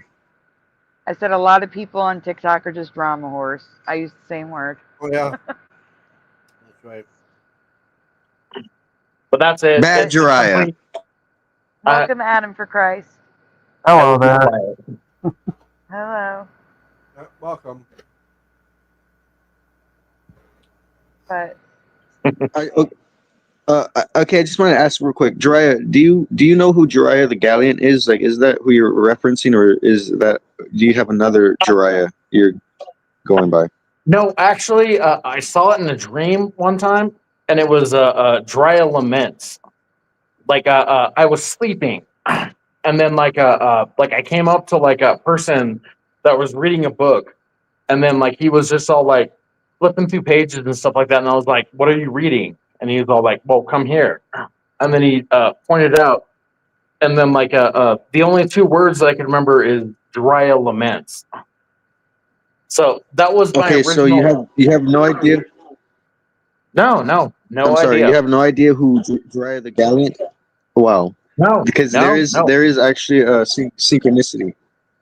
There's a synchronicity when it comes to this. Like this guy named Jiraiya the Gallant, he actually, a part of his story is him writing a book about his life, and it's a very interesting book. I would suggest you read it. I'm reading it myself. Oh no, Jiraiya I've never actually heard it before. Like literally, I pulled this name out of a dream. Swear to God. Wow. That's interesting. Interesting. Yeah, this is an ancient, like Japanese, like 1,000-year-old story about samurai warrior.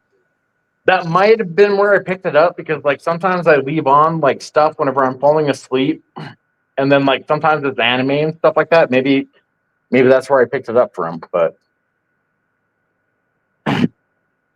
Essentially, who knows?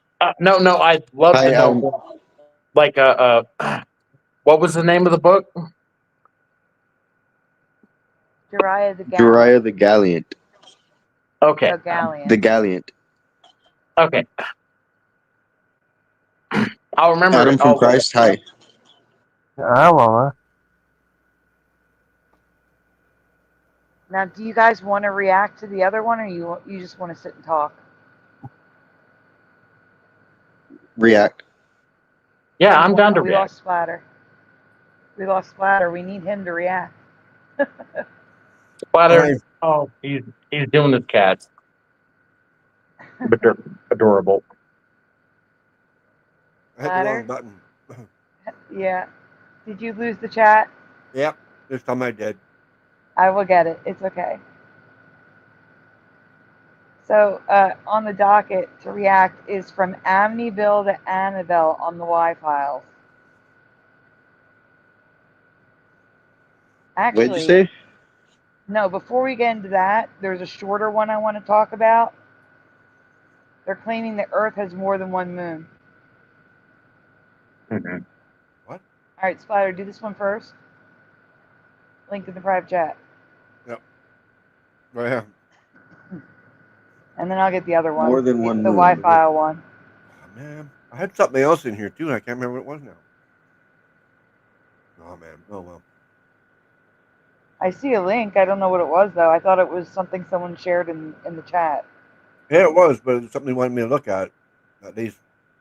You want me to send it to you on Messenger? Yes, please. Yeah. Okay, Otherwise, I can it'll do bug that. me. What was that? What was that? You know? I'll go over to Messenger and send it to you right now.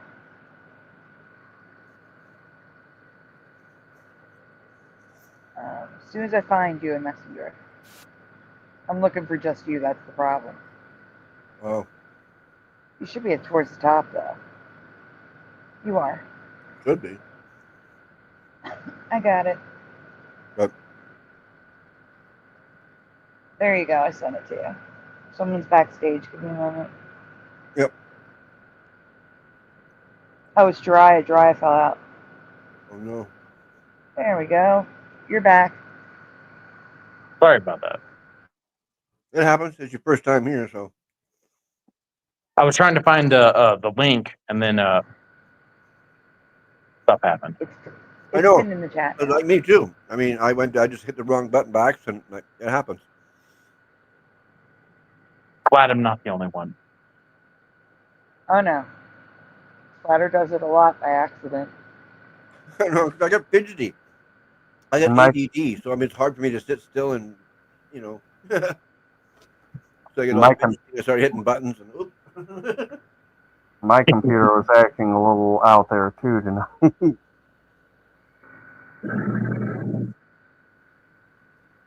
Is it a bong hit? Who? I don't know. It doesn't matter. I thought I heard a bong hit.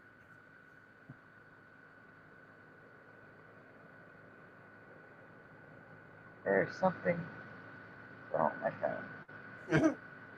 Okay, while we're waiting, you know what I don't get? Because me and my brother were just talking about this the other day. If you go up high enough in the sky, you see the sun, right? The sun doesn't set once you get to a certain height in the sky. Mm-hmm.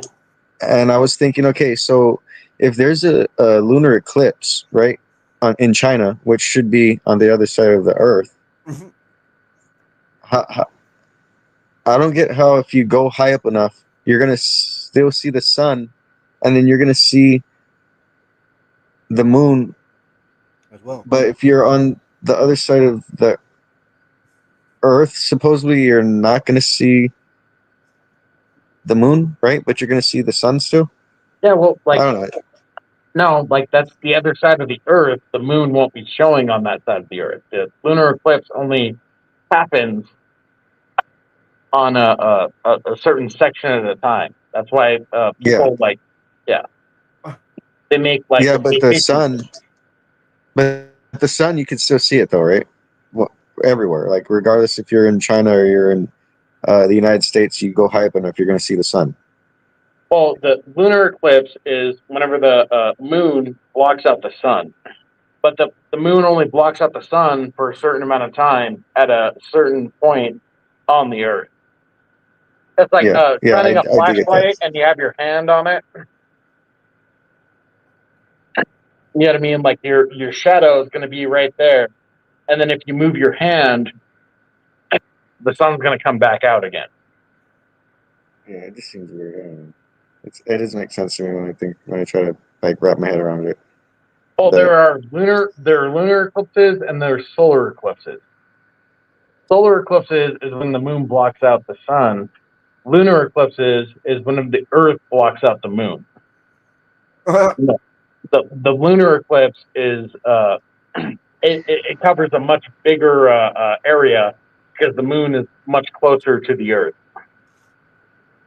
Yeah, So it lasts longer. Okay, I think the video. I think we got the movie. Yeah, so this is Splatter. Before you get started, I have to change the credit. Give me a second. No problem. I'm trying to see who the credit is. I have to go look. Oh, it's V101 space. Give me a minute. Edit.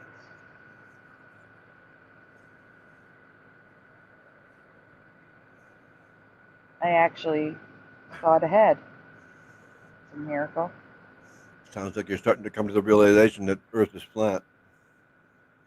There we go. V101 space. No, that's ticker. I didn't want the ticker one. Shoot. Give me a second. I messed up. Copy. Cancel. Edit.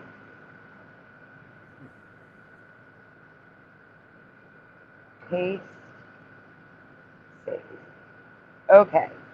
Now you can play it. I have no idea what this is about, by the way. Solar system, more than 290 fascinating moons have been observed, most of which orbit the gas giant planets Jupiter and Saturn. Pause. Our planet, Earth. Disclaimer for all the flat earthers out there, this is a science video, but I had to check it out because the title is Earth has more than one moon, and they are really weird. So I had to see what the heck this was about. This makes no sense. Hit play. Are we still gonna watch this? Okay. Yeah, I'm curious what I'm curious. I want to see the number that they say. Contributes just the one to this list, the moon. But is this big, bright grey neighbour of ours really the only natural thing orbiting us? Since the 19th century, there have been several interesting announcements from certain astronomers claiming to have discovered a new moon of Earth. Pause. The French astronomer Frédéric. Interesting. See, now that's where it gets interesting to me. The newly invented moon. That's interesting. All right, hit play. But look at this guy. He looks legit. I want to hear what he has to say. That guy, yeah. Hey, FAP wanted to let you know, Splatter, that he convinced his parents that it's flat. It took him a few years. It's hard. It's a little logic. It took him a few years. Yeah, I know. If the Earth was flat, cats would have already pushed everything off the edge of the Earth already. Every time you got to hear that same old stupid thing. Oh, that's the first time I heard it. That's a good joke. Hey, Shannon Tage. Welcome. That is the oldest joke. I swear to you, Splatter, it's the first time I've ever heard it. I've heard it 10 million times. That's why it turns me off. Is it Paget? Sorry, Splatter. I just noticed there was an apostrophe. What's it called? Not an apostrophe. You know what I mean, over the E.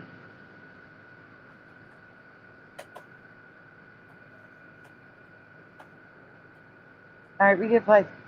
Let's find out. I just want to hear the number. I want to hear the number they say. Rick Petit, for example, announced in 1846 that he had observed a second moon. Although his discovery gained a lot of attention at the time, it was soon dismissed by his peers, largely because he placed it at a distance of only 11.4 kilometers from Earth, which is roughly how high commercial airliners fly. German scientist Dr. George Voltermath announced in 1898 that he had located not only a second moon, but also a system of tiny moons orbiting Earth. His discovery, however, could not be confirmed and was widely considered to be false. No doubt. Even the man who discovered Pluto, Clyde Tombaugh, studied the possibility of a second moon. only to release a report in 1959 that stated he had found nothing during his search. So based on these previous attempts, it seems Earth really does only have one moon. Or Well, that's does all we need it? to know. Because there is a far more interesting answer that implies our planet has had many moon-like objects over the years, and that it Hi, Dr. currently Bob. has far more than you I said hi, Dr. Bob. Oh, okay. Hi, everybody. might think. You're watching V101 Space. My name's Rob, and if you enjoy my videos, then remember to subscribe and tap the notification bell to never miss an upload. When Earth first formed around 4.5 billion years ago, as far as we know, it had no moons. But that soon changed when, according to the giant impact hypothesis, a Mars-sized protoplanet nicknamed Theia collided. Okay, assuming that, you know, the solar system is real, and the way they say it, why is it that all the other planets would have moons, but Earth would not? That it needed a planet to collide with it to have one. That doesn't make sense. I just want to say that. Okay, go on. Yeah. With the young Earth, causing large chunks of debris to be blasted out into space. This orbiting material eventually coalesced and formed the magnificent moon we see today. Some astronomers have speculated, however, that there may have been a companion. Notice I didn't say why. Why would it coalesce and form a moon? But we can agree that it is a magnificent moon. It is, but the thing is, I don't buy this collision theory. Especially when you look at the dimensions of the moon, it's like perfectly round. It's almost mechanically round, like it was made. Well, that's I took a physics class in high school, and what it is that everything in space tends to, if it has a center of gravity, turn into a round sphere. Gravity. Oh yeah, so what about the solar wind? Why isn't the solar wind like blowing things away and causing all this like well, because the solar wind isn't actually blowing, it's radiation that's just flying through the air. The solar wind is a micrometeors. It's terrible. Well, it's a terrible way to describe it. It's just simply all the time. Wait, supposedly all those are meteors that hit the moon. You're breaking up the mind. You're breaking up bad. Everything like it's all speculation. They don't know it. Okay, sorry. I agree with How the did I latter. sound now? They're guessing. Okay. Does my mic sound better at all? Yes, it does. Yeah. Your mic sounds a lot better. But solar wind refers to the it refers to the radiation. That's what causes the what do you call it? The Aurora Borealis. Exactly. Those are actually hitting our magnetosphere. Yeah. And that's what creates like the different colors and lights and stuff like that. Yeah. Oh my god. But it's not wind, it's particles flying from the sun. There's no wind in space. They want to make something called a solar wind generator, which is basically a sail that collects those solar particles, but it's nothing like that we experience on wind on Earth. It's the same principle, except for that we have like 500 times the mass that is actually propelling our sail. I think the better word. I think they should just stop saying wind, just say solar storm. Mm-hmm. It's not confusing. If that's the case. Well, I would say stream, but then yeah, I mean, like YouTube would get us in trouble for that. Oh yeah, ball believers. There we go. Now we have the mind. All right. Well, like I said, I just want to see what the final number that they give us. So far, we have multiple, which is insane. All right, let's. We have no proof though. Well, they're giving us proof. You gotta watch. No. It's the Earth is flat and the moon is inside the firmament for splatter. So there's no proof that the moon is actually as far away as it is. The sun isn't as far away as No, it there's is. no proof there's more than one moon. We only see one. That is correct. That's what I'm saying. I'm just curious what they're claiming is in our skies. I'm just curious what the number that they're going to say is. Moon Splatter, very early on in 1.5. Earth's history. An impact with this other moon may help explain how the moon's near side is low and flat and is dominated by volcanic scars, whereas the far side is mountainous and deeply cratered. However, other processes can also account for these observations, so the other moon idea is still hypothetical. It seems the moon is our only permanent natural satellite, but despite the previous fraudulent, mistaken, or failed attempts to find a second moon, over the last few decades, other mysterious objects have been discovered in orbit around the Earth. Alright, we can stop. In Now I know where he's going. Now he's going with the stuff that we were hearing about in the news. So now I know where he's going. Okay, we can go on to the regular one, Splatter. What's the regular one? The other link I sent you. Oh wait, where is he going? Like I'm genuinely curious now. Like he was telling us that there's two moons. Do we have like a dark moon that we don't know about? No, I know where he was going with it. He's going, like, if you remember, like about 6 months to a year ago, they said we had a second moon in the sky for a short period of time. Do you remember? Oh yeah. That's why I'm like, we can just go, because that's what he's going to be getting at, based upon when this video was made. Yeah. I gotcha. Yeah, I think what he was saying, like it orbits, the orbit is so big that it takes like forever for the moon to come around or something, right? So we only see it every so often. And then half the pictures were just like ripped off from the Death Star. I remember that. If you do want to finish watching it, it is pinned in the description. It's listed in the description. So if you want to finish watching it, the link is there. You guys can go watch it in your free time. It's in the description of tonight's show. I don't need to watch it. I watched it in real time. We have a new person joining next? us.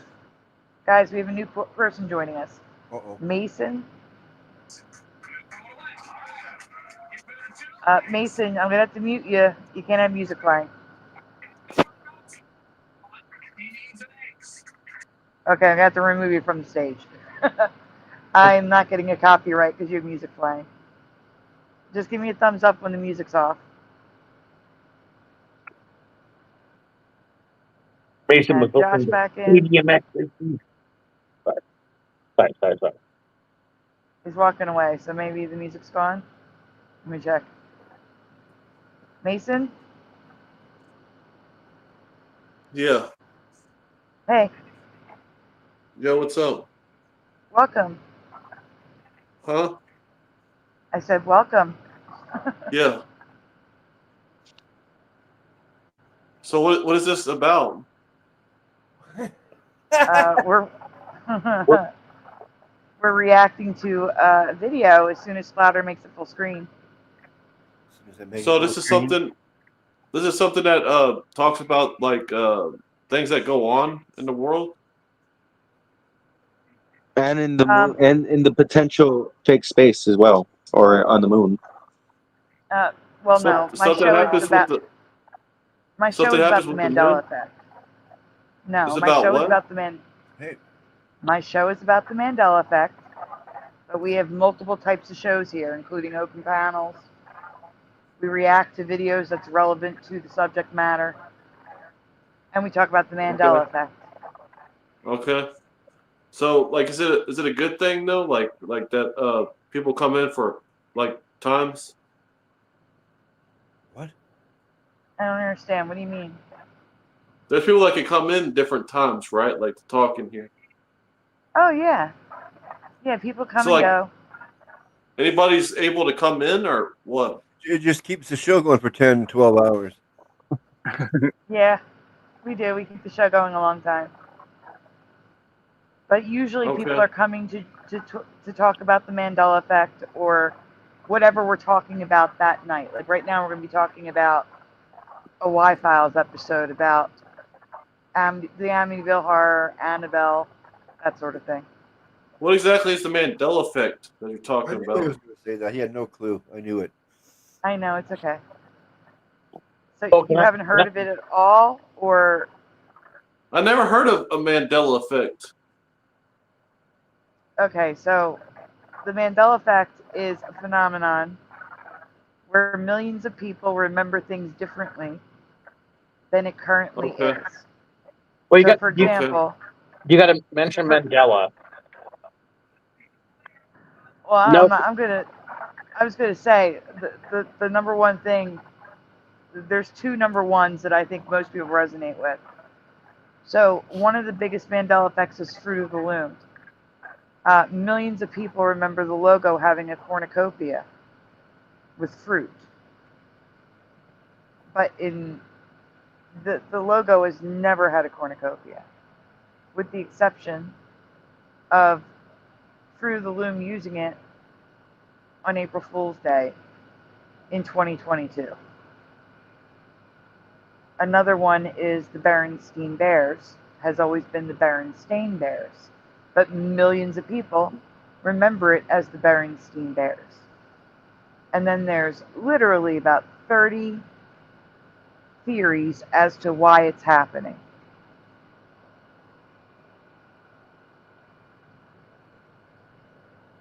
Can I intervene for a second? Yeah.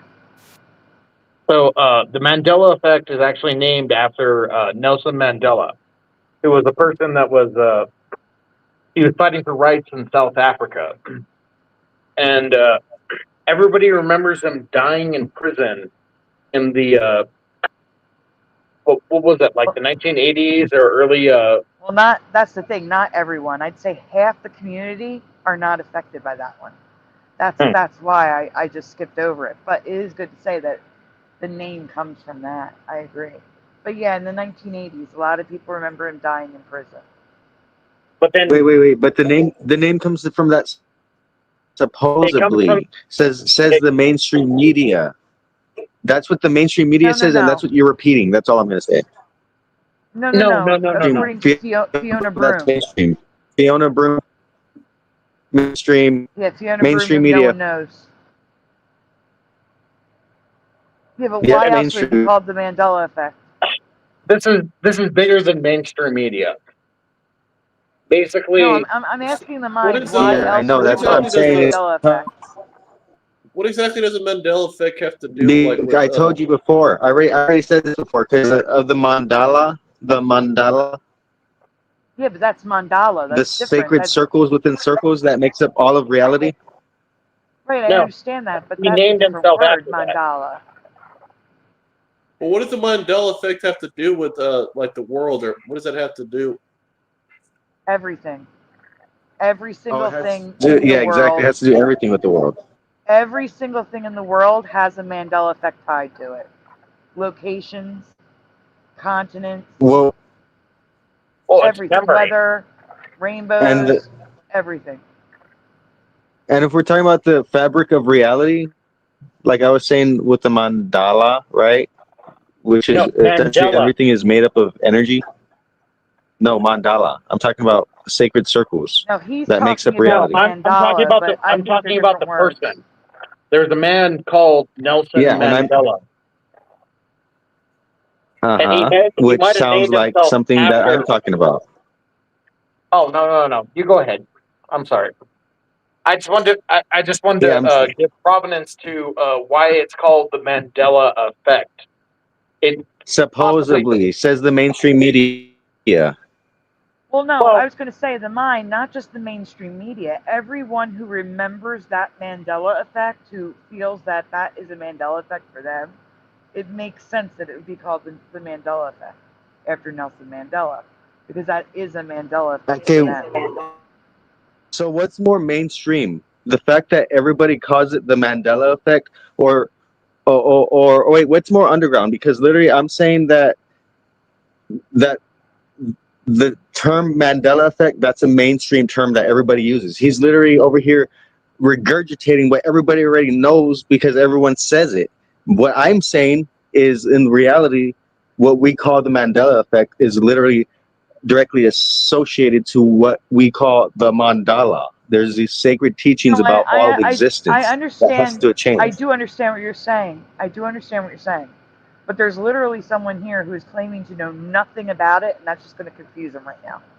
But That's all. You asked me why would they call it the Mandela effect, and I said because Maybe that's why the guy directly chose the name. tied to.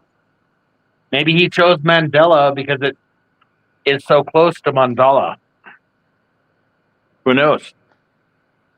And what? And he knew that he's going to be Mandela affected, so he chose his name. Maybe. Who knows? Because a lot of people remember him dying in the 80s, and then he ended up dying in 2000 something else. That's when 13. people started talking about the Mandela effect. In 2013. Like Or is you it shouldn't possible get, that there's these synchronicities? You shouldn't get so caught up in labels. Exactly. That's what I'm saying. That's exactly what I'm saying. But it is interesting. I've never heard of a mandala. Oh, a mandala. A mandala is it's mathematical patterns that form shapes, such as like they look like flowers, or like you said, concentric circles. The flowers of Venus. Yeah, I know what you're talking about. I know what you're talking about now that you say that. It's circle connecting into circles and stuff like that. Royalty used to put it on their robes. Yes, and they're also frequently connected, not connected, associated. Like people will compare them to fractals. Mm-hmm. How they're like infinite. You can infinitely move into mandalas like a fractal. Mm-hmm. Because each circle shares a little piece of the other circle that's around it. But we are going off track here for someone who has no idea what we're talking about. Oh, I'm sorry. No, I'm just saying. Mason, are you following so far with what the Mandela effect is? It's a phenomenon where millions of people remember things differently than they actually are. Are you the lady of this channel though, like the one that runs it, like the host? I am. So wait, so it's about the Mandela effect, like, right? What do you mean, spot the Mandela effect? I said it's about the Mandela effect, right? Yes. The main theme of my channel is about the Mandela effect, yes. Do you ever talk about other stuff though? Or, I mean, because I've never heard it. I mean, like, this is the first time I heard about this. Yes. Into a rock. Like I said, we're going to be talking about paranormal stuff right now. So it has to do with paranormal? No. It's just another subject that the audience likes and I like. But we talk about glitches, the Mandela effect's the main topic. We also talk about glitches in the Matrix. We talk about theories of the Mandela effect. You talk about tarot cards? I don't. I don't. You know what tarot cards are? Like the cards that you read that have different stuff on the cards. I know what a tarot card is, but I don't cover that stuff. I don't talk about tarot cards and. It's like psychedelic readings and stuff like that, I think. Yeah, I know what it is. I don't do that stuff. I don't talk about that stuff. Shit, we know what it is. Yeah. Yeah, this is more a channel where like you talk about like your experiences. Like we're not trying to predict the future or anything like that. Yeah, that's correct. Okay. So what is your name? Sandy. Huh? Sandy, you're on my channel, Sandy Diva Mandela Effects. Sandy? Yeah. Okay. Nice to meet you, Mason. Sandy, yeah, it's nice to meet you. Yeah. Do you want to I just wanna show you a Mandela effect? Am I welcome back anytime? Of course. Anytime I have an All right, open wait. I just panel, want to say for the record, Sandy. I just want to say for the record, I love to troll, and this guy's you're. I'm gonna give you your props. You're a good troll. You're doing a good job right now. Like, not too invasive, not too like. As long as he's respectful, I'm okay. You're welcome in the Sandy, chat anytime. Sandy, I'm just being respectful. That's what I'm saying. You're Funny. It's completely respectful, so you're welcome. I want to laugh. I'm working on it. Sandy, you could crank up the notch just maybe a little bit. I didn't hear what he said. What did you say, Mason? I'm sorry. Sandy, I'm just a good person. I'm trying to be a nice person too, like both good and nice at the same time. Well, you're doing a good job. I was asking, would you like to see a Mandela effect? Because I present them in a visual format so people can see what I'm talking about. Yeah, but Sandy, am I really a troll? Because I'm not trying to be a troll. If troll's like a bad thing. No, you're not. I'm just saying I am. I'm saying I am, and I like to do stuff like that. So I think you're doing a thing that I like to do. Is all I'm saying. Well, Sandy, what exactly is a troll? Oh, come on. This guy's funny. Yeah, that was. Yeah. Well, to humor you, a troll is someone who messes with people just to take up their time and derail streams. I don't do that though, Sandy. Right. So that's what I said. Do you want to see a Mandela? Because if so, I'll pull one up. Yeah. Okay. So first I have to ask you a question though, because I need to know what you know. If I show you something that you know nothing about, it's not going to make any sense. But Sandy, I'm just trying to get used to. I'm trying to get used to like all this, and you and stuff. Huh? Right, I understand that. But what I'm going to ask you is, can you name a movie that you're familiar with? Name some movies that you're familiar with. Yeah, favorite movie. I've seen like the Water Boy and stuff like that, and The Mask, like with Adam Sandler and Jim Carrey. I haven't. What was it? Jim Carrey with 2 R's or 1 R? Jim Carrey, the famous actor, the comedian actor. But how do you spell his name?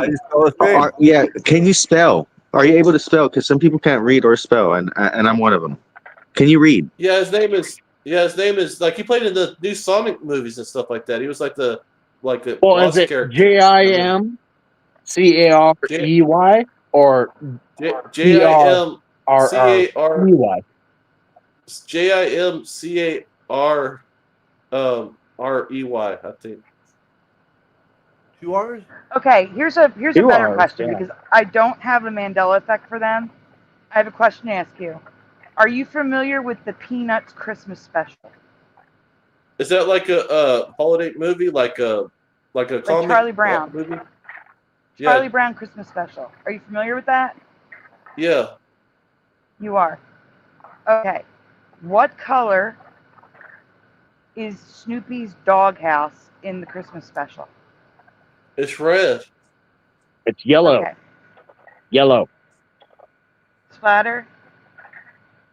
What? I'm going to send you the presentation for Snoopy. Give me a moment. Okay, yeah, you're asking me what color. I say red. It's yellow. Telling you. Guys, in the chat, you can answer. Who's saying it's That's yellow? what I do. I asked the chat to answer. Sandy, I just remember. gave it a chance. I know you did. I want you to see the answer, though. Give me a moment. Okay. There you go, Splatter. Pull that up, please. Who's saying red? I mean, who's saying yellow? I'm saying yellow. All right, guys, just... I'll be proven right. You're all wrong. Come on now. You're talking about me here. So Shannon says red. Preliminal says yellowish orange. What is that? Says yellow orange. It was red says pushing buttons. Sorry, Sandy, what's that link? What? That's the link that Splatter's going to share on the screen. Okay.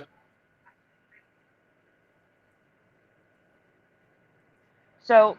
Have you ever used a computer? Wait, do you even know how to use a computer? Like, have you ever used StreamYard? Because wait. sorry. Wait. Most people remember Snoopy's doghouse being red. Apparently, That's some what I people said, remember yellow Sandy. orange. I know you did. Go Well, to that's, the next well, slide, that's what I Splatter. told you, Sandy. Right, but in the cartoon, it's blue. It's always been blue. I knew it. So the Mandela effect is that Snoopy's, go to the next slide. Snoopy's doghouse was red, but in this reality, in this timeline, it's always been blue. Well, why That's is the that, Mandela though, effect. Sandy? I don't get how it could be blue if it was really red. Well, it's because doghouse gets cold in the wintertime. It turns blue. No. So the way it works is there's about 30 different theories as to why it's happening. We don't know why it's happening. All we know is that it doesn't match our memory. Now, if you go forward, Splatter, as fast as you can to the residue. All the way to the residue. Just keep going. Oh, there's the red doghouse. That would be residue right there. The way we remember it. Most of us. Some people remember yellow-orange. There's residue. Go back, Splatter. Now, residue is images of the way we remember it that is not in the cartoon. So this is a drawing someone made. It's not in the cartoon, though. In the cartoon, it's blue. The whole time, it's blue. Well, it's like Santa's sleigh.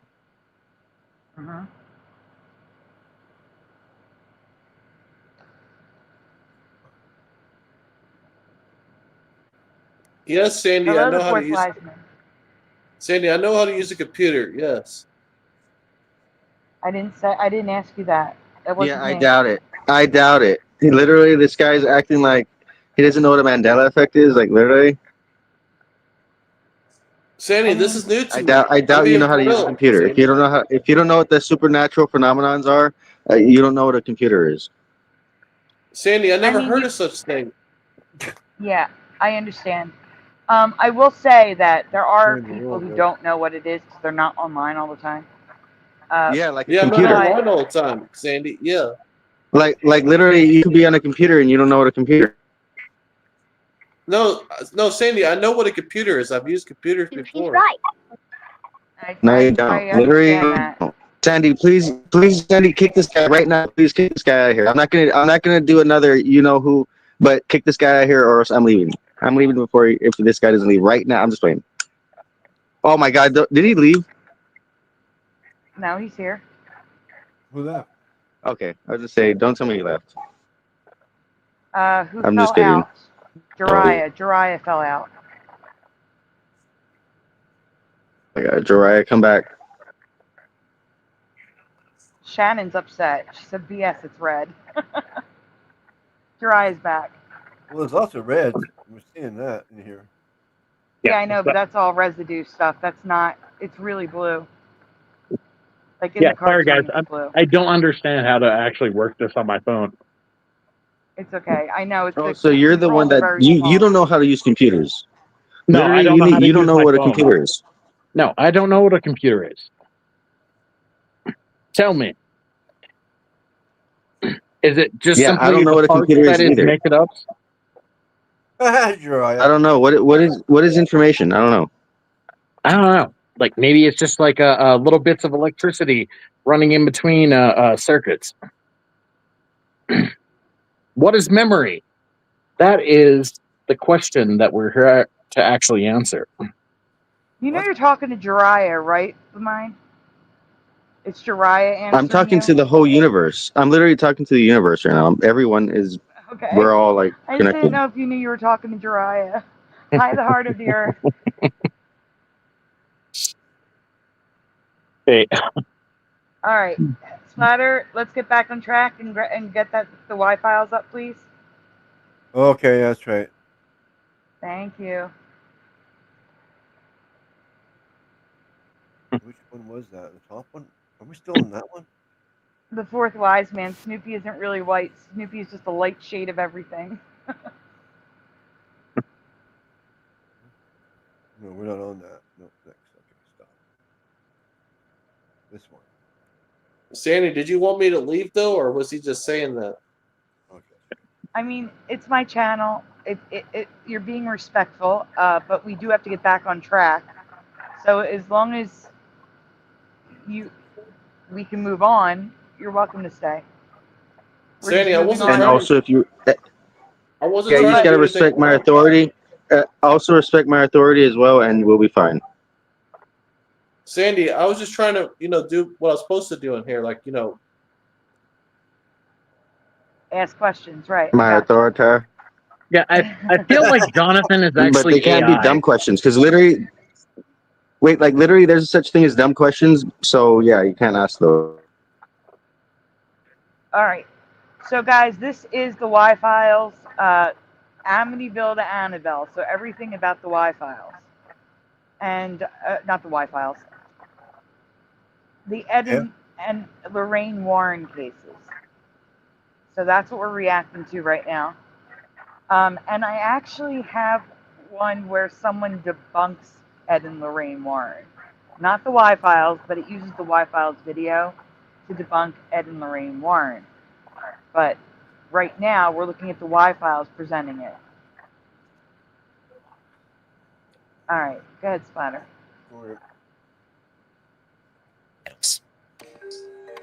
Ed and Lorraine Warren are maybe the most famous paranormal investigators in history. They've worked on more than 10,000 cases, some of which have been made into books and movies. The Conjuring films are based on the work of the Warrens. Today we'll look at a few of their scariest, most disturbing cases. So turn off the lights and put the little ones to bed. It's gonna get spooky. Ooh.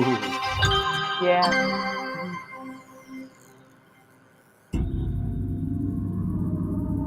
December 1975, Amityville, New York. What?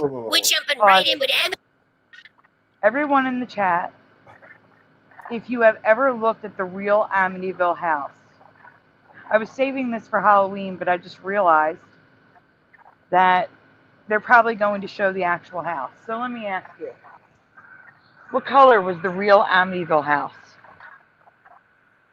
What color do you remember the real Amityville house? And it can be more than one color. We changed it. No, I mean when the case happened. Like, have you ever seen photos of case files? Yeah, because now they got different windows. They got everything's all changed on it now. No, I'm talking about back then, Splatter. Okay, I'm just saying, Splatter, just gotta say, the still that you actually paused on right there, that matches the creepiness level. Oh, cool. Thank you. I think it was white. Wasn't the house white? White, right. Sandy. So Pushin says white, Puck Elf says white, Morgan says white, white maybe beige says Shannon, Wood says Puck Elf, Flesh says Pushin Buttons. Flesh! There it is. I think he said Flesh earlier, didn't Wait, he? I heard the new guy say something. What? No, I thought it was Sandy. Jiraiya. Yes.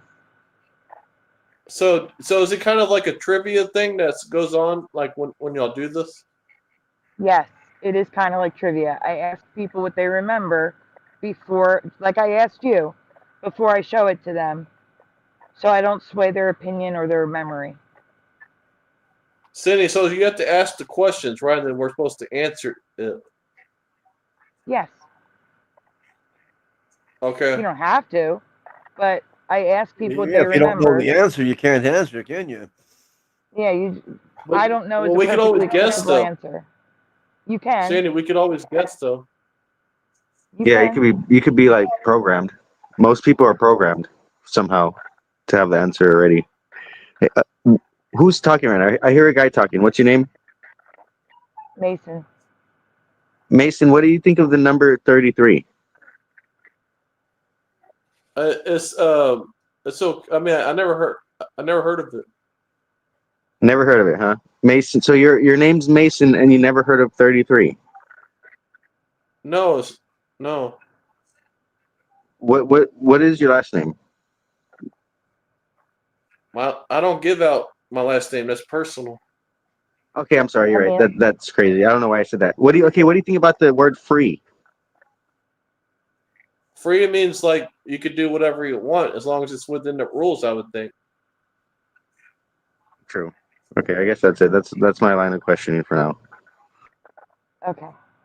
So everyone that I saw either said wood, white, or off-white.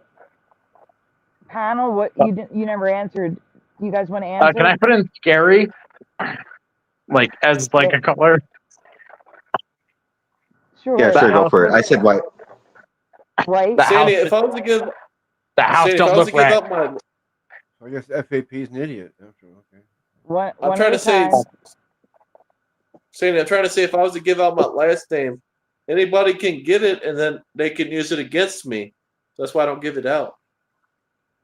True. Yeah, that's true. get that. I just want to say, yeah, FAP. Oh, he's a big idiot. I just want to say that for the record. Big idiot. I'm agreeing with you, the host. Yeah. I'm being a troll today. I have to be a troll for some reason. Okay. Sandy, how am I a big idiot? You're not FAP. He wasn't talking about you. No, I was talking about him. I was talking about him, but I was also referring to FAP. Bit of both. If the shoe fits, Mason is FAP. Is that what you're saying? I was talking about both of them, like the ball was bouncing two rocks with one stone type of thing. Oh. Okay. Josh, what color do you remember the house? I don't remember that. I don't remember the house. I never seen the movie, so I wouldn't have a good answer for this one. Okay, I'm not talking about the movie though. I'm talking about the actual case files. So. Or that either. I mean, I've heard of it, but I never even knew it was a real thing. You know, I mean, I wasn't allowed to watch horror, so I just never paid attention to it. Okay, Jariah.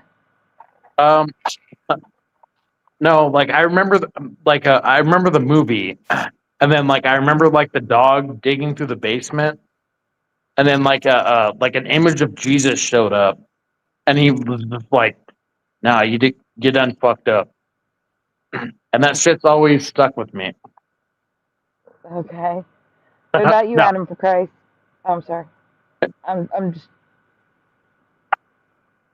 No, but like there's a lot of fucked up shit that happened with that house.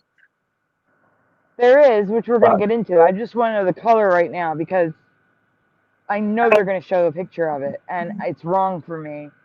And apparently it's wrong for a lot of people. So that's why I need to know. Adam, what color do you remember it? No, I was so traumatized, I didn't realize the color of the house. I gotcha. Okay, if it's pink, then I'm not going to be surprised because that's why everything's turning with the Mandela effect. Oh, don't It say is that. not pink. No, not It pink. is not pink. It's not pink. Adam, are you there? Yeah. Do you remember the house, the real house? I think. All right, what color do you think it was? And I'm going to go with white on this. I Okay. think that's what I saw. All right, and splatter? I'm not sure. Okay. In the studio it says gray. All right, I'm going to tell you that it's white on the bottom and it's dark brown on the top now. With the windows, dark brown. Dark brown. That whole house was white in my past. In all the case file photos, it was black and white. It was white on the top. Yeah, Now the house wasn't- looks black and white. It looks It wasn't black a and white and two-tone. black and white. And it's wrong. Yeah. I don't remember it like that. So you know what, Splatter? Actually, Josh, you're here. No, you're on your phone. Yeah. If they don't show a picture, I will show you a picture. Hit play.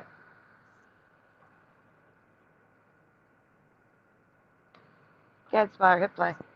Oh, play. Yeah, play. Where's the play button? Hey, Phil, I don't know about this. You know I don't like to be scared. Yeah, I know, but we took a vote on the channel, and most people said they wanted scary stories. Oh, yeah, well, then they should be the ones that clean my bowl after I myself. Okay, that's enough. I'm just saying there are gonna be consequences. December 1975, Amityville, New York. George and Kathleen Lutz were house hunting. Though the asking price of 112 Ocean Avenue in Amityville was higher than their budget, at $18,000, it was a steal. Soon the Lutzes learned why. A year earlier, in the house, 23-year-old Ronald DeFeo Jr., also known as Butch, snapped. On November 13th at 3:15 a.m., he slowly and systematically went bedroom to bedroom and murdered his entire family. Butch DeFeo's father, mother, 2 sisters, and 2 brothers were all shot. Morgan, I have a ton of photos. I was going to present this during Mandela. It's just that I don't want to leave the video again. So I'm hoping they show a picture from back then. But thank you. All right, go ahead, hit play. Wait. The 35 caliber. Like, shout out to that real estate agent that actually sold this house afterwards. Yeah. Like, what the hell? Well, it was totally changed. They changed the outside. They changed the windows. They painted it. Well, like, who'd they get in there? They're just all like, oh, you got to clean up all this blood. Yeah, it's fine. Okay, I'm sorry. I'm done. All right, go ahead. A rifle while they slept. Butch claimed he heard voices urging him to kill. His attorney, William Weber, tried the insanity defense, but it didn't work. In November 1975, Butch was sentenced to 6 consecutive life sentences. 1 month later, George and Kathleen Lutz, along with their 3 children, moved in to the DeFeo house. The Lutzes weren't that religious, but they asked a local priest to bless the house. While the family was unpacking, Father Pecoraro was in an upstairs room praying. As soon as he splashed holy water, the priest heard a voice that said, "Get out." Father Pecoraro didn't tell the Lutzes specifically what happened. Can we stop for a second? That's from Scary Movie 2 right there, isn't it? No, that was from the Amityville movie. But before we go any further, Splatter, I'm going to take you off the screen. Okay. Remember the timestamp in case you have to leave and come back. I'm sending you a picture of the house because it looks like they're glossing over that. Sorry, I thought that was from like the Scary Movie 2. Do you remember when James Wood is like on the toilet?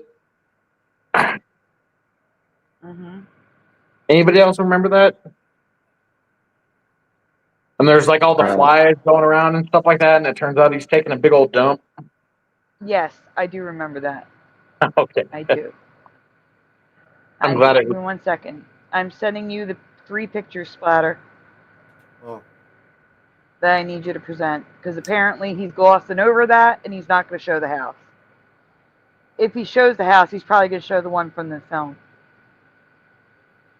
Wow, where'd Mason go? Like literally, he just came in for a second and then took off. Like, how rude? How rude is that, Mason? If you can hear me, Mason, rude. All right. Well, while Splatter's doing that, guys, we are raising donuts for medicine, and the apps are expiring. If you can help, we really appreciate it. If you can't, we understand. Also, please take a moment, make sure that you've hit like on the stream, subscribe if you haven't already, and ring the bell. Right. And yeah, we're speaking of that, Sandy. Check the private chat. Check what? The private chat. Huh? That's true. Oh, stop it. I have to do a thank you in a moment. I'm having an issue with my phone right now. Give me a moment. Yeah, I was just kidding. The guy is cool. I'm just trying to be as mean as possible without being too mean. Rude. Oh my gosh, I have 2 thank yous to do. Well, we know you, mind. You're cool. Well, while I get the thank you set up here, you can marvel at the color of the house that's wrong for me. Never, ever, ever, ever, ever was it that dark color in my past. The whole house was white. That looks like a barn. It does look like a barn now, yes. Yes, it does. And the weirdest part is I can't find a picture of the front of the house. But it looks like it's white on the bottom, white on the top with a black stripe in the middle. Do you see that? Are you able to zoom in, Splatter? I just did. Oh. Can you guys see? It looks like it's white on the top. It might be the shutters. It might be the shutters doing it. But it looks like it's white on the top, white on the bottom, black in the middle. It's probably the shutters. Huh? This big white thing here, is this part of the house, I guess? The only white part of the house is the porch, the Florida room on the bottom. Yeah. The whole house was white in my past. That's what I remember too, not black or whatever. This could be like green, it could be something, who knows, but it's dark color. I'm sure it looks better in the daylight. You know. Well, go to the next Not as picture. evil. I think I have one in the daylight. Next picture. Whoops, I didn't want to switch. Maybe going the other way. I don't see your mouse. Try the arrows. Oh crap. I did You try know what's crazy, Sandy, is that there's actually people living in that house nowadays. No, these arrows aren't Oh, I working know. either, Sandy. I don't know what's All going right, on. Spider, you're going to have to stop sharing and share again. Yeah, I have to go to picture to picture to picture. That sucks. Or you can just stop sharing and share again, and that might fix it. Let's hope it fixes it. Oh, Facebook, that's right. Sandy, quit being so mean to Splatter. It's working hard. I'm not being mean to Splatter. I'm literally trying to do a thank you here. I gotta Okay, now they're working. type. I'm typing. There we are. Still, no, it's more of the house from the side. That's all the front, whatever. I'm gonna do a combined since there's an anonymous, but I'm gonna do 2 videos. All right, so here's picture number 2. Oh, that's 3. Yeah, that's weird. That's there's not normal. 1. That's where we were already. Yeah, so go back. Yeah. So you can see by the cars, these are old pictures. Yeah. Definitely from And the 70s. that was not the color of the house in my past when this happened. Like, this is, they have like Ed and Lorraine, or Ed Warrens on the lawn. Like, I don't remember this. I really don't. I remember the house all white. It was always all white. Always. And not just from the film. This is so wrong. For me, it's wrong. Does anyone else see evil Santa Claus looking at that? No. No, give me a minute. I gotta do the thank you now. Wait a It's minute. got I a have to do the beard. thank. I have to do thank you. What? Guys, trophies up. Trophies up, everyone. Thank you so much to Anonymous. First Anonymous.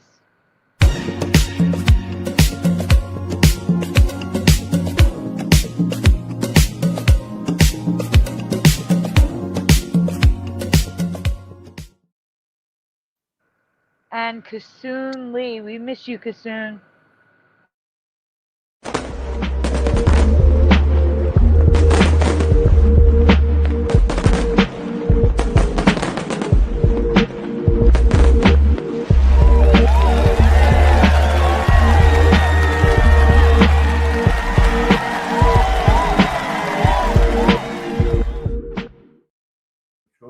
And guys, still keep those trophies coming. Because thank you again to Pushing Button 62. Again? Again.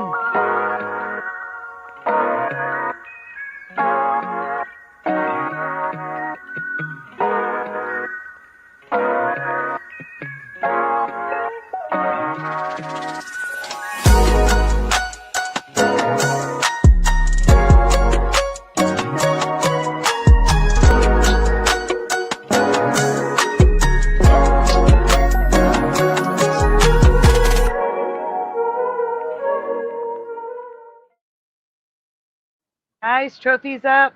Oh, wow, trophies are up. Oh, my. Okay, trophies are up. Trophies Thank you are so up. much, guys. Wow.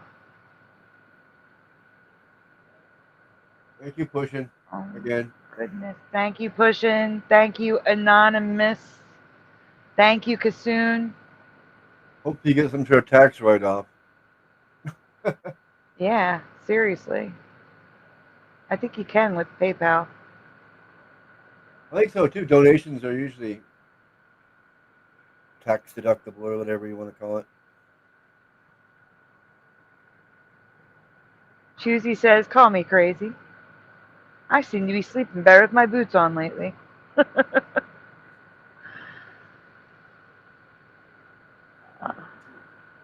Lula. Every minute with you. Lula's saying thank you. She's purring. Thank you, guys. It does help. Thank you.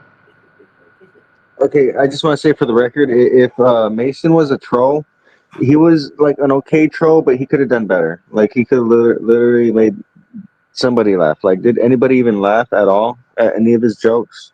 Because I did. I know I laughed because I could appreciate the craft, but did anybody else? Like, no, I don't think he did that good of a job in reality.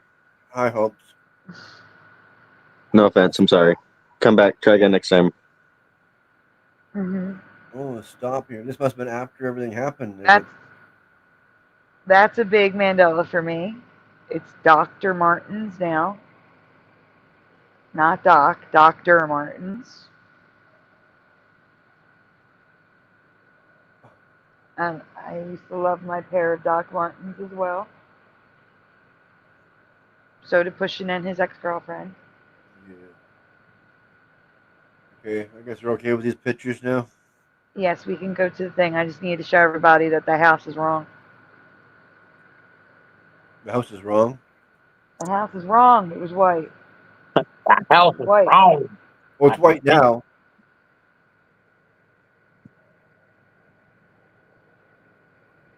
Well, you got video, you got picture evidence, but the house is still wrong.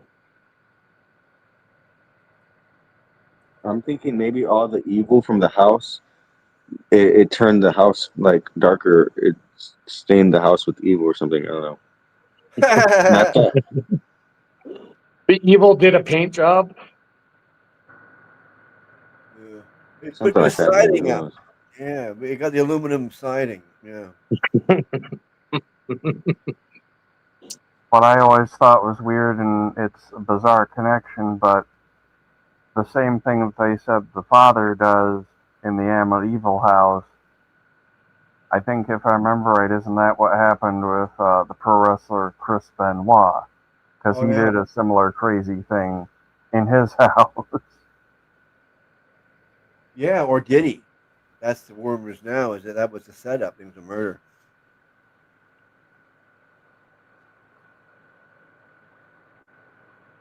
Y'all get I never even heard of that. Oh, I have. That's the latest.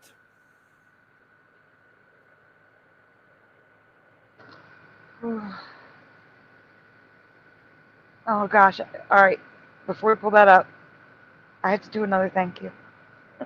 Sorry, guys. Oh my. Are you really? No. Not oh my. Oh my, thank you. Oh my, thank you. There you go. Guys, trophies up again.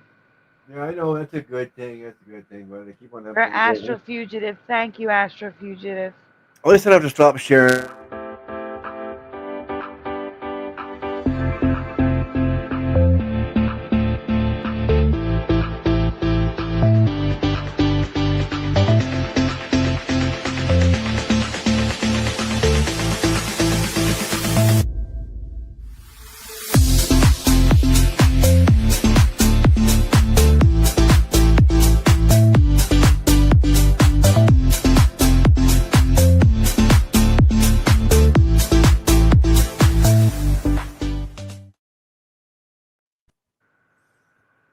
Thank you, Astro Fugitive. Oh my goodness. Get these trophies up.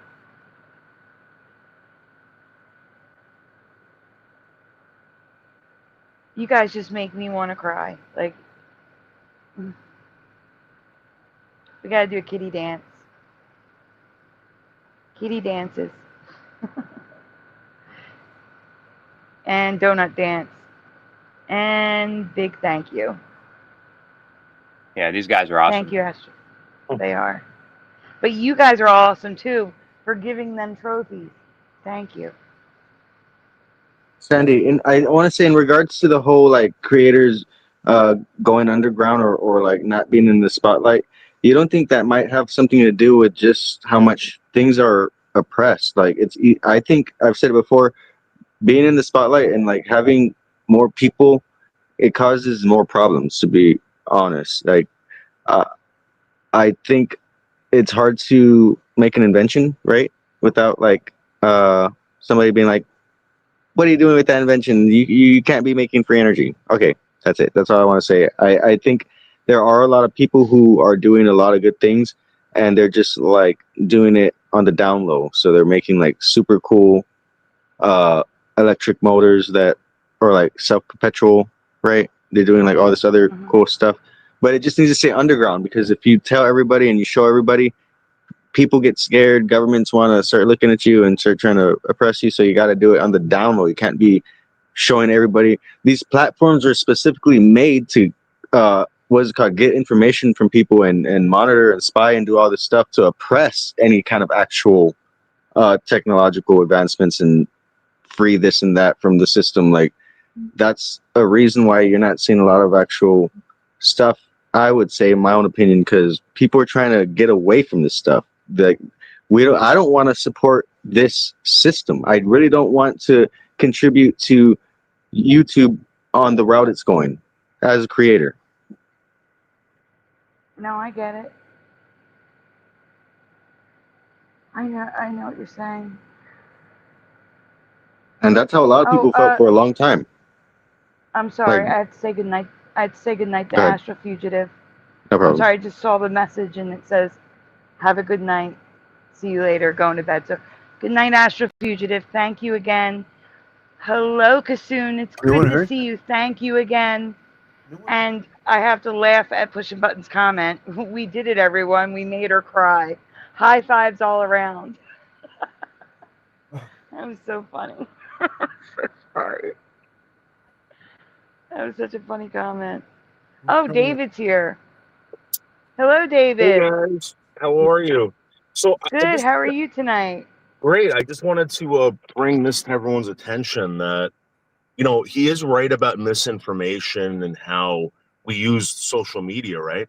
But did you guys see what happened with Charlie Kirk and how everyone was trying to twist it?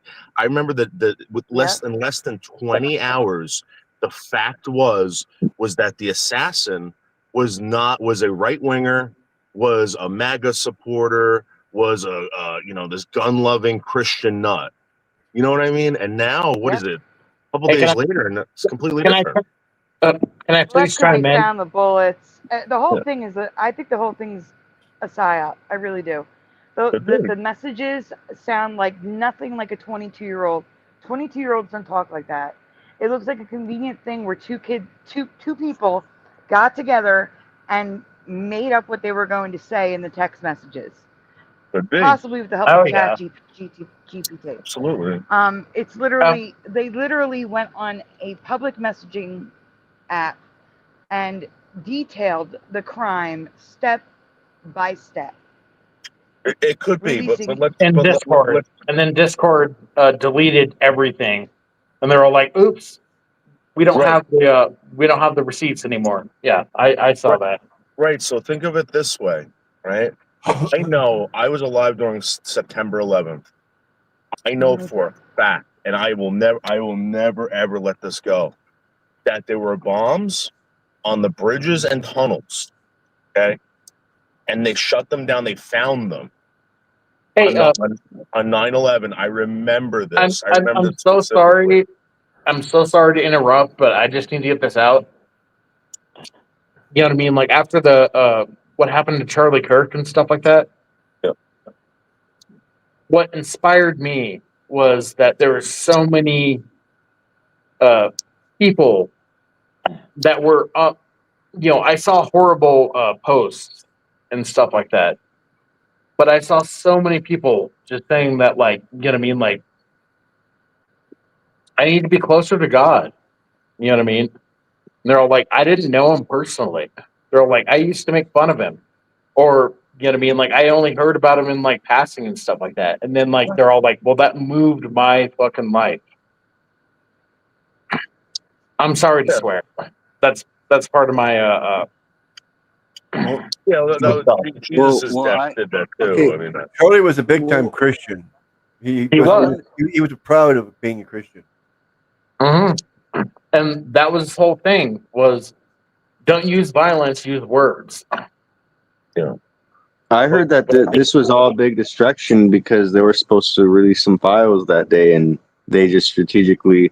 He was over here saying that they should release all the files, and then he ended up getting shot the same day they were. Maybe planning that's on releasing true. it. Maybe it's not. But am I the only one who's heard that? I was only moved by the fact that a man that gave his life, trying to go out there and talk to people. Yeah. You know what I mean?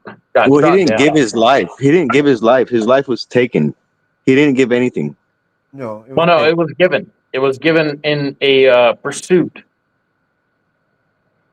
It wasn't taken. No, see, you can't take anything away from him.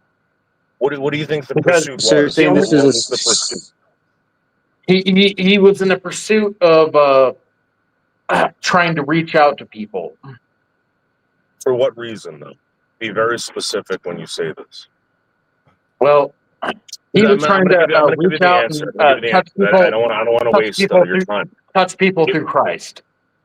Yeah, the truth. A lot of people try and misconstrue that as he was trying to brainwash people. He was trying to do this backwards, whatever. He was trying to give people the truth, and this is my point about what I'm about to tell you, is that when people hear things, all right, they think that is the truth, and that's what they remember. That was my truth. I remember those being on this bridge, these bridges and tunnels. I remember them saying this. No, there was a lot of false I information. understand what you're saying, but we're talking. I agree with you, David. Yeah. We're talking about what's wrong. I'm sorry. Give me 1 second. I'm sorry, Sandy. I lived in New Jersey. It's okay. I lived in New Jersey on September 11th. I remember it clearly. I'm the same age as you, David. So around the same age at least. Yeah. And I remember hearing that as well. I remember hearing a lot of things. I also remember being able to see the smoke when I was in Cherry Hill, New Jersey. But now they're saying the smoke did not reach Cherry Hill, New Jersey. There's a lot of things with September 11th that do not match our memory. Yeah. So my question to you is, right? That was all over what you saw, the stuff that you heard on the news. Now people are getting their information all social media websites, stuff like this, right? Where this guy's great, by the way, the Y-Files. Yes, Stuff like this. We don't even know it's truth anymore. And I really do that. Maybe this is what is creating the Mandela effect. You ever think that maybe the information that they're putting out there is just a lie? And you know the truth, but it's just a lie what they're putting out now? Well, no, that's always possible with the newer stuff. But no, that's not. Like I just showed, I don't know if you were here. That is not what's making the Mandela effect. I was in the shower. I was listening. Guys, let me talk here. I just showed the Charlie Brown Christmas special. Like, I know what I saw. I know I saw Snoopy's Doghouse red in that Christmas special. With the exception of comics, Snoopy's Doghouse was always red for me. With the exception of one cartoon later on, it was a yellowy, orangey color. And in the comics, it could be different colors. But in the Christmas special, which I saw every year, that doghouse was red. Yeah, the doghouse was red because of the Red Baron thing. He was the Red Baron, remember that? Right, but his house was white whenever he was the Red Baron, wasn't it? Yeah, the doghouse is blue. So no, that would have nothing to do with media. Do you see what I'm saying? Like, that's my memory. It's blue now. There's no. I mean, even in the Macy's Thanksgiving Day Parade, when they had the peanuts on a float and they had a blue doghouse, and I've never seen that. Like I used to watch, when back in the 90s and the early 2000s, we still watched TV. I watched those Macy's Thanksgiving Day Parades. I've never seen Snoopy's Doghouse blue, and now it's in the parade and it's in the Christmas special. It absolutely was not like that in my past. Yeah, I don't That's crazy. Yeah, isn't it? Yeah, I want to say something the that government. people would. I just want.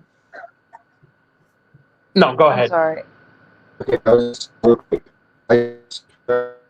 You're There is. roboting. Okay, Try again. I'll just. Hello, mic check. 1, 2. We can't You hear keep you. going in and out. Right now, you're okay. He's coming back in. What were you saying, David? I'm sorry. No, I was just gonna say that. Yeah, I mean, as far as this information goes, right? I'm questioning everything. Yeah, depending on who you ask, guys, this is what it's gonna be. As far as Charlie Brown goes, that house was red. That house was red. It always was. Yeah. I swear. I encourage you. Wait, I David, I do 100% encourage agree. you. It was always red. Yes, David, I encourage you when you get to work, because I know you're driving to work. Yeah. Just Google it. Just Google Charlie Brown Christmas Special, Snoopy's Doghouse. I just don't take my word for it. Just please go look. That's all. It was supposed to be like Santa's sleigh. That's they threw the Christmas lights on there, and then yeah. Mm-hmm.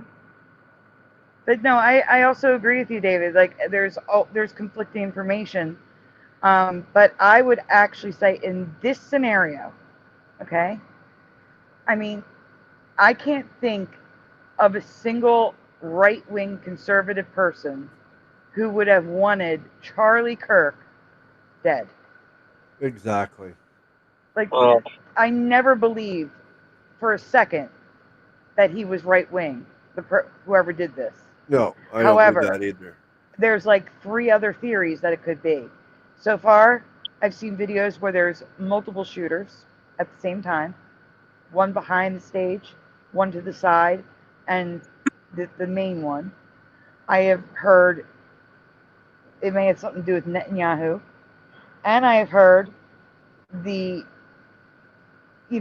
current mainstream story, which again, those text messages are way too convenient. They are so convenient. I mean, right down to I wrapped it in a towel and put it under the bush. And the news said it was found wrapped in a towel under a bush. And I'm like, oh no. The second I heard that, I'm like, this is nuts. There is no way.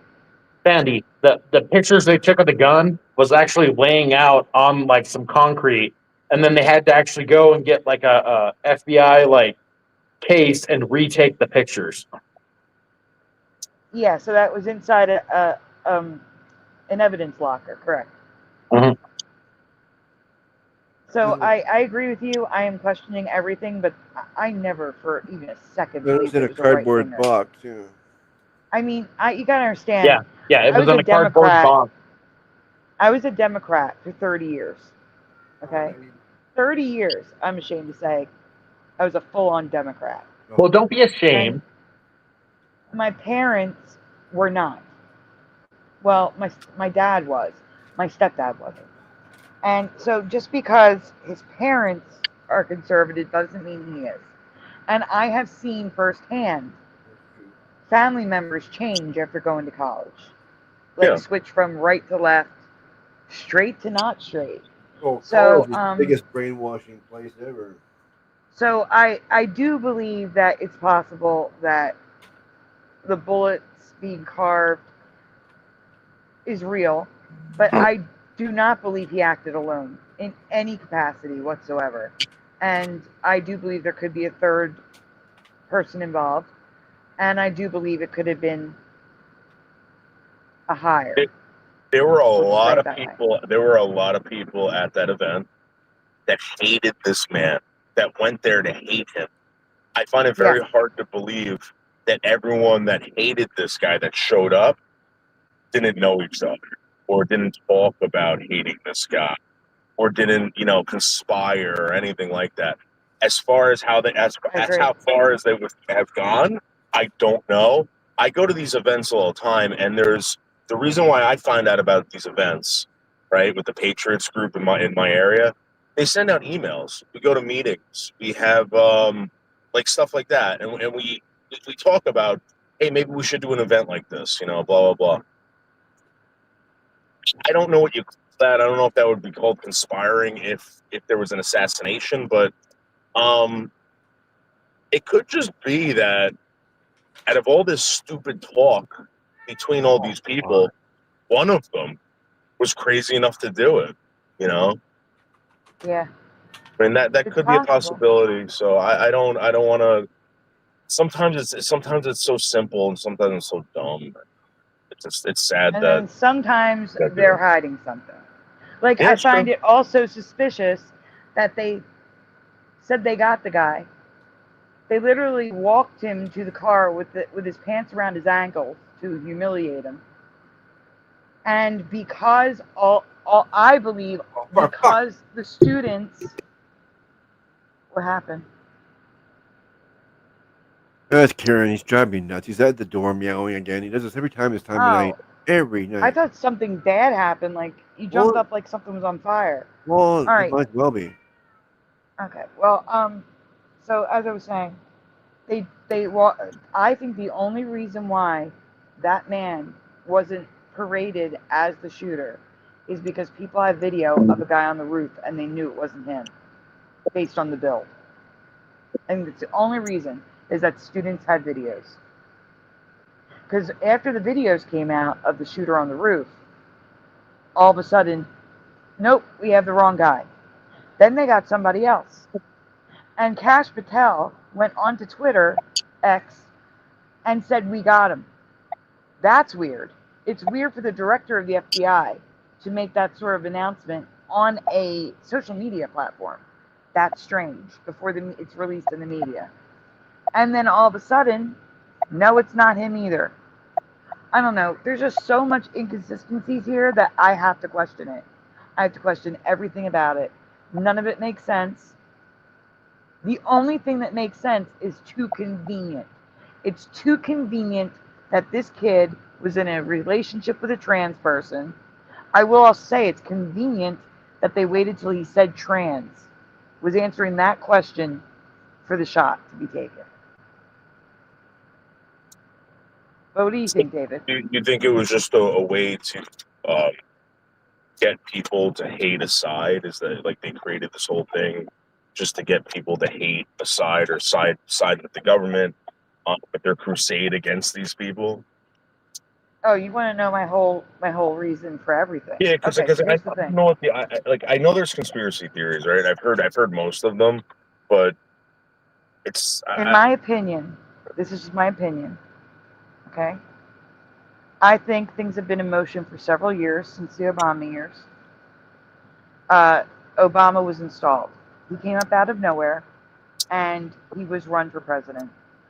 And I believe the goal was to end capitalism in the United States and the Constitution, install socialism, and their plan was the final step of the plan was Kamala Harris. And just like 2016, Trump's victory thwarted that.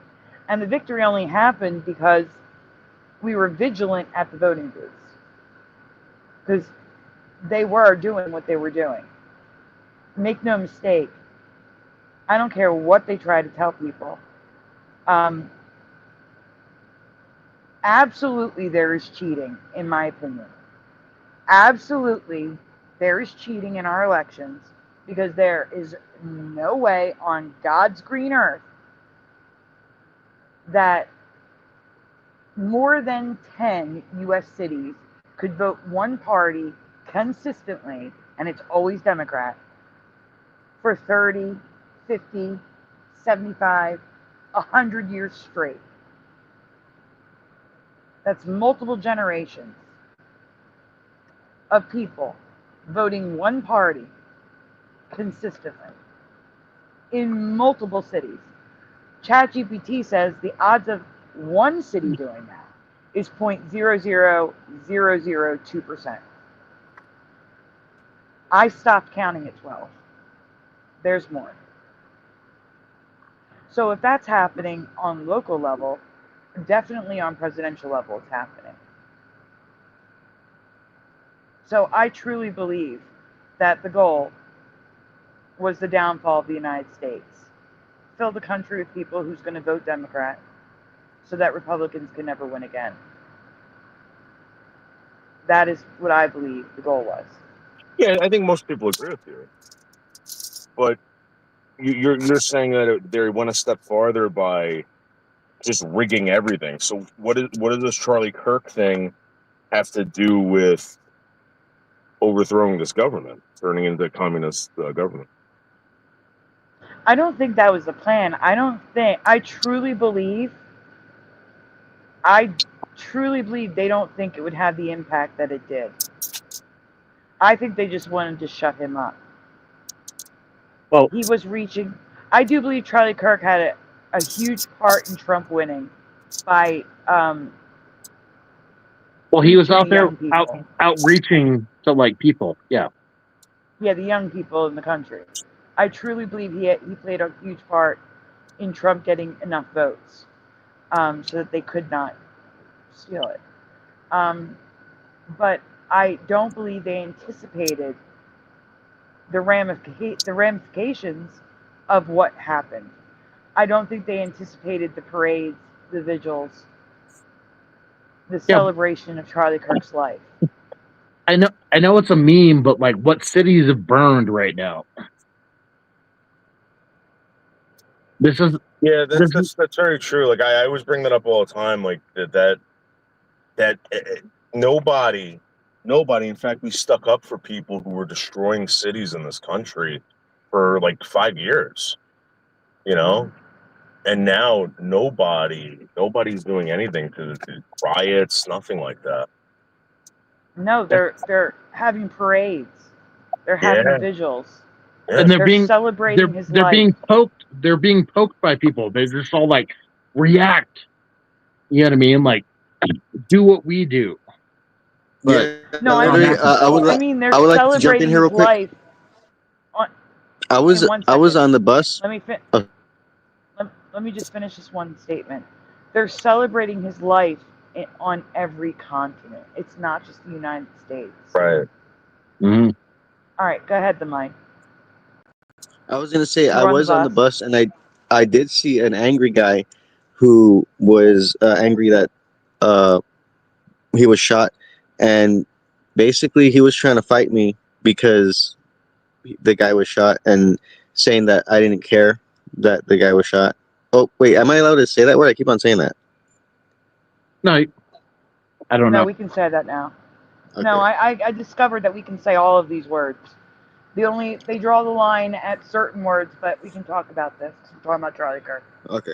Okay, so yeah, and I was just like, this is not the right energy to have. Like, yeah, I get this is a bad situation, and like we need to figure out what the hell to do, and like there is some anger involved with this whole thing, but just going around wanting to just beat somebody up because somebody would like to destroy stuff. I agree. That's a him problem. He has anger issues, and he should not be doing that. Absolutely not. He should be in police custody until he can. Yeah, so I'm pretty sure he wouldn't want that. I'm pretty sure he wouldn't want us rioting and destroying stuff in the streets and acting absolutely however. Well, some people get mad, some people get sad, everybody reacts differently in this situation, you know? Yeah, grief and to be clear, I don't see anything wrong with someone saying I don't care either way. Right. I think you should care that a human being was murdered. Exactly. But other than that, I mean, you have every it's a little right crazy. To not care about Charlie Kirk. It's a little crazy to say you don't care when someone dies in general. Get on the road. I'll be right back. Okay. Well, what did you say? I was at work. I'm sorry. Yeah, it's a little crazy to just not care for someone's life in general. I guess unless I agree. Now, like they've done like some horrific crimes. Anyone who's not at least like, you know, I didn't really care for the guy, but he shouldn't have been killed. I mean, like, that's the sentiment that it should be if you really didn't care about him. If you hated him, it didn't matter. He's still a human being. And human beings should, especially in America where we have a constitutional right to freedom of speech, he should never have been harmed in any way for speaking his mind, let alone murdered. And the fact that people are celebrating that, they are disgusting. Bill. It leaves a grimy whenever I see that stuff on my feed. Oh, wait. And to be clear, if you want to celebrate in the privacy of your own home, not online, you are welcome to. You are free to. If you want to live that life, go for it. No, but they're doing doing victory dances. Yeah, exactly. Online. That's the disgusting part. Hope they all lose their jobs forever. Well, see, I disagree with that too. See, here's the thing. For years on the right, we've been saying, it's cancel culture. It's not right. Now, if the jobs organically see that video that they made and determine that they don't want that associated with their company, that's fine. However, I don't agree with people searching them out and sending them to their employers. To me, that's the same as what the left did to the right. That's still doxing. It's still cancel culture. I disagree with that. Wait. No, but there has to be some kind of thing, like whatever happened to report cards. Like literally, if you can act crazy on the bus, no, that's a threat. That's different. What you're describing is a threat. Threat is not covered by freedom of speech. Well, there is immediate threat and idle threat. Correct. And like I said, if people are actually there's some celebration videos where people call for violence. That is not protected by freedom of speech, and it is incitement of violence, which is a crime. Those should be investigated. Those should be sent to the FBI. If I know you mentioned the Citizens app. Didn't you say you have a Citizen app? Yeah, I have the Citizen app, correct. So, I mean, I don't see why there can't be something like that where it's a Citizen app and then literally it would be like, okay, you're acting crazy on the bus, like you're literally cussing out this person, and then... No, that's where you call 911. You call 911. Yeah, but we kind of see that 911 isn't really pursuing these people. But I understand, your position, Sandy. Like, it sounds like a social credit system, which is completely unethical. Correct, and that's like snitching. But I do agree. You could put that into the Citizen app to warn people, to be careful. That have like an employee thing. But then people should be able to defend themselves, though. They should have the ability to defend themselves and should be aware of the dangers that are actually going on. Right. That's why I said definitely put in the Citizen app. Be careful. This person is on this bus, and they're looking for a fight. Let people know. Maybe a woman's getting off of work. She's a waitress. She's a 55-year-old grandmother, and she's getting off of work, and she's got to take the bus. Maybe skip that one. Yeah. Or take an Uber to me. Okay. You know what? I want to say this now that we're talking about this because I was thinking about this the other day. You know what gang stalking is, right? I don't. I know. You don't know what gang stalking is, Sandy? Not stalking, no. Gang stalking, yeah.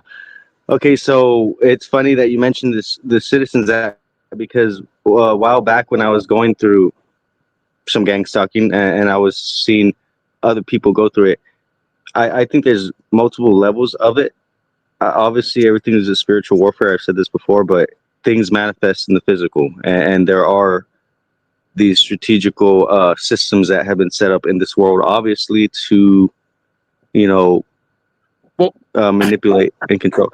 Okay, so my point is, yeah, go ahead. Well, if I can interrupt, gang stalking is basically where a gang owns a territory, and then if you don't abide by their rules, they'll actually follow you around and intimidate you. No, And then like wrong. That's not what I'm that's talking not about. what gang stalking is. That's like maybe a form of it, but no, that's not where a gang. It's literally just a group. What were we gonna say, Sandy?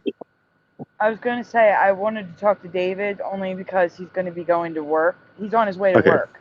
So Yeah, I I've got about an hour. I have an hour before I get to work, so.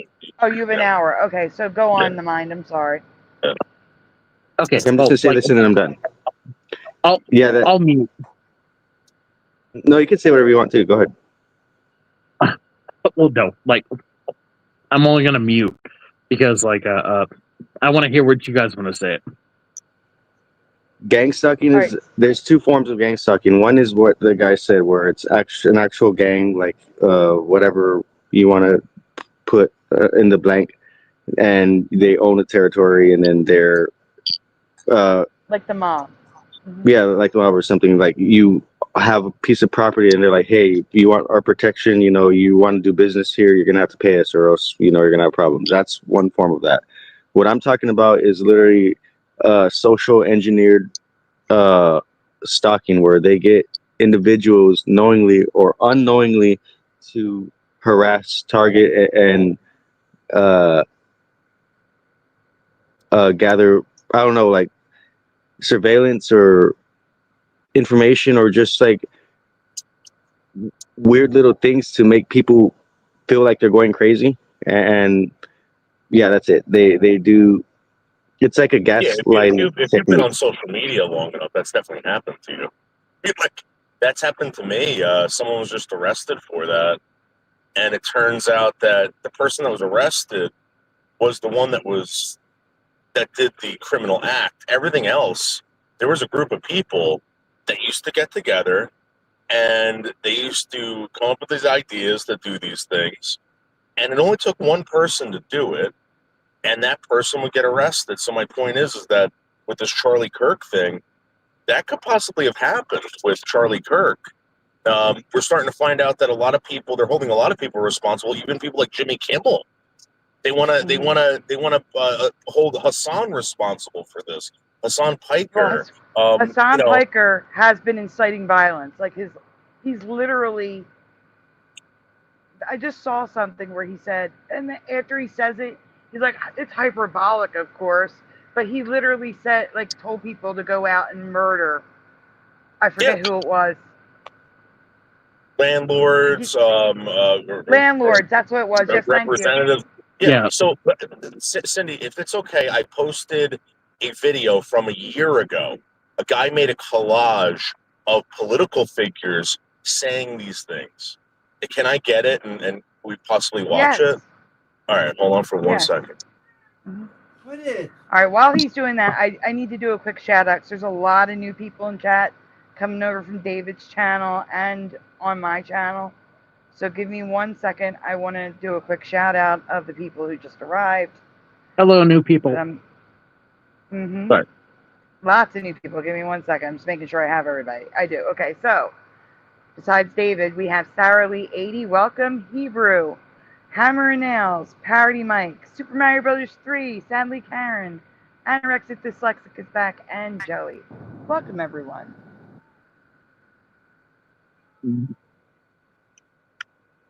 That was everybody. I thought it was gonna be a whole host of names I've never heard before. Just a few. So Cindy, Yeah, in this there's a couple. video, it starts off kind of slow, but like it ramps up to this like vicious rhetoric of people insisting that people do violence to their opponents, to people that they disagree with, and for someone like Hassan Piker to witness this and think it's okay, and then it goes on till eventually some dork in Utah takes a rifle and hurts somebody. You know what I mean? That's well. Welcome, Crunch. Can I add my 2 cents in right here? 1 second. Welcome, CM Dirt. Now you can. Sorry. Go ahead. So what's happening right now is that these people believe that they're actually being under attack. So if they retaliate in such a violent manner and stuff like that, that's self-defense for them. But that doesn't check with reality. Yeah, I mean, you also got to remember what they believe they're being attacked for. A lot of people are being attacked for misgendering somebody. You know what I mean? Like, if I was to misgender someone, they view that as a form of violence. Like, They all think that they're like a member of the Schindler's List. You know what I mean? Like they're being exactly. Yeah. All right. So no, I agree. Yeah. Do you know who this is from? I'm sorry? Do you know whose video this is? Oh. Let me look. I appreciate it. Thank you. The video says Donald J. Trump, or the person who put it up, Donald J. Trump. I don't know how true that is, but... So it's okay. So it's probably not, because that would be President Donald Trump. So Yeah. we'll just put Donald J. Trump. It was from a year ago, guys. Oh, it might be, because it's got the T in the corner. That's why I was asking. Might See be. the watermark? Oh, damn. All right, here we go. We got Donald J. Trump I on wish channel. I were debating him. No, I wish we were in high school. I could take him behind the gym. That's what I wish. I said, no. I said, if we were in high school, I'd take him behind the gym and beat the hell out of him. I just don't even know why there aren't uprisings all over the country. Maybe there will be. That you cannot be civil with a political party that wants to destroy what you stand for, what you care about. If you see anybody from that cabinet in a restaurant, in a department store, at a gasoline station, you get out and you create a crowd. And you push back on them. And you tell them they're not welcome. You know, there needs to be unrest in the streets for as long as there's unrest in our lives. Enemies of the state. Show me where it says that protests are supposed to be polite and peaceful. Person Walker, how do you resist the temptation to run up and wring her neck? When they go low, we kick them. They're still going to have to go out and put a bullet in Donald Trump. Yes, I have thought an awful lot about blowing up the White House. Please, get up in the face of some Congress people. What a stupid son of a bitch.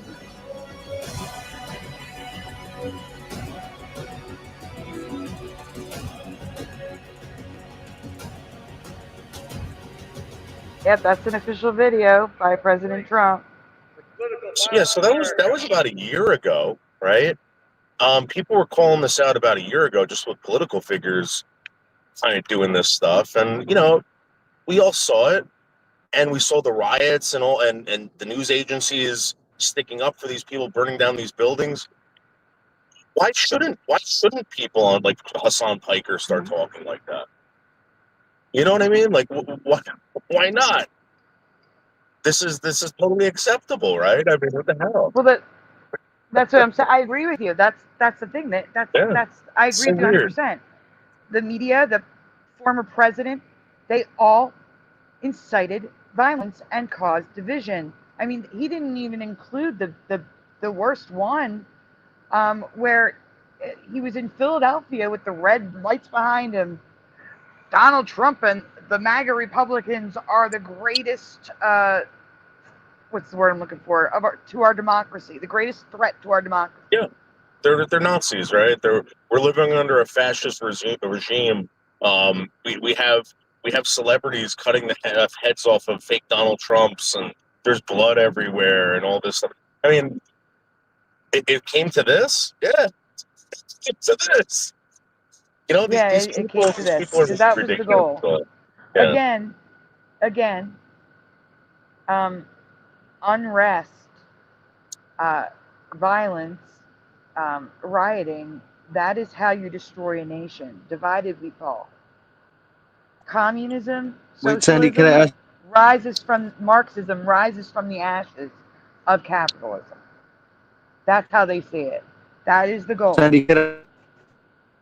Yes. You're breaking up the mic. Okay, hello. How does this sound? Better? Better. Much better. 1, 2. David, so you're saying basically like me as a Mexican, I can't have presidential piñata without you saying like I'm inciting violence because I'm like celebrating my culture? No, you can say No, whatever what are you you want. saying? What I'm Because saying he's is talking about like say whatever you want, he's talking but about like That's kind like of a literally straw he man. said like I remember can't that like you're influencing like tear the head off of a presidential like doll, fake doll thing, like if Well, it's a here's piñata or the deal. something, because Here's the deal. all of a sudden I'm No. He's inciting talking violence. about. Before Wait. this The goes too mind. He's far. talking about a specific event with Kathy Lee Gifford. No, not Kathy Lee Gifford. Kathy Griffin. Do you remember that?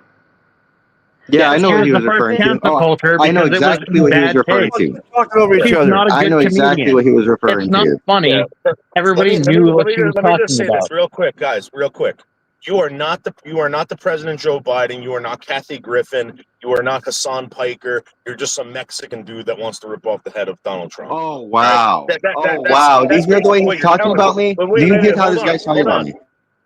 Hold on. No. Yeah, I hear what he's saying. He's saying you're not famous. That's what he's saying. He's saying I'm just some Mexican guy. Like, wow, okay. Yeah, you are. You're just like everyone else.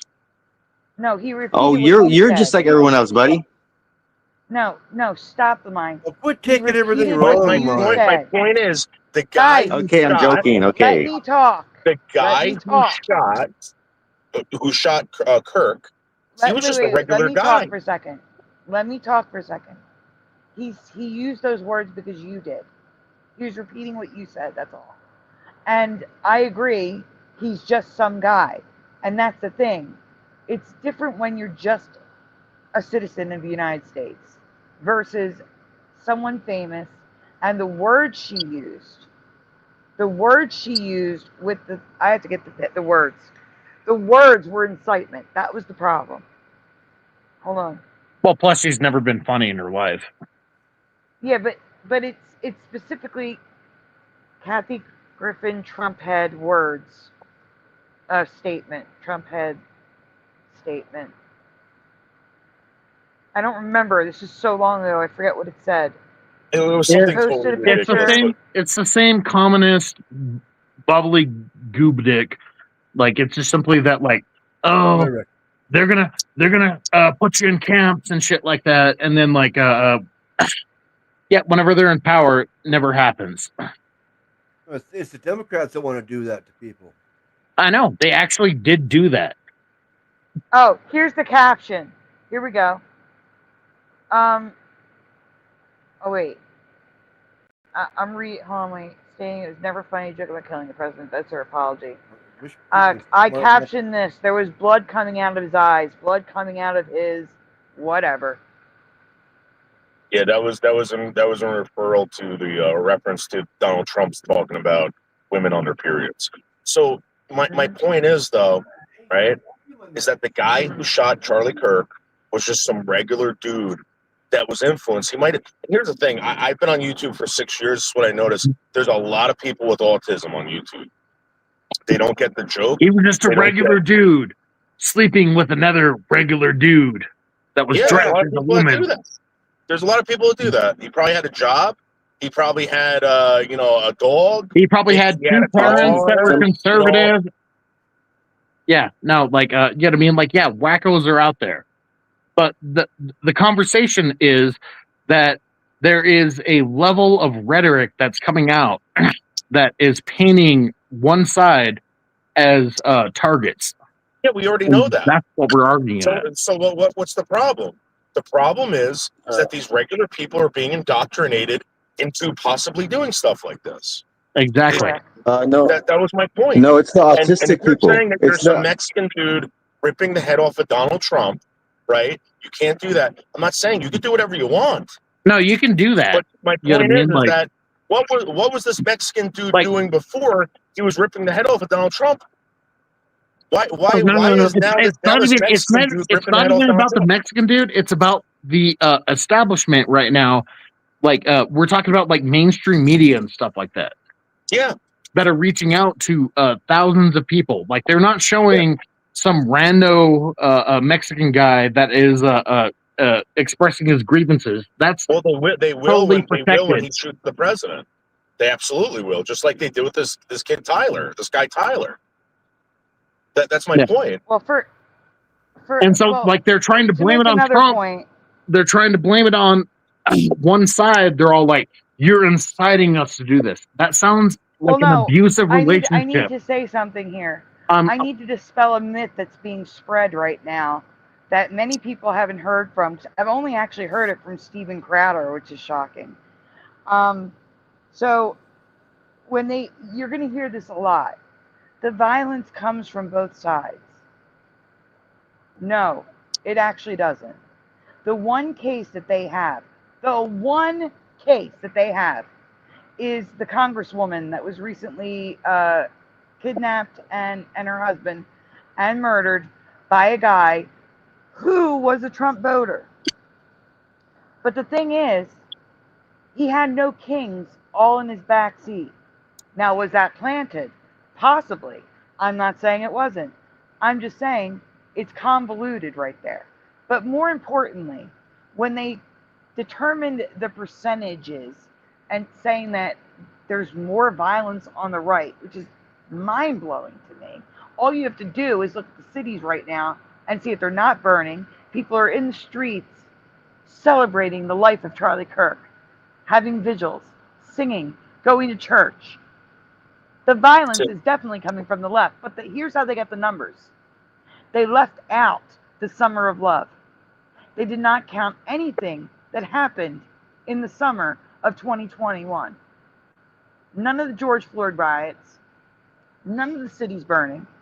They didn't include when the man, they included the Republican man and woman that used a gun to protect their home from Antifa as violence on the right, protecting their home.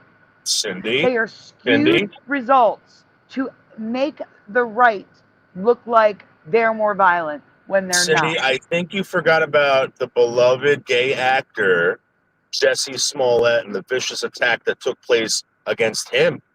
He was doused they probably counted that. Oh my God. The two Democrats that he hired, Democrat on Democrat violence. They weren't even Democrats. They were just actors.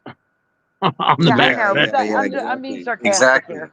All They I'm actually saying is that, turned out to be cool. Have you seen the interviews with these guys? Yes. I hang out with these guys. These guys are funny as hell. But my point is, absolutely a quadrillion %, there is not more violence on the right.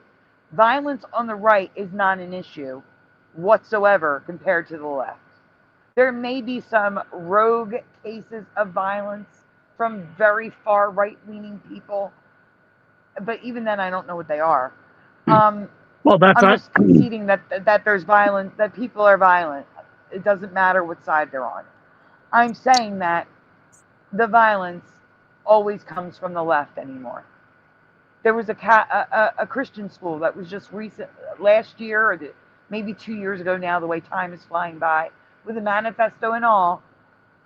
It was a trans woman, a trans man, I should say, because it was a woman. A confused individual. That too, you know. And murdered those children. The Catholic school that just happened, Annunciation. Sandy, that was from the left. All right, like my brother-in-law is an ex-con, and he was actually part of the Aryan Brotherhood. He's not right now, but like those motherfuckers are frothing at the veins for a race war right now, and that's what we don't need to get into. Absolutely not, and that's what I'm saying. It's not race. It's not. It's us against them. It is us against the establishment. That is what it is. And the sooner that people realize that and throw away their skin color and their heritage, and you're an American. It's Americans against the establishment, Americans against the elite. And once you realize that, we win. No, that's what he said. That's what he said. What it's about. He's like he's scared because like he's just like, you know what I mean, like you know what I mean? Like I used to be part of that like brotherhood and shit like that, and he's like, and I broke out of it, and then like, you know what I mean? Like he still knows people in there, and they're just all like, oh yeah, we'd love a fucking race war to break out. But like that's the thing is on the left, it seems that they want this. You know what I mean? Of course. From the left, from 2015, Dear White People. Have you seen that movie? Yeah. It started in 2015. I watched BLM, a BLM riot. I forget where it was. It may have been Atlanta. I could be wrong because it's been so long. And what I saw was horrific, and it was like the start of it. It was a bunch of black people chasing down white people, screaming, "Get him, he's white." They set a guy on fire. They started this by separating people by race. That's where they started the divide. They, the media, Cindy, the government. Wait. I gotta jump in here. Like literally, throughout history, I mean, I think we have to acknowledge that there has been like a divide between races or cultures or ethnicities, however you want to like. With all due respect, right? I'm older That's than the thing you. that happened throughout history. I remember you don't. I'm trying to tell you, things No. were so Like, good in the India? 80s and Wait. 90s. No, let him. Yeah, but why in India? Let him talk. It Like, wasn't perfect, history. but it was so good. Yeah, but I mean, like historically speaking, like in India, there's a whole bunch of Indians in India, right? I mean, in Africa, there's a whole bunch of Africans. That's like for a reason. You don't see like a whole bunch of. In Sweden, you see a whole bunch of white people. You don't see a whole bunch of Mexicans in Sweden. You don't see a whole bunch of blacks in Sweden. Like there's a certain ethnic group for every region. Like scientifically speaking, organisms Well, you see a are bunch of blacks adapted. in England. Yes, I know, and that's due to a whole globalization thing that happens, which is an issue. I think we could acknowledge that there's an issue with groups of people coming into certain places, changing up the whole environment and the culture and stuff, right? That can be an issue. It can be an issue when it's forced and it's done in like opening the borders and literally 20 million people coming in at once. Yeah, and that's what I'm saying. That's why there's a lot of blacks in England, because slavery was a thing, and there was a lot of globalism happening. So I mean, yeah, of course, there's going to be a lot of mixing where there's a lot of globalism. Well, yeah, of course, but I still don't see the point. The point is, I get what he's saying is that like every distinct region usually like stayed homogeneous until themselves. Homogenous, yeah. If that's true, then how come there's no blacks in China? China had Well, the because African slave trade for over 1,000 years. There's like no blacks in China. China's communist. They've already achieved communism there. Well, yeah, they had their own slavery set up. In China. You know what I mean? Okay, Japan. Well, no, Japan actually they actually redid their thing where they were importing Indians. Korea. Korea like has like a failing birth rate and stuff like that, but they still don't want like foreigners coming in and replacing them. So who's racist? People who don't want foreigners coming in. No, you could be racist there's a whole different types of racism. It's just like not You're right. clear-cut I racist absolutely thing. mind. I agree with you. But what I'm trying to tell you is, in America, things were good. They weren't perfect. Oh, I agree. Maybe like in the 80s, yeah. In the 80s and 90s, things were good until the government and the media divided us. I'm telling you, things were good. People didn't look at color like that. They did not care about skin color like that. I mean, I'm sure there was a small portion of the population that are racist that did, but for the majority of the people in the United States, we were American. We were brothers and sisters. It didn't matter what your skin color was. It didn't matter what your heritage was. You're an American. You're my brother. You're my sister. May I share a link about a related topic here? I'm just saying, the division is what needs to stop. We need to the realize media, that it's right. us against them. Exactly. Vision. We need to recognize reality. Morgan Freeman said it. I'm going to ask you to stop calling me a black man, and I'm going to stop calling you a white man. We need to throw away those labels.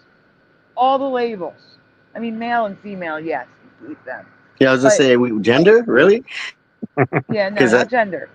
But what yeah, about like, we need to stop it. I know. But we need to stop with the whole, being tribal with our skin color. Like, white people really aren't. We're not tribal with our skin color. But a lot of races are.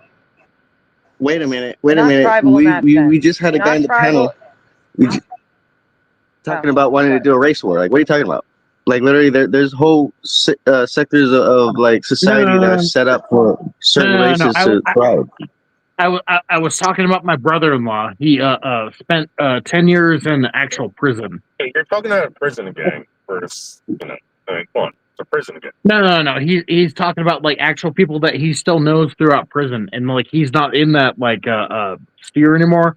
But like he knows those people and stuff like that, and that they're chomping at the bit, hoping that like a race war goes off. And this is like the Aryan Brotherhood. It's a prison gang. It's a prison. Of course they would. I'm just saying. I don't think any race. I don't think any race is susceptible to wanting to like make war with other people for their skin color. That's the only racist that I know. You know what I mean? Is not my brother-in-law, because like he got out of that. But like he's like telling me, he's all like, these guys, you know what I mean? Like they're, you know what I mean? Like they're the army. The made a laser that only that doesn't burn white skin. What's more socially acceptable, a black man hating whites or a white hating blacks? Neither. No, it's not true. It's not true. Well, socially acceptable. Socially acceptable. The blacks hating whites is socially acceptable. Absolutely. There's something wrong with that. Here's the thing. You don't need a group. The group might be Antifa. The group might be the Democratic Party. The group might be whatever. I mean, it's like the communist homosexual, right? You don't have to be gay. But the problem is division. You know what I mean? Like Lincoln said, house divided cannot stand. And then that's what's going on right now, is that everyone is being divided against each other. Every possible way. Mm-hmm. Like I said, we need to throw the boxes away. Every box. And when you realize you want to strip your individuality away, and then decide what culture we should be following, right? No. Strip individuality. You can keep your individuality. I'm not saying to get rid of individuality. That is the basis of freedom. I'm saying that the only thing that matters when it comes to this fight is that you are an American. Really? Is that what Jesus? Is that what Jesus would say? She's not Jesus. It's not politics. I know she's not Jesus, but Jesus isn't in control of politics. I'm saying that to win this fight, this political war, what they are trying to do to us, it is us against them. And the only thing that matters is that we are Americans, and we need to stand together as Americans for what's right and to end this division that they caused on purpose to take over us. Yeah, you're buying. That's what I'm saying. Okay, for the record, I would like to say I think it's right versus wrong. I think there's right things that are happening, and then there's wrong things. Evil. Yeah, right versus wrong. What I think. Good versus evil. Perfect way to put it. Can I share kind of a long story? You know what I mean? Like it's kind of like a how long? It's getting early. How long is it? Oh no, it's only like you know what I mean, like 2 minutes long. Oh, that's fine. So there was a teacher in a class. All right, like they had like 30 students in their class, and then they were all like, "Hey, you know what I mean? Like I'm gonna teach you guys about like the Salem witch trials and what happened during the Salem witch trials." And they're like, "I'm gonna go to each student. I'm gonna tell you either you're gonna be like a person or you're a witch." And so they went to each student and whispered in their ear and stuff like that. And then they came out and they said, "Hey, all right, now you guys figure out who's a witch and like who's a student." So the students argued, and they went back and forth. You know what I mean? Like some created big groups, but then like they were not sure, like if like there was a witch in their group, so like they would exclude them and stuff like that. You know what I mean? Like so they, you know, like they broke up into little groups and stuff like that. Well, at the end of the day, teacher was all like, "Hey, whoever is a witch, raise your hand right now. You'll get an A." Not a single student raised their hand because not a single student was actually told that they were actually a witch. Because the students had that fear instilled in them, and then they broke up into groups themselves. You know what I mean? Like that's what That's it like really is. some like Shyamalan type stuff. No, but that's what it is. That's what fractions us. Yeah, no, yeah, obviously. So, but here's the thing, right? No.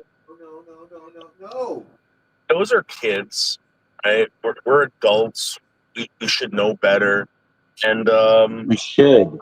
yeah, A lot of adults act like kids nowadays. Yeah, but here's the other thing: you got adults that are influencing children into doing nasty things, being nasty, hating their parents, hating their lives. That's another thing is that whenever you come from a broken home, you have children raising children. And that's another problem. I don't see a problem with that. I really don't. That's a big problem. What are you talking about? That's definitely an issue. Children why raising children? Yeah, why is that a problem? Because what are you talking about? No authority. What do you mean? There's always authority. No, there's always a form of authority. Yeah, there is. So my question is, why is that a problem? You can't just say children raising children. You have to give an example of why it's an issue. And then I have to actually, you know what I mean, like teach these children how to get by in the world. Whenever you have children and control of children, it's Lord of the Flies. Okay, so here's the deal. My aunt had my cousin when she was 15 years old. Well, it's not.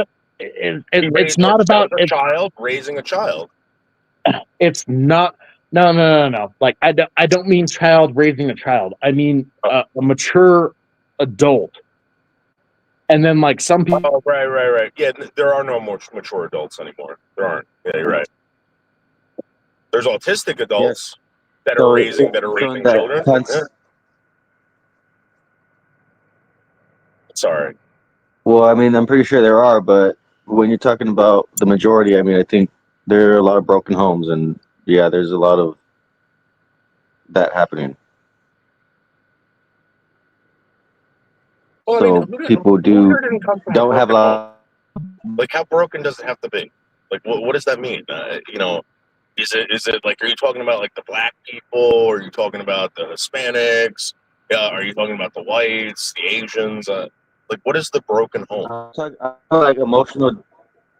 like emotional development and like mental emotional development. Like that affects a broken home affects that. So I mean, if you're talking about forming groups, right? I think we typically will gravitate towards those that we are used to and like those that we grew up around. So it's just like a self defeating cycle sometimes if it's if you grew up in a bad like environment.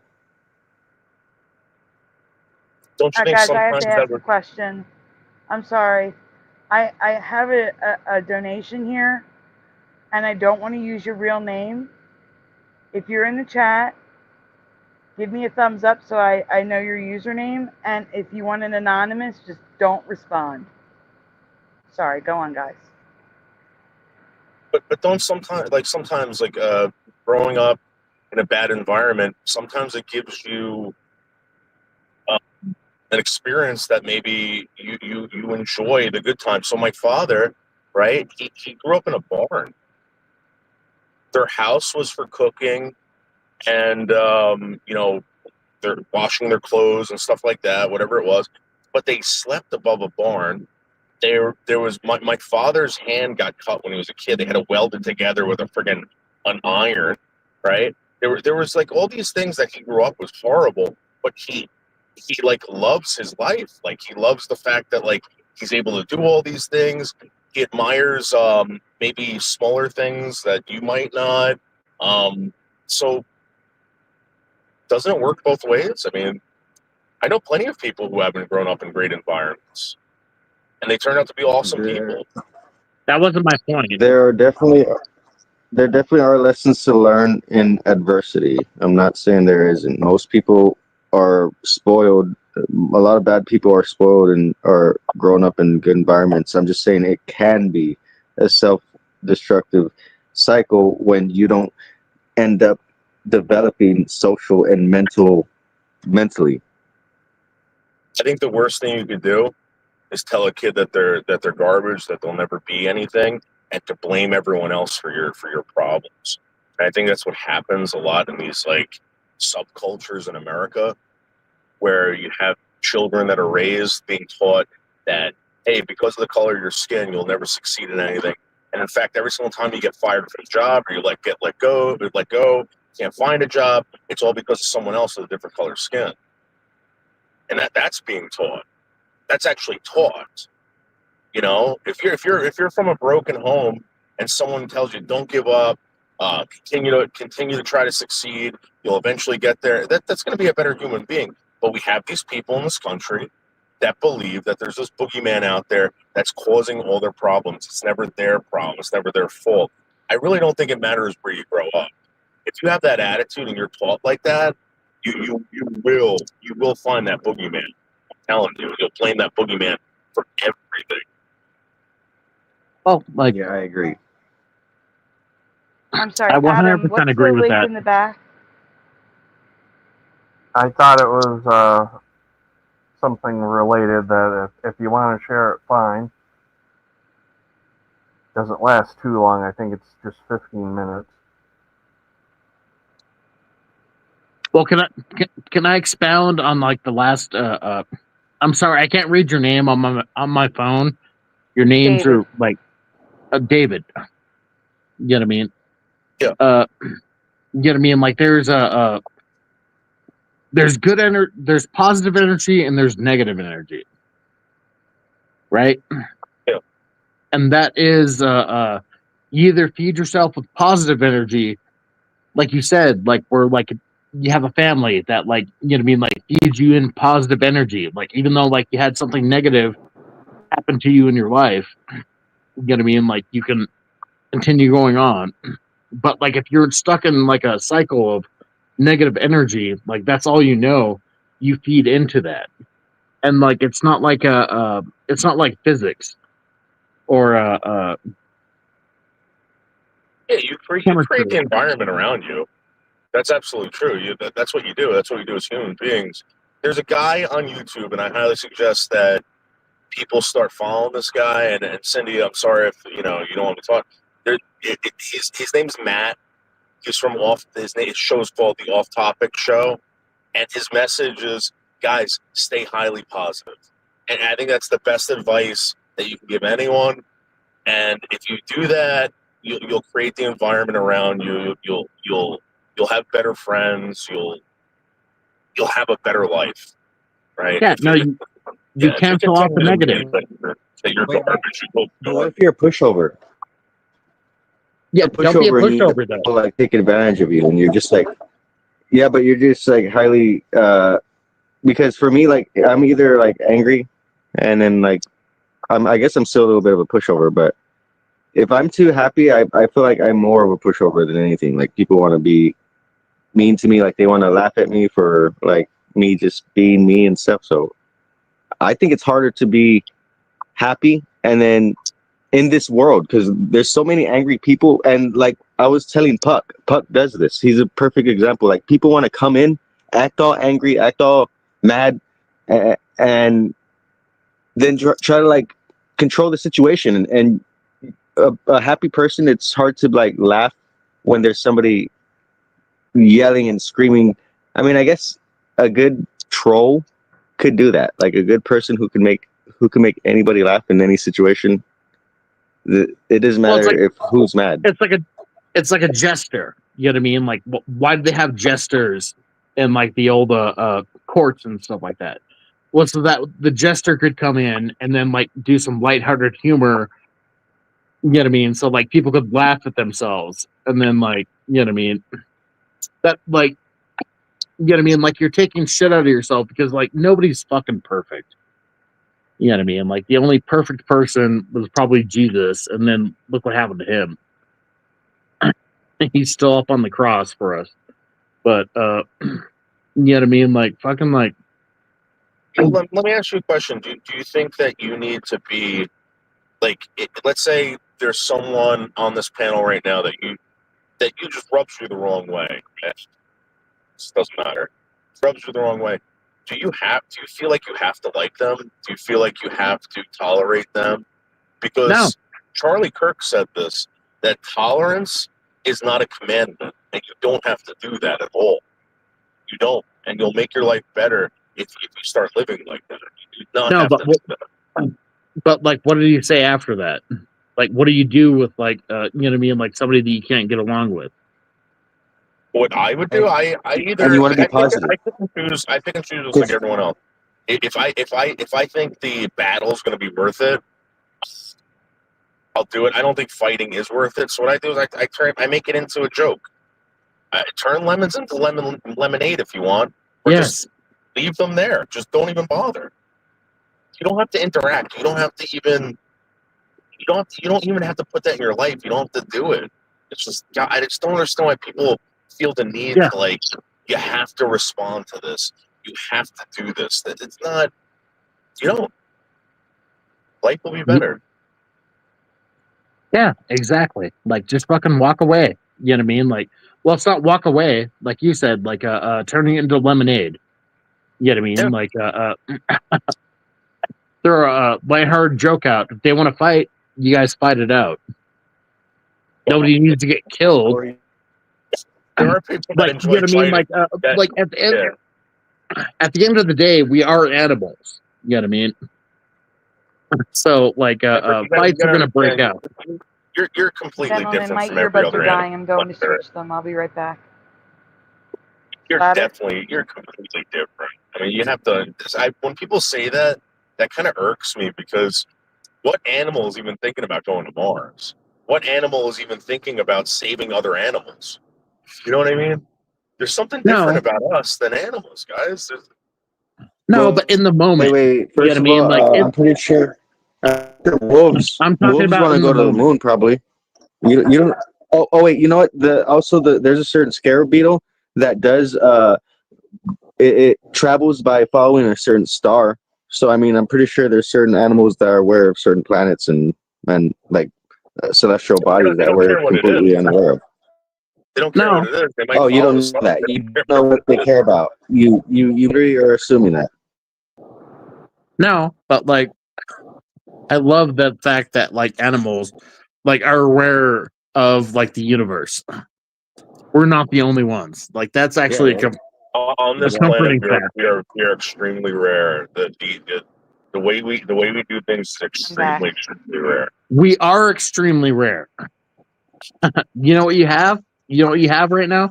You have life. You know what else has life in this solar system that we can think of? Nothing else but us. Yeah, and that includes. You know what? I'm telling you this, and I'm just realizing I'm holding fire in my hand.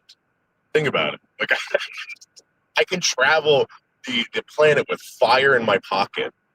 You know what I mean? I just lit up a cigarette. You know, there's a complete. I don't know, guys. If you guys don't see that, then no, that's barbiturates in your lungs.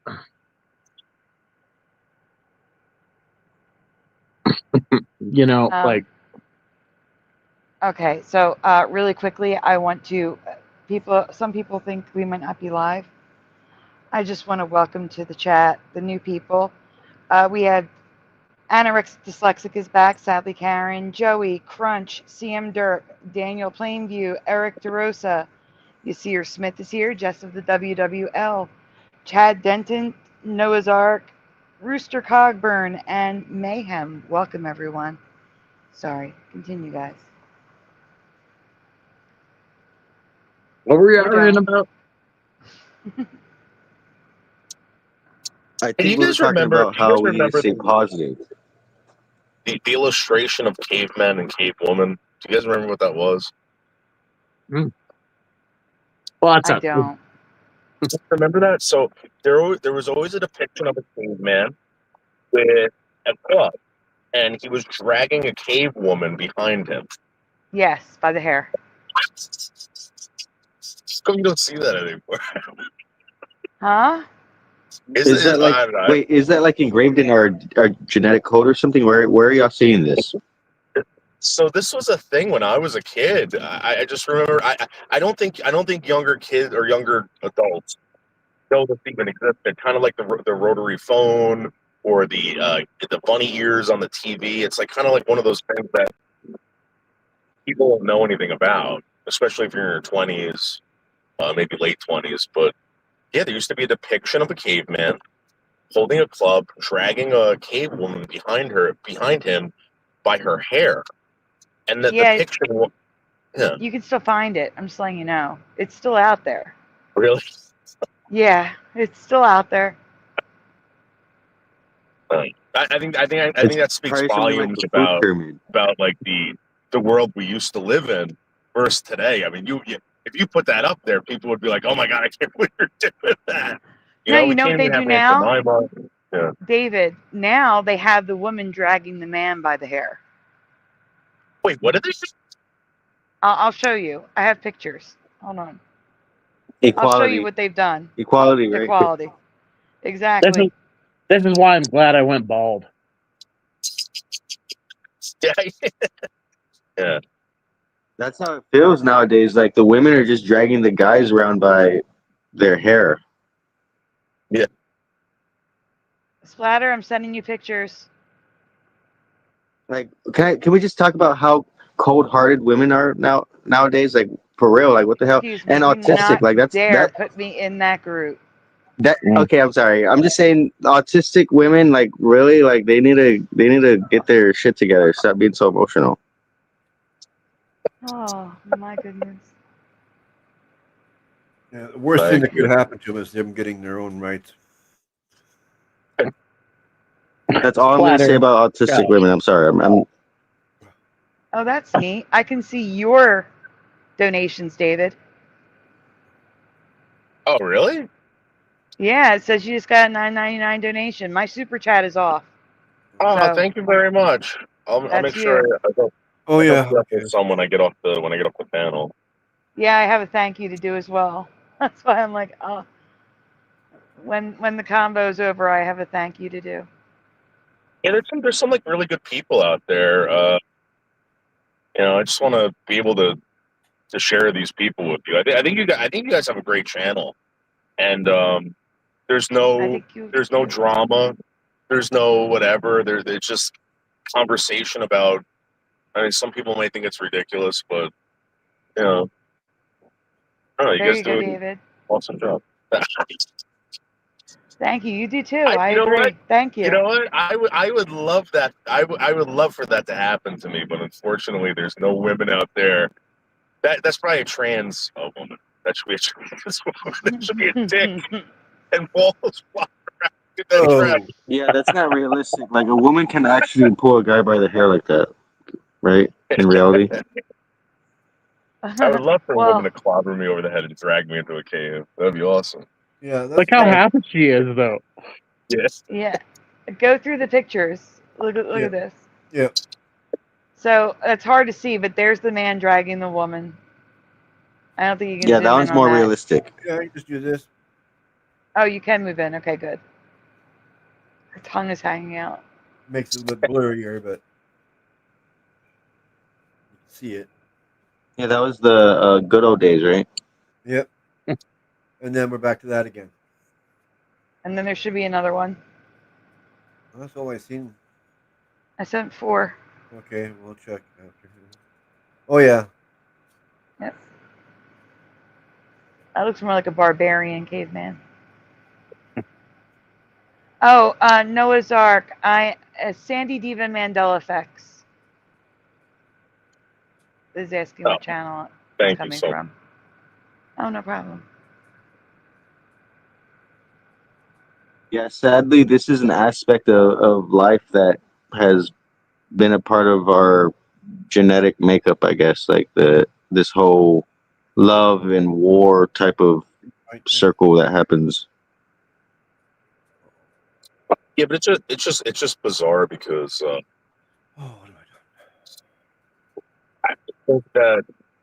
I think that one depiction is funny, the other one is considered dangerous and violent, and whatever.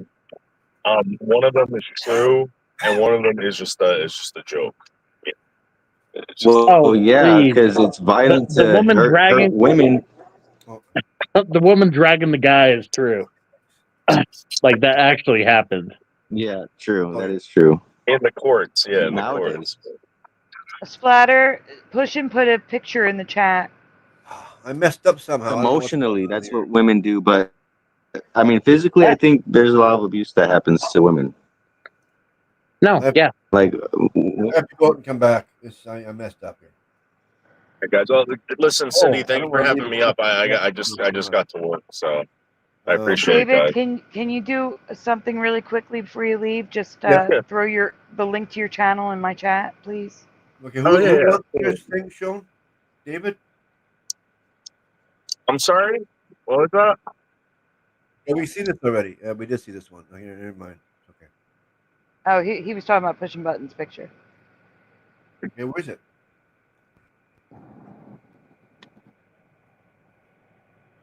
There's the link. But David, thank you again for joining us. We enjoyed Oh yeah, when you come absolutely. on. You guys are the best. I have a lot of fun over here, and I like everyone's attitude, and I think you guys are very nice people. So anyway, David, I feel the same way about you, but quickly, can you put that link in the private chat because you put it in your chat? Oh yeah, I'm sorry. It's okay. I didn't want you to leave. I can't click on. All I can do is put it on the screen in StreamYard. There you go. Sorry about that. No, it's okay. Yeah, we did a couple shows about Charlie Kirk. And I was hoping you'd hop on them, but you weren't around. So. Yeah, no, today was the right day because I had a lot going on. But anyway, I just got in. I'll talk to you guys later. Thank you very much. Have a nice day, guys. Thank you. Bye. You as well. Have a great one, David. Hey, David, it was good talking to you. He's already gone. I'm sorry. Okay. I'm putting David's channel in the chat if anyone wants to go check it out. I'm going to pin it. And my link is floating around in the chat. Okay, I got one anyone's question. Curious. I got one question before we take off. Sandy, with that app, with that Citizens app, let's say there was a group of people who wanted just to use that to harass a person. Like, what are the the guardrails or the protocols to prevent, like, let's say 5 people from false reporting one person? No? That app isn't like that. So you can't just. Okay. There has to be some sort of verification. Like, they'll say it's not verified, and then usually when something's put into the Citizens app of that nature, the police will investigate. Okay. Yeah, because I remember I saw one.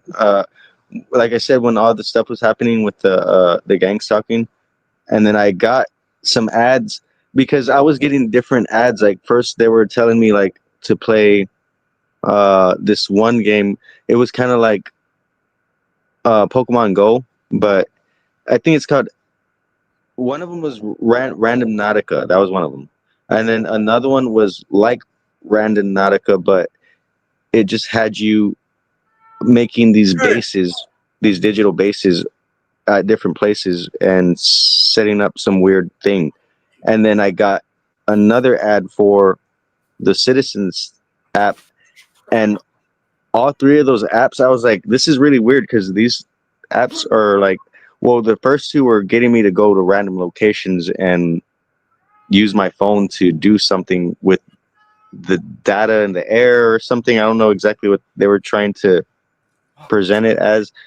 The Random Nautica was literally doing it where there was weird stuff happening where you showed up, like it had you show up to a place, and then there was something like somebody found a dead body one time using that app. I remember that. I remember in the suitcases. Yeah, but when I saw the ads for the Citizens thing, I was like, this sounds almost exactly like what they're talking about with the whole getting gang stalked thing. And then I was like, how is this not illegal? Like when I was looking into it, I was looking into it a little more. I was like, how is this not illegal? And then I never got another app from that again. Like when we were talking about the whole the ads or the phones are reading your mind thing, like that was happening. And right after I was like, this has to be illegal. Never once did I get an ad for it again. That's weird. I don't know. That's weird. I've never messed with the app. I never messed with it.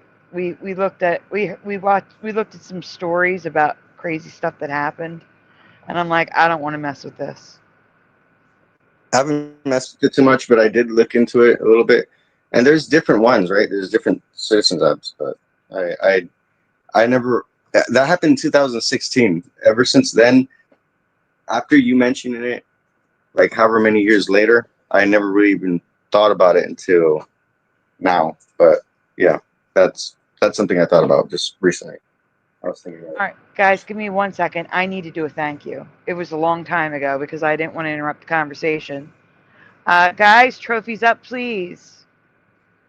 A huge thank you to Anonymous MZ. Thank you so much.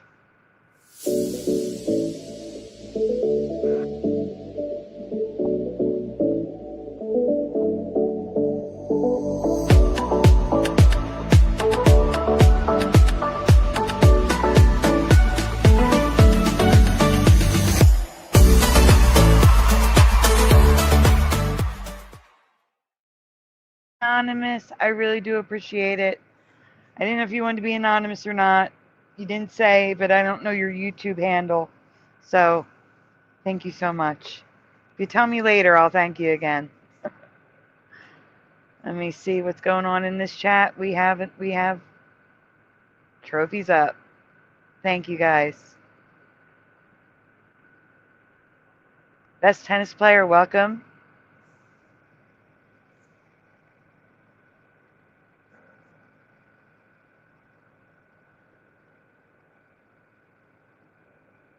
So guys, it is getting late. We're probably going to call it a night. If you were curious about the rest of the videos that we were going to look at, everything's linked in the description. All the videos that we were going to watch are linked in the description.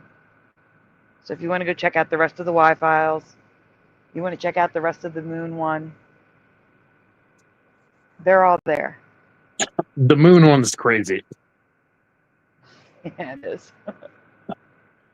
This time I'm sticking around for the good night. Okay. It is time for shout outs, everyone. We have a lot. So bear with me here. Someone's going to show something from Pushing. Oh, wait. We do have a picture from Pushing, but you're not presenting. I don't know where it is. Damn it, Splatter. Now I understand why she's so mean to you. Oh, come on. Splatter, I can't get anything out of the chat. It was in the chat. Oh. Okay, I want to say for the record too, I was on YouTube looking at like random people's channels, right? And the different live streams, and literally I saw this one person talking about me after they were saying that they didn't want nothing to do with me. Then I'm just like, really? Get a life. Stop talking about me already. That's it. That's all I gotta say. That's pushing. Put it back in there for me. Fucking A, man. Yeah, push and drop the link again if you have it, please. All right, Like, Sandy. obviously, they're still thinking about me because they're still talking about me. That's all I'm gonna say. Oh. Sandy. Yes, Dry. Number one Mandela effect that keeps you up at night.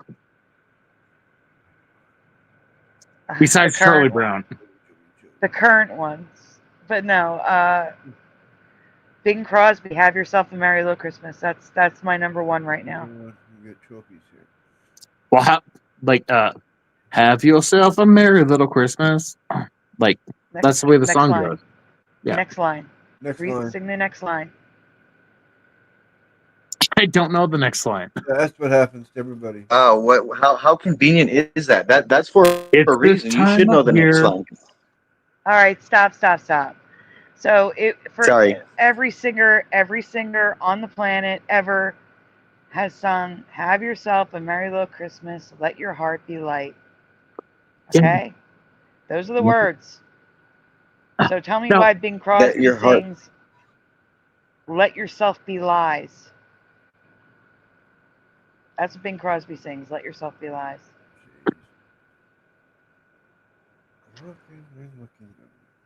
So yeah. I swear. No, yeah. Like, I'm trying to think about it. Like that. Every time I try and think about that song, it's just a confused mess. Okay. Like, I know everything. I know everything about that song except for the lyrics. Well, that's weird. I grew up in a Catholic home and a Bing Crosby loving mother, and before we knew all the stuff about his family life, and yeah, I grew up with all the Bing Crosby Christmas albums we had. Well, no, that's like I grew up with the. That's what. Sorry, go ahead. I said that these changes. Some of these changes, people will kind of like get confused with the thing that changed because they will be remembering both of them, or they'll have a hard time. I don't know what's going on, but either you remember it or you will have a hard time remembering the exact thing that got Mandela affected, and that's not coincidental. There we go. No, but like that's my mom used to play Bing Crosby, Elvis Presley, and all these people like every year. You know what I mean? Like ad nauseum, and it was always in the background. But like I never really paid attention. But like I know the right. I know like the song beats. So. Okay. I'm sorry, Joey came in the room, so I was gone. It's okay. David went. Yeah. David's gone. David went to work. Yeah. And this is the image Pushing wanted to share. Yeah. I'm gonna play it, I guess. Yep. Yep. Hit play.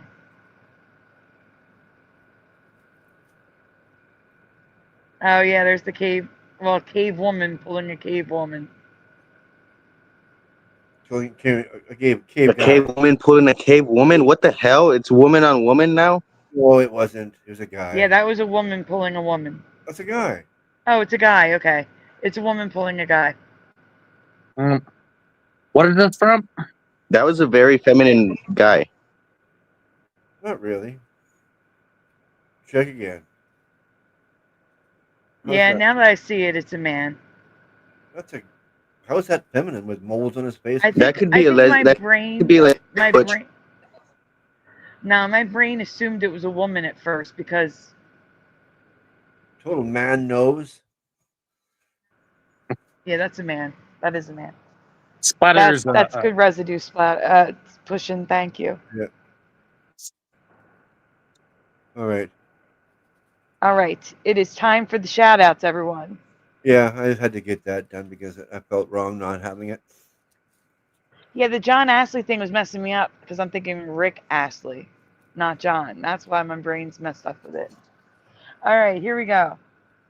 First in the chat tonight, we had Anorexic Dyslexic, followed by Sean Dent, Puck Elf, Dark Knight Gnomed, Splatter 420, The Mind Says, Freeman's Cryptoverse, Rodney Letman, David, a.k.a. Logan Freeman, Astral Fugitive, Pushing Button 62, Noel, Hellcat 76, Mustard Seed of Faith, Spider Bite, Nate X, Super Dave, Bubba One, OA was here, New England Dirt Roadie, Ryugami Mikado, Golden Sai, Cheryl, Jiraiya, Darkslayer 1, Adam for Christ, Everjosh, Ben, Huberts, Gordon Call Lives, Mr. Super Sidewinder, Big Shooter 11,000, I1T, Level Plane Productions, Troy, Preliminal, Gonna mute you until I'm done, Splatter. Let's see. Preliminal, Brendan Davis, Chris R., Gerald Neal, Bradley Effin Sharp, Kenraz, Hajime, T-Bone, Boiler Greg, Frankie B., Paramarv, Joe Monk was here, in the studio, Choosy Heretics Choose Carnation Revolution Now, FAP, Morgan, Hebrew 77, Shannon Page or Page, I'm not sure, Dr. Bob's Nightmare, Skip to Malou, Mason, Tie Man, The Fourth Wise Man, The Heart of the Earth, David Boldo, Sarah Lee 80, Hebrew, Hammer and Nails, Parody Mike, Super Mario Brothers 3, Sadly Karen, Joey, Crunch, CM Derp, Daniel Plainview, Eric DeRosa, Yasir Smith, Jess of the WWL, Chad Denton, Noah's Ark, Rooster Cogburn, Mayhem, Mr. Happy, Best Tennis Player. Did I miss anyone? I'm doing a quick scan of the chat. I think I got you all, though. So many names. That's why I write them down. So many names. People's names at the end. That was a bundle. Too many names. Yep. All right, guys. So, if you're not from my channel, you're from David's channel.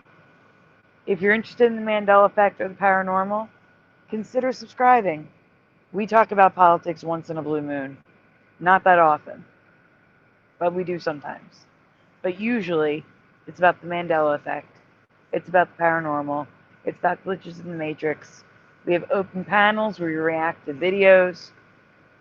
I cover brand new Mandela effects. If that's your thing, consider subscribing. If not, no worries. But I do ask, if you're on my channel, please give it a like before you leave. If you're on David's channel, please give it a like before you leave. And my people, if you're interested in David's channel, he talks about politics. He is pinned at the top of the chat. Go check him out.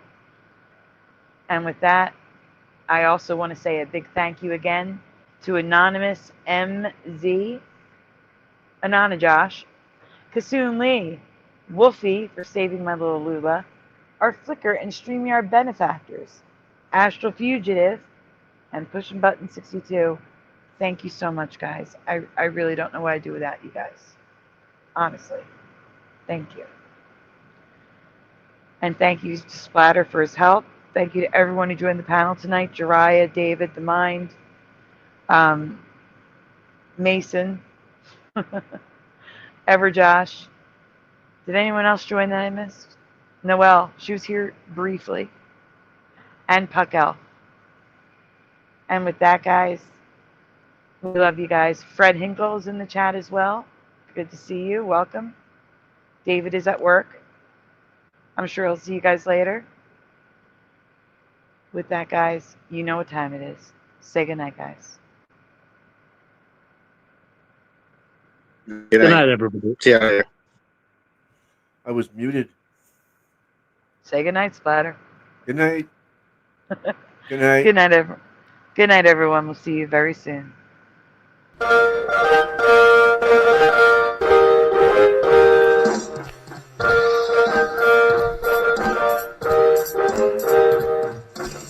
Smash the two, smash the two, smash the two, smash the two. Turn the strap up, turn the strap up, turn the strap up. Turn the strap up, turn the strap up, turn the strap up, please turn it off. Why must we watch Friends? Why must we watch Friends? Why must we watch Friends? Why must we watch Friends? I've seen this show about 1,000,000 times. Not even funny when I'm drunk or high. Why must we watch Friends? Why must we watch Friends? Is that freaky? Why must we watch Friends? Wait a minute. This reality is not going to be very pleasant when all the good people leave. I'm telling you now for the 100th time. To change the Isn't even close. How could you say otherwise? The lens. Everybody, Hero 77 here. I'm doing good. Now that I'm home and off work. Why must we watch Friends? That laugh track is so Welcome. to me. Fog that's happening over across everywhere. No. Pastor of Muppets. This Asian man propagate never too late. Yes. Working on. Maybe it's cold outside. Part of your world, it flipped back again. We all come from different realities, like I explained last week. Then watch TV sit down and tackle belly. Why must we watch Friends? Why must we watch Friends? Why must we watch Friends? Why must we watch Friends? Why must we watch Friends? Why must we watch Friends? Why must we watch Friends? Why must we watch Friends? Why must we watch Friends? Why must we watch Friends? Why must we watch Friends? Why must we watch Friends?